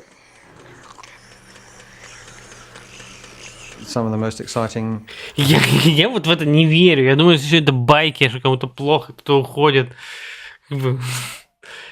Moments of my life, because there's no greater buzz than being involved in a movie and suddenly... Not only was I going to the States for the first time in my life, but I was actually being flown around with Ridley in the 20th Century Fox executive jet from preview to preview. We never had a premiere for this movie. And I paid for my own ticket down at Egyptian Theatre to go, and I stood in line to go see this. О, там такие реалистичные кишки в «Возвращающем 3». Да, или вот это вот все. Movie. I mean, it was ужасающий, очень скучный фильм. Я тоже не понимаю его фанатскую базу. Есть люди, которые прям я не знаю, до усера как бы доказывают какой-то крутой хоррор, но там ничего такого нету, и он как бы, по сути, карапулечка, которая, когда заканчивается карапулечка, не знает, что делать, превращается в Скуби-Ду. Это было тоже таким большим разочарованием, потому что все говорили в чатике. Кто-то прям говорил, что это очень будет классно, а по итоге пуксрень. Обидно, когда так случается. So totally bizarre. I wanted to see it with an audience. People were getting up and leaving the theater and going out and barfing in the lobby. I mean, I guess it was just such a shock to everyone. I mean, we knew how it was made, and it was, our friend on the little dolly being squidgied underneath the chair and stuff, but boy, I'll tell you, when it was cut together, it really was pretty amazing. When we opened the film, I was staying at a friend's house in the Hollywood Hills there, looking down. I could see the Egyptian theatre where I was. And they opened it, and they ran it for 48 hours non-stop. It was just running like a loop for 48 hours. There was never a moment in that 48 hours that the queue wasn't round the block. Насколько, как смогли людей смотивировать? Реально просто. I got up that day. I was a complete nervous wreck. I was angry. I was angry at the world. I had not been shown proper respect on this movie. I wasn't even going to go to the opening. The hell with them. I'm not going to go to the opening. А зря. Блин, например, это бывает раз в жизни. Хотя вот я не пошел на свой выпускной, хотя он тоже бывает раз в жизни. Была тема, что режиссеров итальянских хорроров сажали, так как видели в фильме «Реальное убийство». Арсений, вас приветствую. Или это байка? Ну, я сомневаюсь, что кто-то будет снимать убийство реальное и, не знаю, все вот эти вот джавы. Я думаю, это хороший миф, понимаете? Вот вы запускаете вот такую как бы утку в газету, и на ваш фильм придут. Кто же не придет посмотреть на реальное убийство? Это надо же разобраться, за что посадили. Вот. И как бы это тоже все похоже на такие байки, чтобы вот эти люди стояли в очереди. Типа, фильм такой... Там люди, как бы, им на первых рядах им плохо становилось, они назад пересаживались. Фильм такой, там такое, что люди просто уходят из сеанса от того, что им плохо, настолько все там ужасно. Ну, как бы, вы в реальности хоть раз с таким сталкивались, чтобы кому-то плохо от фильма становилось? Вот хоть раз. Вот я сколько в кино ходил, а я много в кино ходил, вот ни разу у нас такого не было. Обычно люди просто ржут. Сомневаюсь, что что-то поменялось как бы в людях за это время, что когда они были какими-то чувствительными очень, вот, в какой-то период, а потом внезапно стали шутниками. Тоже как бы невероятно. То есть, ну, может быть, плохо становилось, но просто кому-то плохо от того, что у него там сердце слабое. Может быть, такое только было. Somehow had a bad experience. I remember this sticks out of my mind because of Dark Star. He remembers coming and thinking, "Oh my God!" And nobody laughed, and nobody responded, and nobody came. And when they did, they didn't laugh at any of the jokes. That's what he said to me. I'll never try another comedy again. So he kept on feeling this fear that it was going to fall on its face, like Dark Star did. I jumped in my car and I just drove around the streets. I drove around L.A. crazily, nowhere. I just drove. I was mad. I'll show him. I'll this. I'll that. I guess he got drunk or something, because he almost didn't want to come. He said, "I can't take it. I'm not going to that." В любой неприятной ситуации, если волнуешься, всегда нажись. 7:55, I suddenly turned the wheel and ran. I drove like a rocket into Hollywood. I drove up and I parked somewhere and I got out. And I saw this huge line of people. It went down the block and around the block. And I said, "Is that Alien?" And I got out and I walked the whole length of the line. I walked all this long line. They were all lined up to see Alien, my movie. Блин, приятное чувство. And I Руджера Деодата, который от каннибалов снял. Вроде суд был. Ну, может быть, я не знаю, не смотрел от каннибалов, не знаю, что происходит. Хотя странно, что его не заказали, с учетом, что заказали и сладкий фильм, и сербский фильм. Осталось только от каннибалов посмотреть для полного счастья. Потом еще есть еще эта самая свадебная ваза. Я не знаю, про что он. Вот. Почему-то есть вот ряд людей, которые фанатеют от какого-то больного кино. Но я считаю, что это больное сознание, его не надо как бы распространять, и надо про такое забыть. То есть почему не смотреть нормальные фильмы? Куча нормальных, приятных фильмов для просмотра, эстетических, приятных, интересных по сюжету. Мне впервые стало плохо в кинотеатре, когда я пришла на «Отряд самоубийц» и еще и одна. Мне никогда, к слову, не хотелось ускорить время или уйти с фильма. До этого прям тяжело. Вы его досмотрели до конца. А я смотрел в офисе «Отряд самоубийств» с знакомым продюсером, которого уже, к сожалению, нету на этом свете. Вот. Не скажу, что мне прям так от него тошнило, он там конец затянутый, какой-то тупой. Так, в целом, наверное, потому что это было не в кинотеатре, мне плохо не было. Так уж прям отвратительно. чтобы уйти. Но обычно всякие трансформеры, когда я в кинотеатре смотрел, мне прям весь Марвел у меня такой, да когда это уже закончится? Да сколько можно? Да как тупо. Ну да, я не помню, чтобы я уходил в кино. Такое было вообще хоть раз. Ни разу у меня не было такого в жизни. Не то, чтобы я там жадный человек, не то, чтобы я думаю, ну я уже заплатил, надо как бы отсидеть. В целом пофигу. Чтобы уйти, наверное, такого не было. Пьяным был, засыпал был, а вот чтобы уйти нет. I drifted up towards the opening, the entrance there of the Egyptian.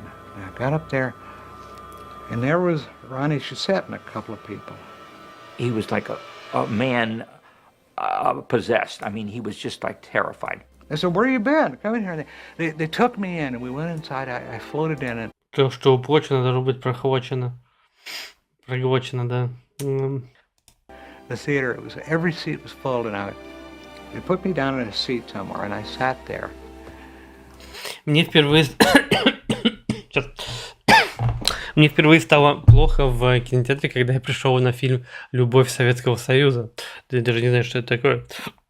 Передо мной оказалось 3 бабушки, и ряды были очень близко расположены друг к другу, из-за чего мне пришлось вдыхать этот запах параллельно с этим, смотря на карамелизированный до приторности визуальный ряд. Ушел наполовине. Ого. Ну да, запахи это важная вещь. Вот. Но обычно я люблю ходить еще в киносеансы ранние. То есть, во-первых, что прикольно в ранних сеансах, то что ты посмотрел, ты еще весь день потом свободен. Поздние как-то у тебя весь вечер занимают, плюс там много народу, и на ранних сеансах мало народу, и можно, если что, пересесть куда-то, если неудобно. Это тоже, конечно, важная вещь кинорасположения. Также я всегда любил раньше брать первые ряды. В Петрозаводске особенно это, в принципе, было норм. Сидеть на первом ряду. То есть можно ноги выставить. Вот, я люблю ноги протянуть, так сказать. I was kind of numb. It was like a dream. The house lights went down.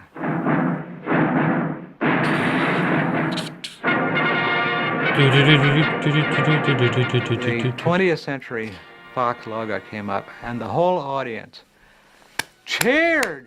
Yay! And we heard these tremendous shrieks and cheers and applause. And about the third scare in, and Dan was sitting behind. Блин, классно они, конечно, описывают, ты прям заражаешься их восхищением от того, как их продукт приняли. Прям понимаешь, как они кайфовали. And he started weeping. And my eyes flooded with tears, and the tears just ran down my face. Вот в это я верю, вот в это я верю. Вот это я верю, то, что они говорят. Just sat there and watched the movie. На первом ряду круто, когда экран относительно далеко для обзора. Ну, в этом плане, например, кстати, маленький экран в художественном, там не имеет смысла дальние ряды брать, он там такой, типа, сам по себе мелкий, там колонны по бокам экрана, и они не могли бы его, видимо, чисто технически сделать бы больше, поэтому там далеко, например, сидеть вообще бессмысленно. И я в целом люблю, когда экран, ну, вот у тебя... То есть, если мы чуть расслабляемся, у нас работает боковое зрение, и мы видим вещи, которые вот здесь находятся. Вот, наверное, вот здесь я перестаю уже видеть свою руку. Но в целом, когда вот он чуть-чуть касается этого бокового зрения, когда он тебе как будто бы твой обзор полностью заполняет, это самое кайфовое в просмотре. Хотя ты, конечно, меньше деталей ты видишь, но какой-то тогда иммерсивный опыт получается. I said, Dan, and he says, I can't believe it. It's real. Это вы по поводу белочки пожилой слушали такие мнения? Oh, that's real. You know, and he was just crying through the... Here's everybody cheering. He's this guy behind me crying. Limp as a rag. And I had expected there, of course, to be moments where they would scream at the shock. And I'd expected a lot of nervous muttering and tittering, all that stuff. Wasn't what happened at all. The audience sat in absolute silence, unmoving, just staring at that screen. Like all of us. Нет, там от одной девушки, которая очень нравится мужчина за 50. We can't be objective about our own Не знаю такой. work. Even when he went to the previews, he just wasn't sure. He thought, oh, maybe it's just those audiences are they're prone to love it, and nobody else is going to like it. Maybe not the masses that aren't the science fiction lovers. But you could tell that crowd, they went wild. I mean, they were just standing and cheering at the end of the movie. I saw it at the reception. First time I saw it in its entirety. A lot of them had come up and were standing in front. They'd walked out on the movie. And I thought, cool, it can't be that bad, right? So I go in there, watch the movie, right? And I'm quite excited by what's happening. And I thought the pacing, cutting was brilliant, right? And then when Sigourney goes back to pick up her cat, I had this wonderful African-American voice shout out, "Leave the fucking cat!" And at that stage I knew that Ridley had got a hit on his hands. I had the space jockey in front. I understand. Ставь-кота, какая же мразь. Видите, вот афроамериканцы, вот их натура. Понимаете, котика оставить вместе с чужим. Да я его оставлю. Set fire to it or something. Лучше. So they thought it was the work of the devil. Great. By then, we had already had the night before, I'd been to the Academy, and that's a tougher audience because they're filmmakers, and it takes a lot to impress them. But Я забитый беззаботный чувак, который не выходит из дома и живет на шее матери. О, я же прям как та пожилая белка из сериала Literally Me. О, она еще и женщина. Трахает. Это был самый смешной контент, который мы заказывали. Просто самый разрывной. Это было настолько неожиданно. Настолько.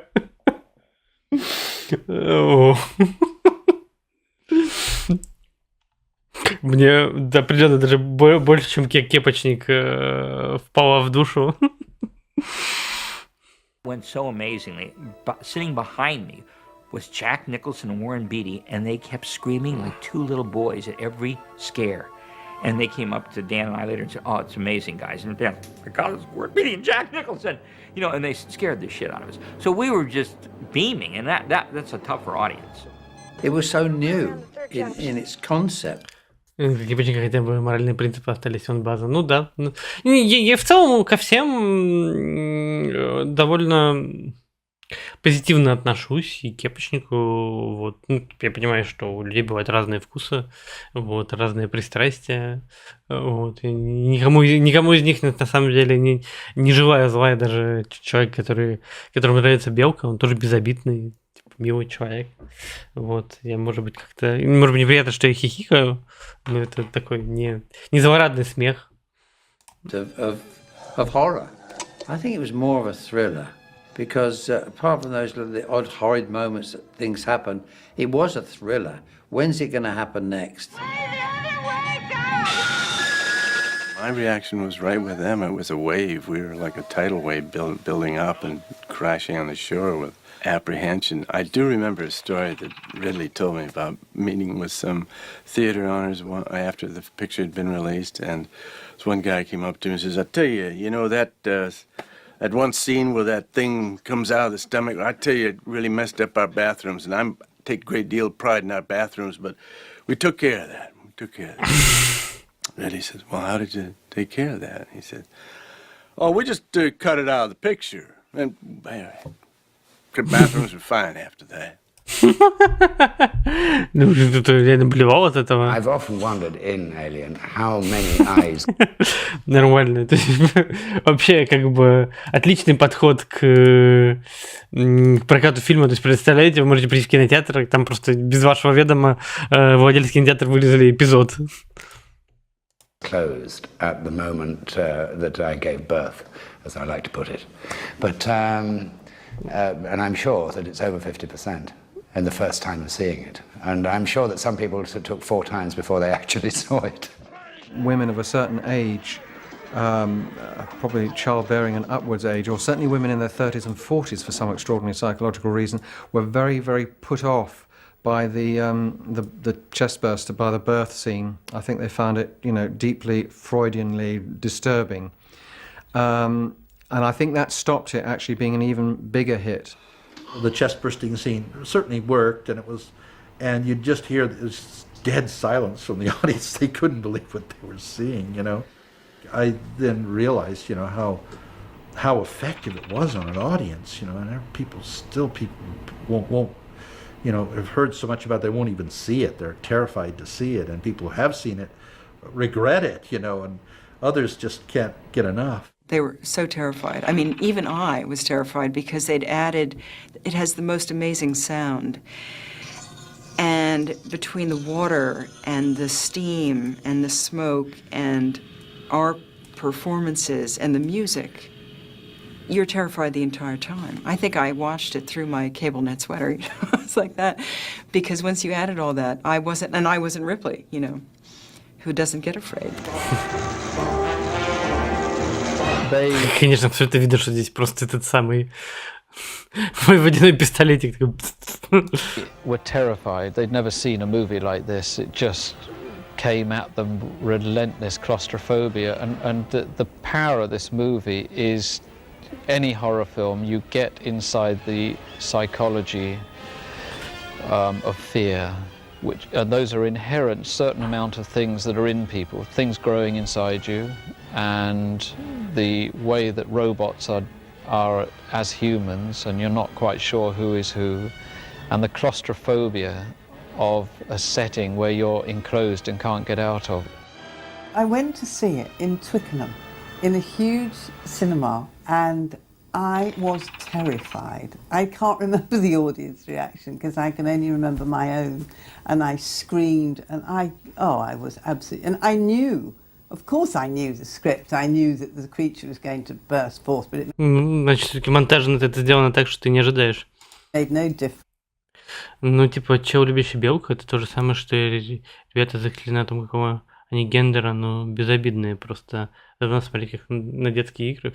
Ну, я вот думаю, что вот совершенно верно подметили, что в этом как бы и забавлен вот этот некоторый инфантилизм, и даже не то, что даже забавен, я даже сказал, даже он в чем-то милый.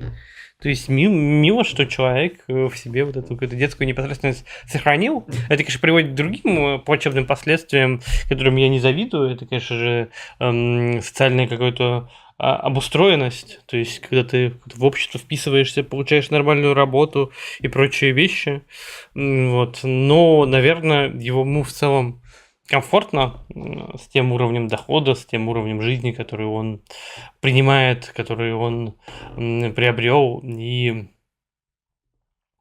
хорошо. Типа, главное, чтобы ему было хорошо. Вот, безвредный человек вроде бы. Здравствуйте, Урду, приветствую вас, рад вас видеть. I was petrified. People were so into it. It was the first time we'd shown space to be a real place, you know, filthy, greasy, grimy, with real people in it, you know, certainly the opposite of 2001, which is a movie I've always found it hard to sit through, frankly, because it's so sterile and still. And this was, you know, and it was, I have to say, so much of... Там был забавный твит 14-летнего гендерфлюида, который после принятия Трампа закона о том, что в США теперь только два гендера, такой, я больше не трансби, меня за это никто не убьет, поэтому мне придется убить себя самому. Как будто в 14 лет уже и экзистенциальный кризис, оказывается, еще и годик, и в 15 будет кризис среднего возраста, хорошая молодежь живет.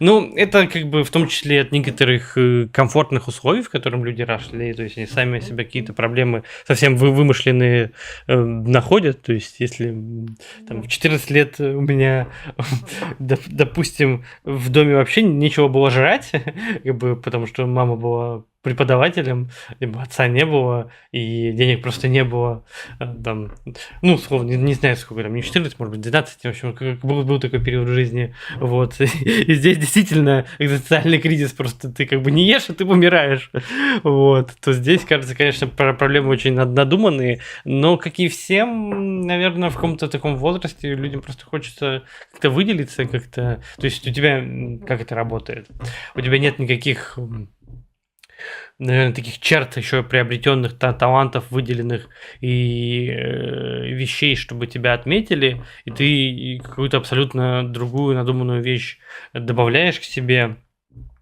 к своей жизни, чтобы казаться не таким, как все. То есть, наверное, там в наше время это были какие-то субкультуры, которые казались там важными, какой-то вещью, важным как бы наполнением жизни. Ну, это схожая вещь с культурой. Какие сейчас для многих политические взгляды, это тоже своего рода культура, способ выделиться. Там, я коммунист, я анкаповец и еще что-то прочее. Я недавно задумался, какого я гендера. Конторского, я предполагаю. И как там с гендером? Потому что я в России родился, и моя единственная проблема — это что сказал маргинал по поводу того, что он маскинул Зигу. Маргинал что-то по этому поводу уже сказал. Да ладно, один раз зиганул. Господи. Это, кстати, тоже очень поражает. Я удивлен, насколько... Вы представляете, насколько людям хорошо живется в России и в целом хорошо живется, потому что реально все, что они обсуждают, все, что их волнует, это то, что Илон Маск там как-то потянул ручку, вот, и как бы все просто, все застопорилось. Насколько у людей есть время, насколько люди сыты, довольны, насколько их вообще ничего не волнует, что они готовы в интернете просто творить миллион мемов, кучу раз это пересылать, писать про это, о том, как Илон Маск не это самое неловко рукой подвигал. In it, his no bullshit kind of approach. Exciting opening. It broke all the house records. It was a very good ad campaign, I thought. Simple but creepy at the same time. I think the team of Fox, people of Fox at that point in time, none of which are there anymore, really got behind the picture and sold it as hard as they could and believed in it very strongly. The graphics we brought in were two great guys. There was Steve Frankfurt, who was, pretty formidable advertising man, and Richard Greenberg, who came in with, first of all, coming into poster work, and then they came up with the... Напоминаю, что партия здравого смысла — это термин Панасенкова, и Трамп это использовал. Его показывает, это показывание Евгения Николаевича над собственно, сортиром.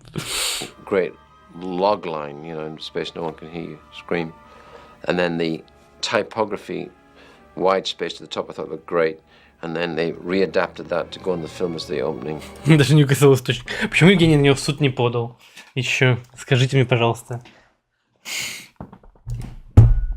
Title sequence was a kind of form of hieroglyphics, really, or a readout. You know what it is. Then it gradually spells alien. Да, это прям стало частью серии вот этого возникновения букв. Alien fulfilled a genre, and thereby put a cap on it. Alien to me is very special, and it's not just because I worked on it. I think Ridley did such an amazing job on it, and I think it's got a mythology to it. Until they start making feature movies in IMAX or in virtual reality, I don't think it's going to be possible to do anything that's that novel. Надо сделать какой-то, мне кажется, в таком случае по бабкам план, чтобы денег хватило. Как так-то? Ну, Маск — это реально какой-то пиздец. А смотрю на него, как будто бы та ютуберша VR-чат-моделька, которая от каждого слова прыгает вверх, удивительно орёт.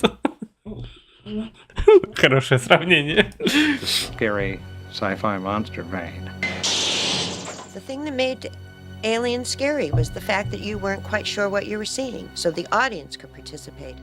It was quite a milestone. It was sort of like Howard Hawks' The Thing, which was the first film I can remember where they used a science fiction element as an element of horror to really frighten you, and this was the next ultimate step. The alien is frightening in a context much larger than outer space science fiction beings. It's fearsome in the way a child's nightmare is frightening. It's becoming more difficult to frighten people. Frighten people on a nice level, on an entertaining level, on a roller coaster ride. I think it's really why I've never done another science fiction between Blade Runner and this. I thought I hit space in the urban side of the world and sci-fi. And so, in a funny kind of way, it's good because I'll only do another science fiction if I've got a really good script. So really, finally, it's about the story. It's all about the story. The trappings, the dressing is not insignificant. It's important, and it's an art form in itself, but it's not the priority. Ridley's Alien is actually of a different genre from the other aliens, I think. How can one put it? Намного лучше, чем предыдущие. Потом просто какой-то боевичок тупой превратили. A realistic approach, as I say, a logical approach using a thriller format, which I think was terrifically successful. And I think you can follow the whole possibility of that, particularly as the more and more we know about our universe and so on, the more possible it becomes all the time. So it's not going to get unfashionable. The other aliens I would put into a different genre. I would say that they were more action-adventure films. It's one of the great franchises that we have in today's cinema, and I think it would be not very hard and not very difficult to turn it back into where it came from. I would go back to the roots of where the first one was, which is the scary monster in the dark. That is it going to jump out on you? Is it going to get you? I would have gone before, because that's what I find interesting. I want to know who that space jockey is. Well, you know, what are the aliens doing in the silo? Are they armaments? Are they shipping them somewhere? All that, and I think that, for me, is fascinating. I mean, that's what we're meant to do. You can, you know, end it and bash it on the head and bury it, but I think you can just as easily invent the end of one and the beginning of another.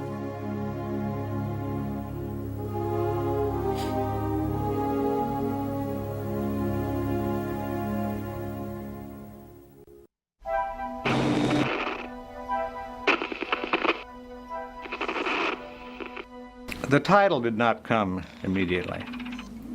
I didn't really have a title. And probably the reason for that is because the threat at the center of the story, whatever this monster or thing or danger was going to be. Ну, название удачное. Забавно, Забавно, что это слово не использовалось до этого в фильмах. Как заголовок, хотя кажется, что вроде бы оно такое как бы яркое. I had sort of everything but the threat. I just had a very cloudy, emotional feel for what that thing was to be. Didn't know what it was yet. But I had certain, you know, starting points. There was my itch to do an alien in a movie that looked real. And there was the fact that I'd met H.R. Giger in Paris and looked at some of his paintings, and I'd been struck by them. So I started putting that together. I think I went through and exhausted every possible type of science fiction threat there is. I considered them picking up an alien disease. I considered a non-physical kind of spiritual alien that would... Какой-то самый почти, как у Кубрика. У Кубрика же тоже инопланетяне в «Космической Одиссее». Это какие-то такие сгустки энергии, они не физически никак особо не воплощены. Потому что full-time трекинг, и она не садится на кресло, а нагибается, чтобы печатать. Ну, я понял, почему это, как это работает, но это странно выглядит. Possess people. I went through all the different ways you can harm the human body and all the disgusting things that can happen. And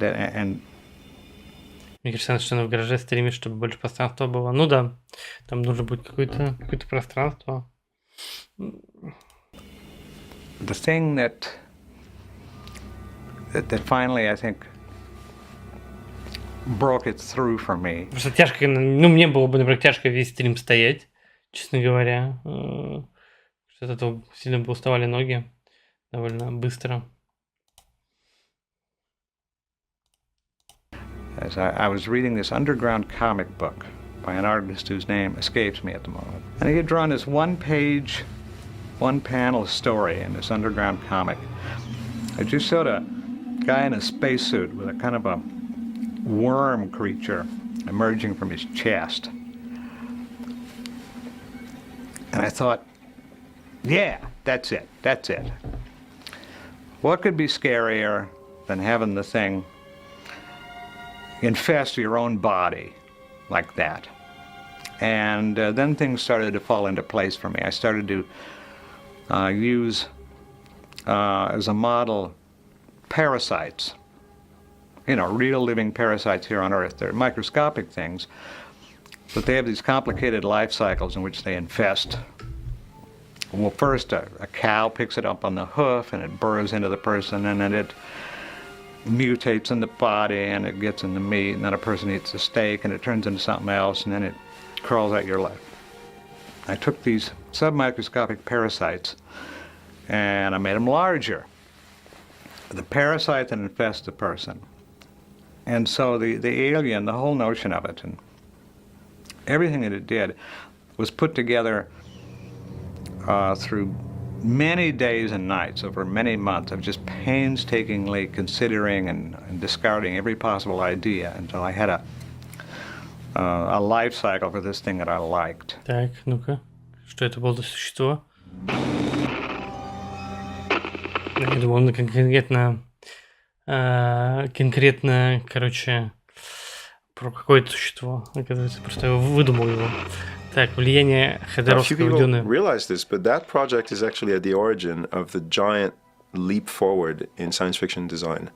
Because back then, what Jodorowsky did is he actually brought Mobius out of drawing westerns and told him to draw science fiction, which Mobius had never done.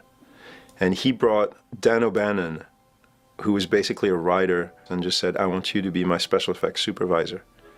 And he went and got Giger and said, I want you to design some of the stuff for Dune. And he was friends with Dali at the time and said, I want you to come in and just be credible for all of us, you know. And he went and got...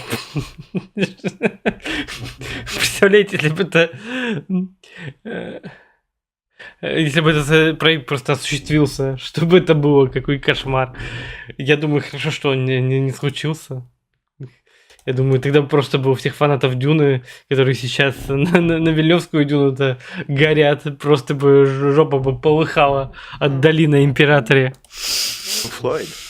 And I remember Mobius saying, you know, I had one pink on one side and one Floyd on the other, and he was there drawing while the guys were hovering. And this was going to be the Dune project. Now, the whole thing capsized and just disappeared into thin air. Dan O'Bannon went back to America, wrote Star Beast, and Star Beast became Alien. This is after he'd done Dark Star. So by the time by the time Dan O'Bannon was actually with Ridley, suddenly, mysteriously, that same crew came back again, which was Giger and Mobius. If you actually get to see the book, which I have, you know, I have a copy of it, with all the designs from that time period, you go, oh my God, you've got a whole history of the evolution, the revolution in science fiction design in the early 70s. I mean, there's like such an incredible loop, you know, where suddenly you understand why that paradigm shift in science fiction at that time. Because up to that почему что они мало говорят про космическую Одиссею, point, basically science fiction, you know, had gone as far as 2001 in the best of cases. And maybe Silent Running, which is kind of an adult picture. It was a great picture, but design-wise, there wasn't much to it. Nobody had that extra edge of vision yet. So in many ways, you know, some of us think Jodorowsky is actually the grandfather of a whole school of thinking in science fiction.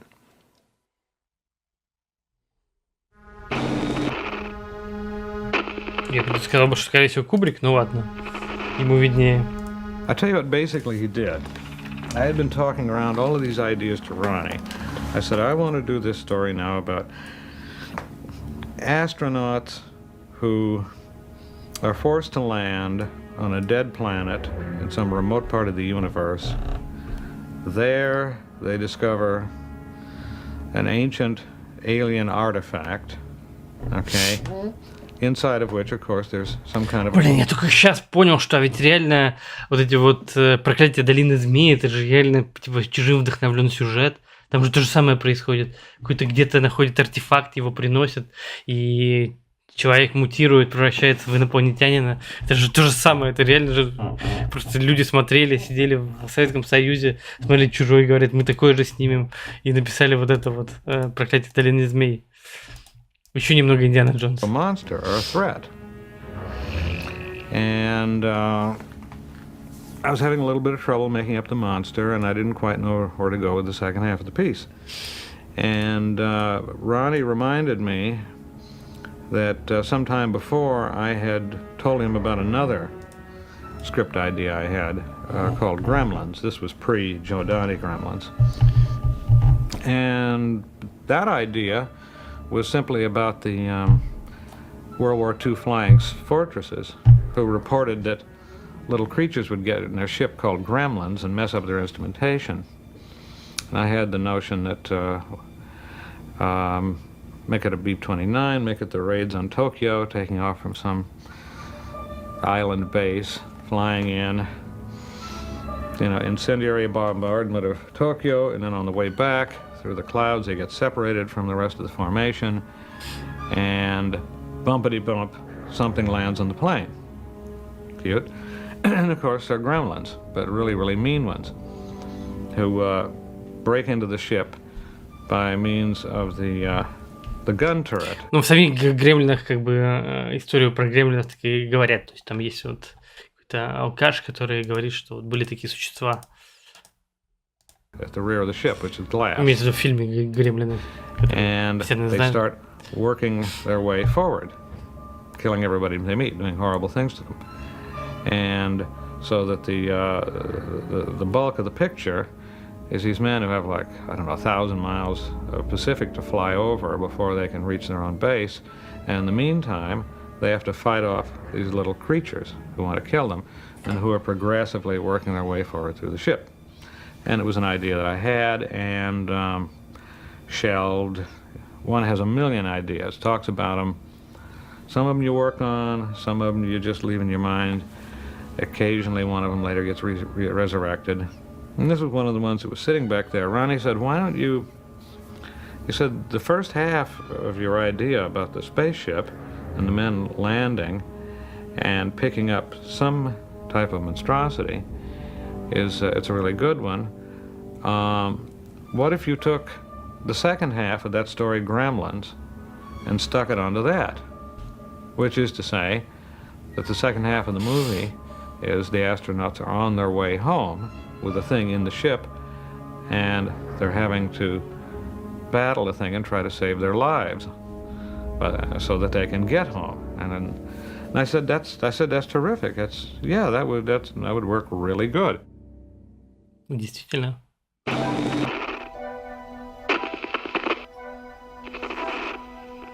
The thing that Jules did for me was completely opposite. Главное, насколько весь этот материал здесь, когда нам рассказывают про него, мы понимаем, насколько все это пластично, насколько все это вот со временем как-то формируется в качан потихонечку, помаленечку. Тут идея, там идея.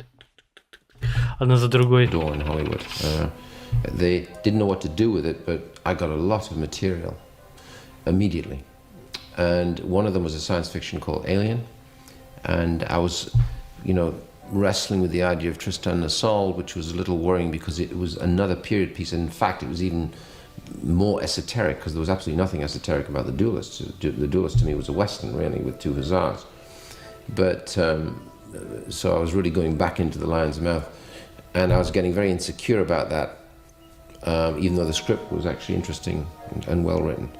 And I read the Alien, decided I couldn't possibly take another chance on doing another period piece at this point in time, and I called them up and I was in Hollywood in 24 hours. But I'd seen, when I'd been showing the Duelists... Кстати, уже пошли такие отрывки, которые повторяются, то есть, не расширенные те же части интервью, но повторяющиеся мы уже слушали до этого. Не сегодня, но в предыдущий раз. That Star Wars was made. So I went along to Hollywood Boulevard, and I'd never really experienced audience participation like that. It was the first or third week of the opening of Star Wars, the first really Star Wars for me, which was by far the best one. And that kind of knocked me off my feet. I thought, God, this guy is doing this, and I'm, going back and doing something else, which is incredibly esoteric and nobody will ever, I'll have me. А вот я считаю, что Ридли Скотт херню насочинял, у меня в голове свой лор. Вообще, мы понимаем, что никакого лора, какой-то идеи, проработки нету. Все это просто вот как снеговик, который как бы катится, и вот этот шар образовывается, цепляя что-то вокруг. My mom will see it. Конечно, это забавно, когда люди думают, что какой-то канон есть, когда мы видим, как это происходило. I should be really thinking of something else. About 2 weeks later, I was offered a script for Alien. And so that's how it happened. I'd already seen, 5 years before that, probably 2001, which had already stuck in my mind is, okay, this seems to be the threshold of the kind of science fiction that I would like to do, because it's the first time I've met reality, right? In that genre. I think I was the right director to do science fiction because I didn't know much about it, and therefore I didn't believe in it. But I was intrigued enough by the dynamics of the story, of the script, the outrageous dynamics of... Как дурачки, которые с каноном Фоуча носятся. Причем на канон Фоуча насрали оригинальные создатели еще во второй части. Просто, типа, если ты играешь вторую часть, то, как бы, у тебя хоть чуть-чуть мозги есть, вот чуть-чуточку у тебя мозги есть, ты понимаешь, что там просто, как бы, стёб на стёбе над самим собой. Как бы, как в комедийном каком-то произведении может быть какой-то лор. В каком-нибудь там, не знаю, в полицейской академии лор. Вот, примерно вот то же самое. To say, I think I can do something with this. Ну да, что там только нету. Там есть телепатическая связь старейшины с тобой. Там есть отсылки на Монти Пайтон и Священный Грааль. Буквально сцена такая же. Там что там еще есть? Там есть разные, как бы, игры, как бы, разные отсылки на кучу произведений фантастики и не фантастики.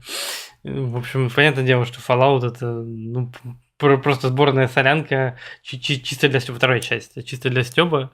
И, как бы, говорить про War Fallout это тоже очень странная вещь. И об этом трястись тоже странно. Ну, я вообще, как бы, сейчас понял, что, как бы, мне пофигу на вот эти все какие-то лоровые и нелоровые вещи. Главное, чтобы, типа, контент был интересный. Типа, если контент не интересен, как бы, я не пытаюсь как-то его с чем-то сличить. Вот. Я пытаюсь понять, мне кайфово сейчас от этого или нет. Это так, на самом деле, себя ограничивать, думать про лор.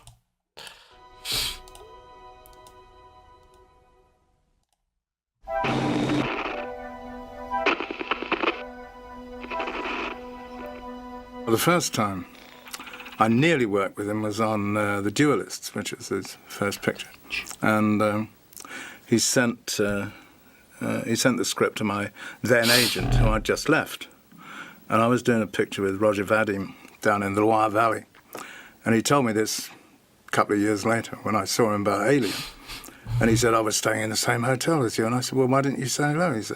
He said because you hadn't replied to the fact that I'd sent you a script. And I thought, sod him, why should I talk to him? So he didn't talk to me.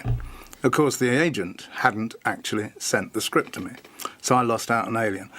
Then we did on The Duelist, and then we did Alien, and I did, I think, about 3 days on that, plus all the building of the chest and the neck and the head and all that stuff, And after 3 days...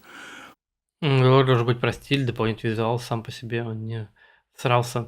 Ну, наверное, да. Наверное, должен быть не лор, а какой-то дизайн-код узнаваемый для понимания, что, как бы, у нас как-то все вот вместе происходит. Да и дизайн-код-то на самом деле самое главное, по сути. То есть, если подумать, то Ридли Скотт создает очень красивую картинку с этими всеми свечениями, скафандрами, и этот весь CG, какой-то этот мир с этой корпорацией смотрится очень, очень круто. Как и он также круто делает в «Бегущем по лезвию», где мы тоже верим в этот мир, который существует. I had an extremely bad bronchial attack the first time in my life, never happened since either, and ended up in intensive care and had to take 2 weeks off after that. So, I lost I couldn't work it. So sadly I missed that one.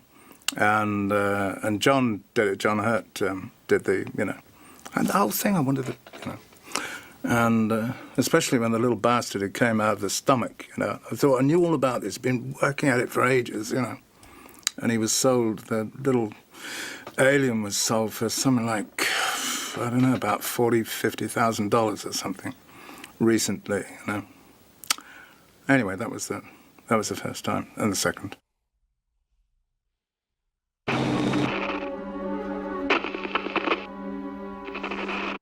Поиски правильной Рипли. We had a casting girl working for us named Mary Goldberg.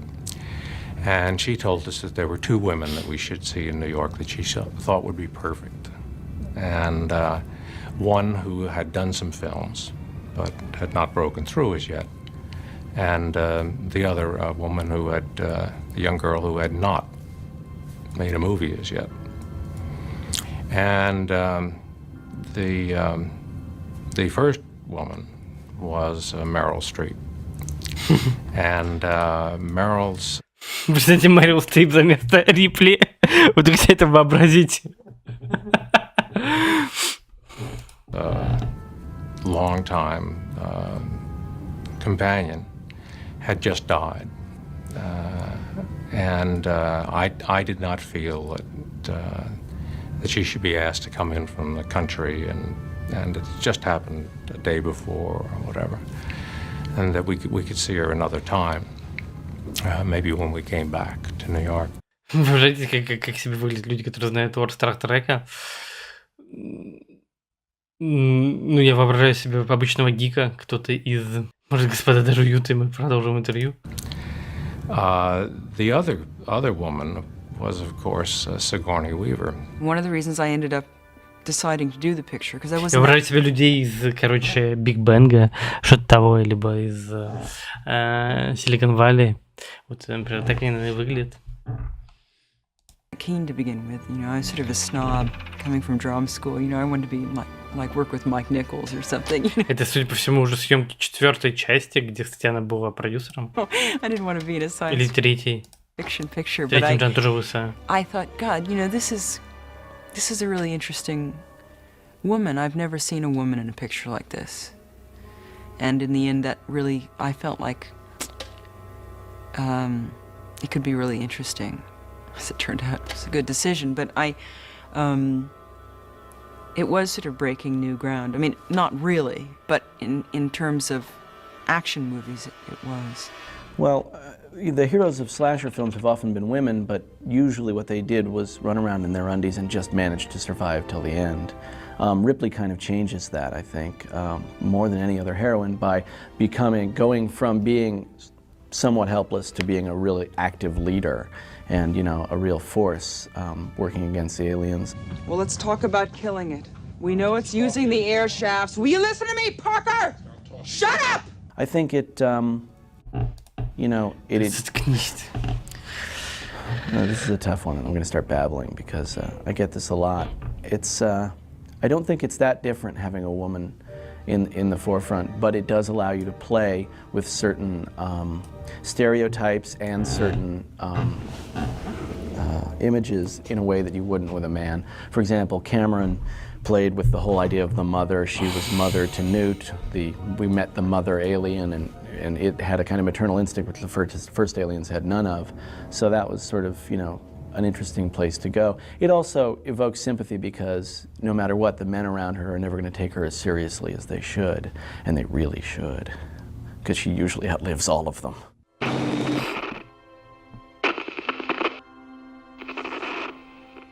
One day there was a fairly complicated setup which, as I say, Ridley directed primarily, you know, looking through the camera because he was a very visual director, as indeed Antonioni was, so everything to him was what was in the frame and, you know, objects. Ну, как еще, в том грамотный подход, вот, то есть ты понимаешь, как это выглядит в кадре, и уже это направляешь, потому что все, что за рамками кадра, оно не существует. And things and people were composed within that frame.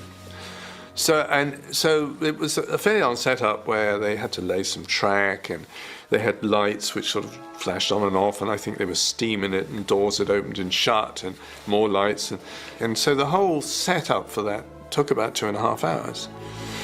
And really, you know, got it all together and, you know, had various things done and changed and so on. And finally, after about 2.5 hours, he said to the first assistant, Paul Ibbotson, he said, "Okay, I'm ready. Let's shoot it."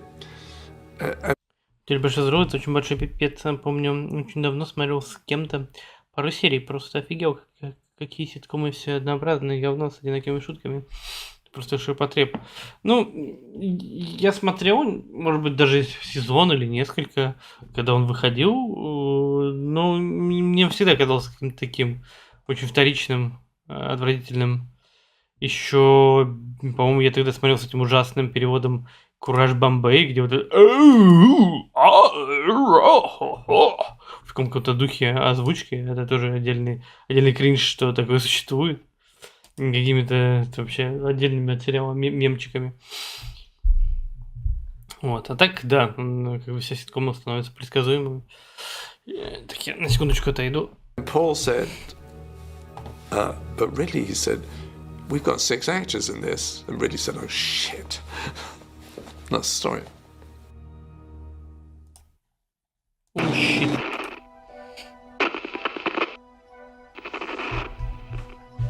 The first couple of weeks, Ridley would always say to me, you know, try not to look in the camera. And I finally said, gosh, you know, you put it right in front of me, so how can I not look at it? And then Tom Scarrett was sweet. He said, when you have to crawl, I guess we were doing some cross-the-frame stuff, and it was hard not to look, you know, kind of glance. And he said, you know, just look right below or right above or something like that. And he had to say things to me like, you know, eyes are very important in film, so you should use your eyes more. You can do a lot with just your eyes. I mean, the whole thing was such a learning experience for me. Понятно, что до этого была театральной актрисой, поэтому ей не очень понятно, как в целом работать на камеру, и что нельзя, да, желательно не смотреть в объектив, потому что тогда возникает какой-то контакт не очень уютный со зрителем, и зрителю может быть не по себе. А что вообще реально интересно можно снимать о ёбаных людях несколько лет? Просто что? Из раза в раз бытовуха, пусть то скуфы из магазина обуви или какие-то физики-теоретики из Калифорнии. Ну, все-таки, например, даже тот же «Сопрано» несет в себе какие-то ситкомовские составляющие. И, разумеется, как бы, как и любой сериал, ситком работает на некотором... Что ты сживаешь с этими персонажами, то есть, по сути, ты с ними вместе проживаешь и свою жизнь, вот, и с ней как бы растворяешься. Вот, тебе не надо знакомиться с какими-то новыми людьми, тебе комфортно со старыми персонажами, комфортно смотреть, как они там меняются, как они меняется их жизнь, ты в этом пространстве тоже начинаешь существовать. Короче, я думаю, много чего можно сделать. Ну, понятно, как это работает, вопрос, интересно ли это. Ну, наверное, в целом нет. В целом нет, но большинство людей используют сериалы для того, чтобы чем-то как бы чем-то занять вечер, и, наверное, так это работает. And so much fun, really.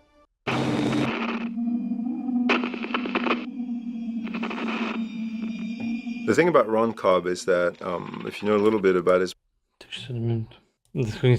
Ну, как бы ты с этим сживаешься, то есть, как бы, наверное, люди получают удовольствие от курения, несмотря на то, что они курят каждый день. Правильно? Вот это как бы такая же привычка становится. То есть ты понимаешь, что тебя что-то ждет. Вы что же на стрим приходите? Вы так же как бы со мной время проводите. Ну, это как вот на стрим приходить. Только в отличие от сериала, стрим — это интерактивный контент, на который вы можете повлиять. То есть здесь есть еще момент диалога. Вот. А в таком как бы ты становишься просто пассивным наблюдателем. То есть я могу понять, как это работает, но я не готов на это столько времени тратить. С другой стороны, на что мы еще всякое говно все равно время тратим? Background. This is a guy that is not just an illustrator, but is also a technical illustrator and an art director and a designer and somebody who could draw better than anyone on average in an industry like ours. The guy could do doors that clicked into place and opened as perfect isometric perspectives, and you could build a set just off of his drawing. You didn't have to do anything. You'd give that to a construction manager and you could just see a set go up. So I think that was part of the reason probably that he was picked to work on the first movie, because the first movie was done in England, where that kind of talent is essential and identified immediately, you know, because they don't kid around basically. English art departments, they really know what they're hiring, and that's how they work. It is a bit of a meritocracy over there, and I think also knowing a little bit about how Ridley works, it makes sense that you design from the inside out. In other words, you find out the function of a design, and you find out its place in the script, and then you build a look that's based entirely on the functionality. Соник и Носферату вышли в цифре.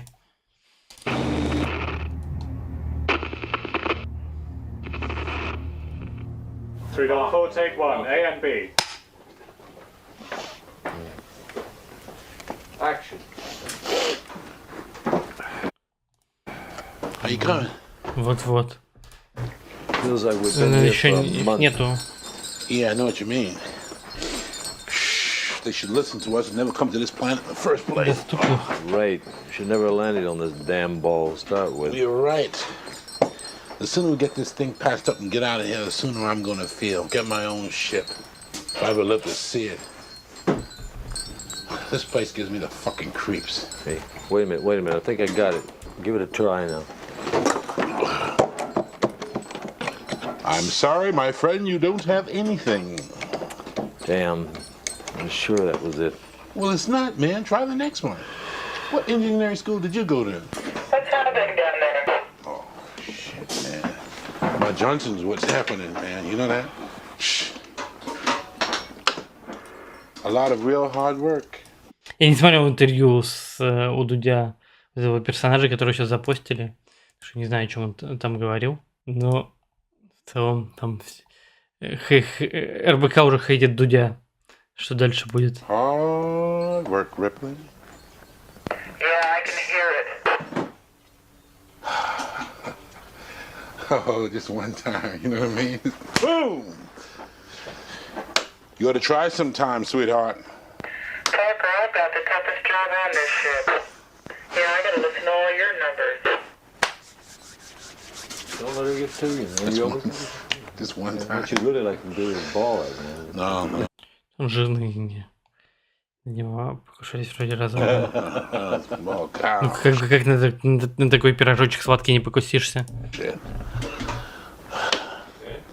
Why don't you get off my back? I'll get off your back as soon as 12 modules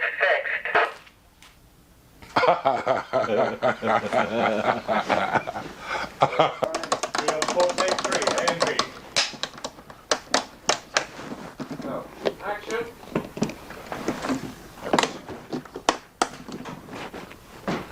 Hey, Brett, how you coming? I feel like we've been here a month. That's how I'm coming. Oh, man, stop complaining. I know how you feel. We shouldn't have come to this damn place in the first place. Never have landed on this damn ball, I know that. Well, come on, man. The sooner we patch this damn thing up, the sooner we get out of here. Get my own ship. Hope I live to see it. This place gives me the creeps. Wait a minute. I think I got it. Got something? Wait, hold it. No, that's not it.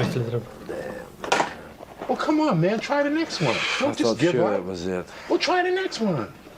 What's happening down there? Oh, my Johnson is happening, baby. That's what's happening. My Johnson is happening. A lot of work, Ripley. Real hard work. Yeah, I can hear it.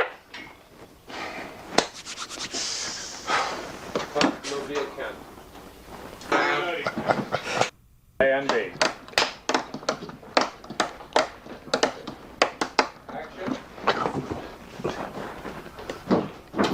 Hey, Brett, how you doing? Great. I feel like I've been here a month. Oh, come on, man. Stop complaining and fix the thing. Yeah, all right. We shouldn't have landed here in the first place, but we're here, so fix it. Should never have landed on this damn ball, I know Начали that. просто дубли показать. You're right. But the sooner we patch this thing up, the sooner we can get out of here. Now fix the damn thing.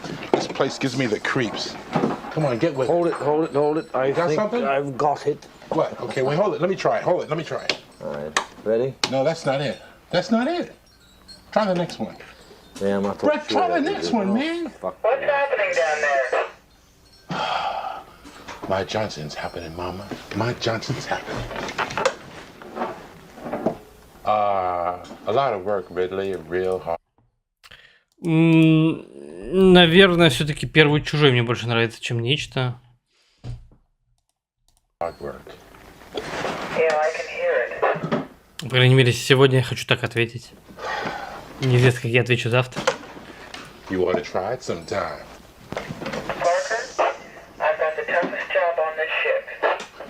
Но, с другой стороны, нечто это, по сути, сосисочная вечеринка. А сосисочная вечеринка это по-нашему. Правильно, мужики?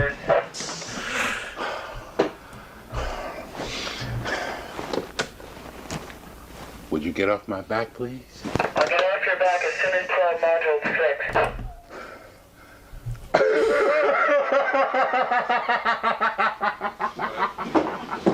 Good. Running. 304, take 6. Cameras A and B. Fascinating. Action.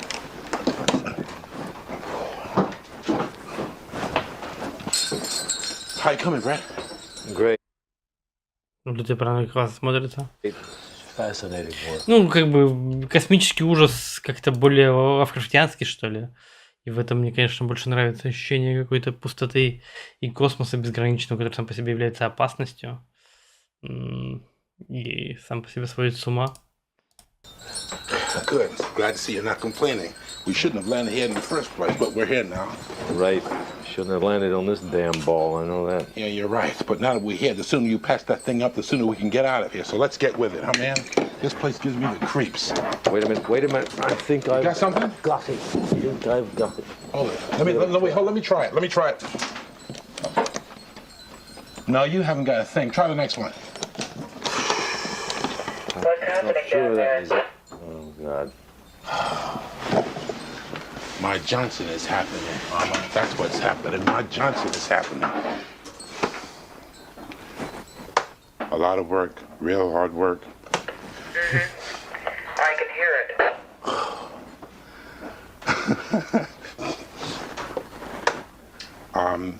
Could you please get off my back? Женщины, люди I'll get работают. off your back as soon as 12 modules fixed.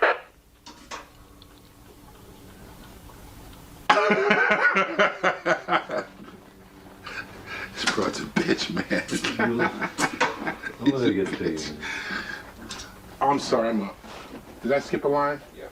I'm sorry. Running. Mark it. 304, take 7, A and B.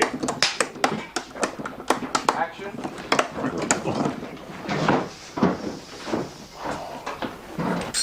How you coming, man? Great. This is a real challenge. Good, man. I'm glad to see you're not complaining, Brett. They should have listened to us and never come to this planet in the first place. Right. Shouldn't have landed on this damn ball, I know that. You're right, but now the sooner you get that thing patched up, the sooner we can get out of here. This place gives me the creeps. Wait a minute. Hold on. You got something? I think I've got it. Okay, hold it. Wait, let me try. All right, ready? Okay. No, you got nothing. Try the next one. Man, I was sure that was it. But it's not, man. Go ahead, try the next one. Come on, Give Brett. me a break. Try the next Give me one, a man. break. What's happening down there?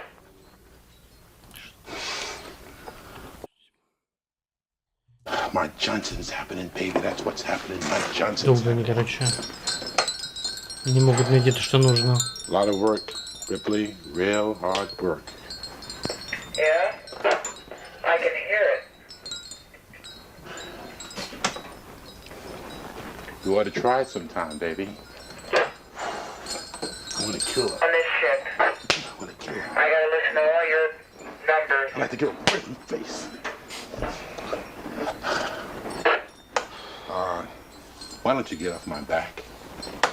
I'll get off your back as soon as 12 modules fixed. Should I hit the box? Can I hit the box? Smart mouth broad, huh? Can you believe that broad, huh? Так.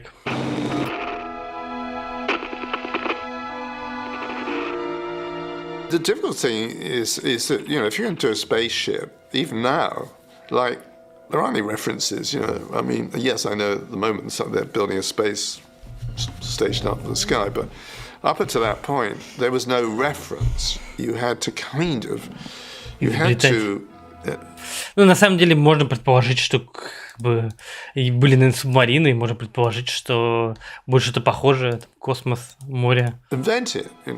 I figured along the way it should be dirty and used, because I think I've been doing a lot of traveling to and from, both in commercials and, you know, doing a lot of 747 and 707 traveling. And I noticed that all the planes that always start off super clean and beautiful, gradually they're getting worn out. And then gradually... Ну, здесь крутой дизайн, само как все это выглядит, конечно, тоже They're сделано. introducing in the lavatories and the instruction sheets multilingual instructions. And, you know, I noticed the formicas getting chipped.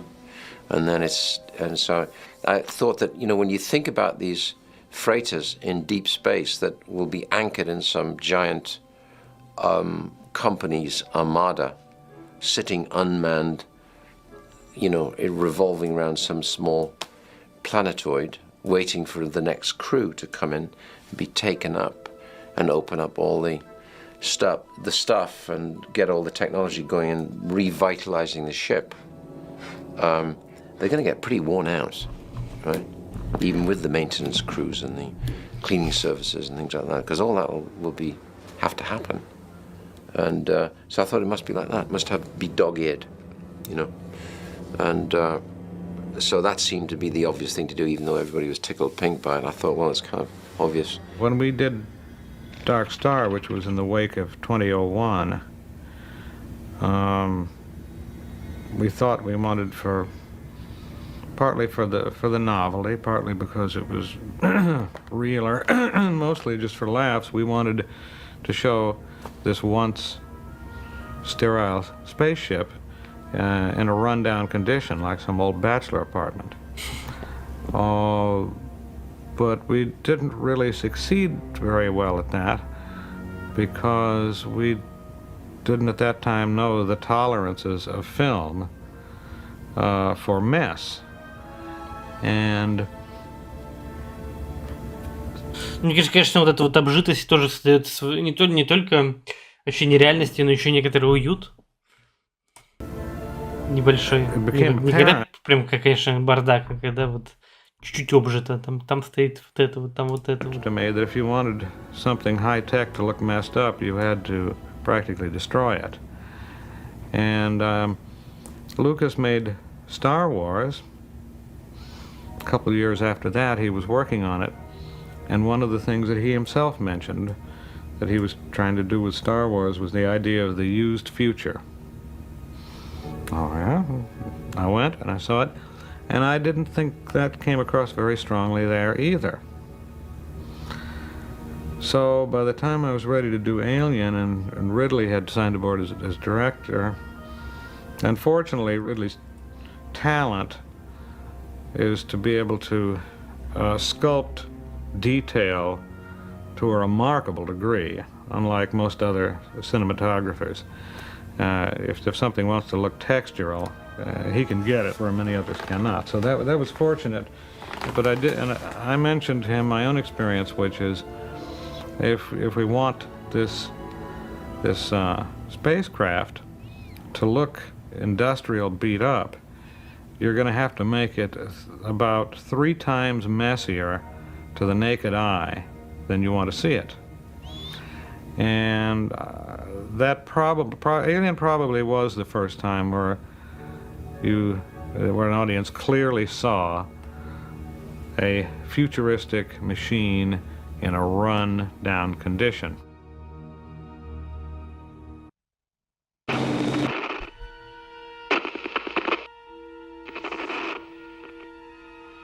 Покажут, как они тренировали движение. Кстати, одно из худших моментов это вот, что он вот как-то с руками вот так вот ходит. Выставив. Мне кажется, сам актер, который играл Чужого, у него, конечно, такое тоже гротескное тело.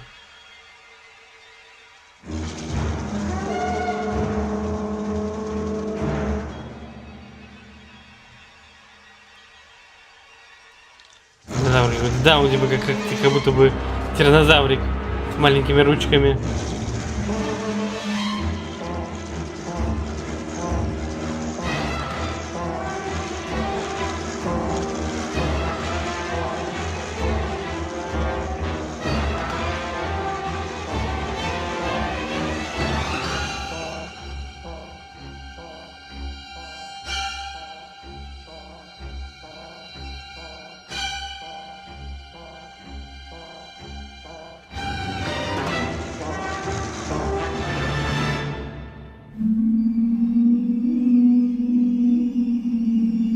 Ну, он реально не страшный. Конечно, ты боишься, что ты когда бьешь в истерике, когда его видишь, его нету.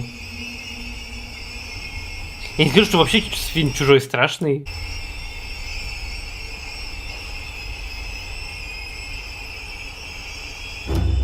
Хотя быть как бы оплодотворенным фейсхаггером, наверное, осознавать себя жутко. Да и как бы вот это вот и в нечто самое страшное, наверное, слиться с этим нечто, потерять себя. А в оплодотворении фейсхаггером, наверное, страшно то, что это необратимо.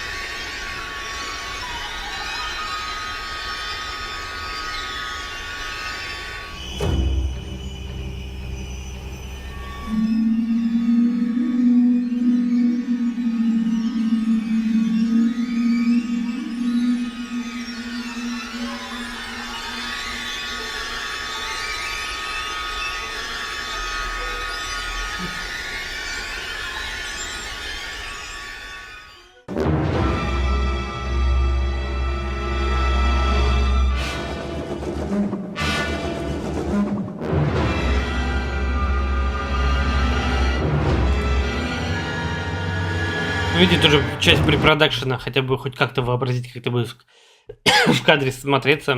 И еще из-за того, что у него темная кожа, вот, это тоже, ну, меньше пришлось что-то делать, потому что если бы это был человек с светлой кожей, это было бы смешно. А так как у него темная кожа, он смотрит как такой, как тень чужого, как силуэт.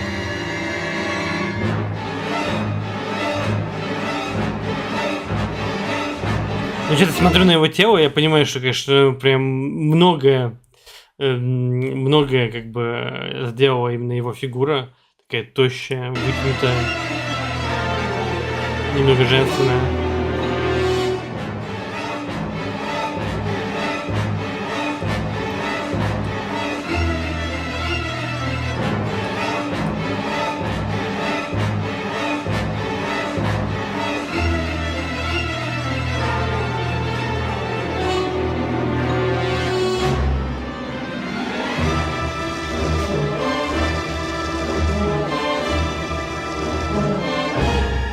Есть, ну понятно, что он как бы попросили его прям на точке, кстати, света, чтобы посмотреть, как будет играть при освещении голова, его тело.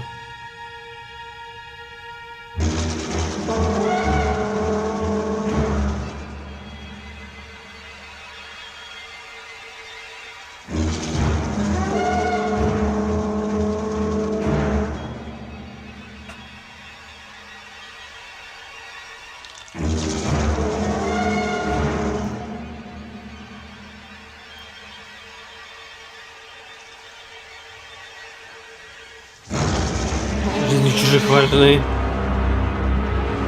Очень важная.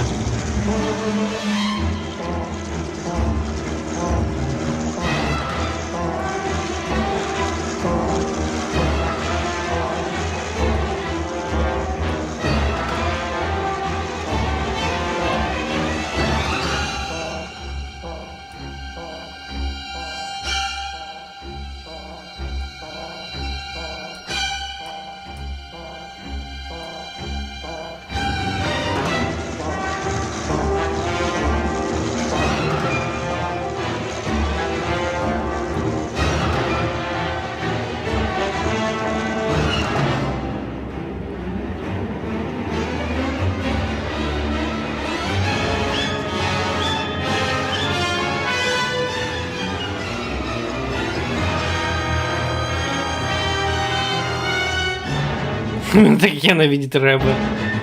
Уверен. Яна, не Настя.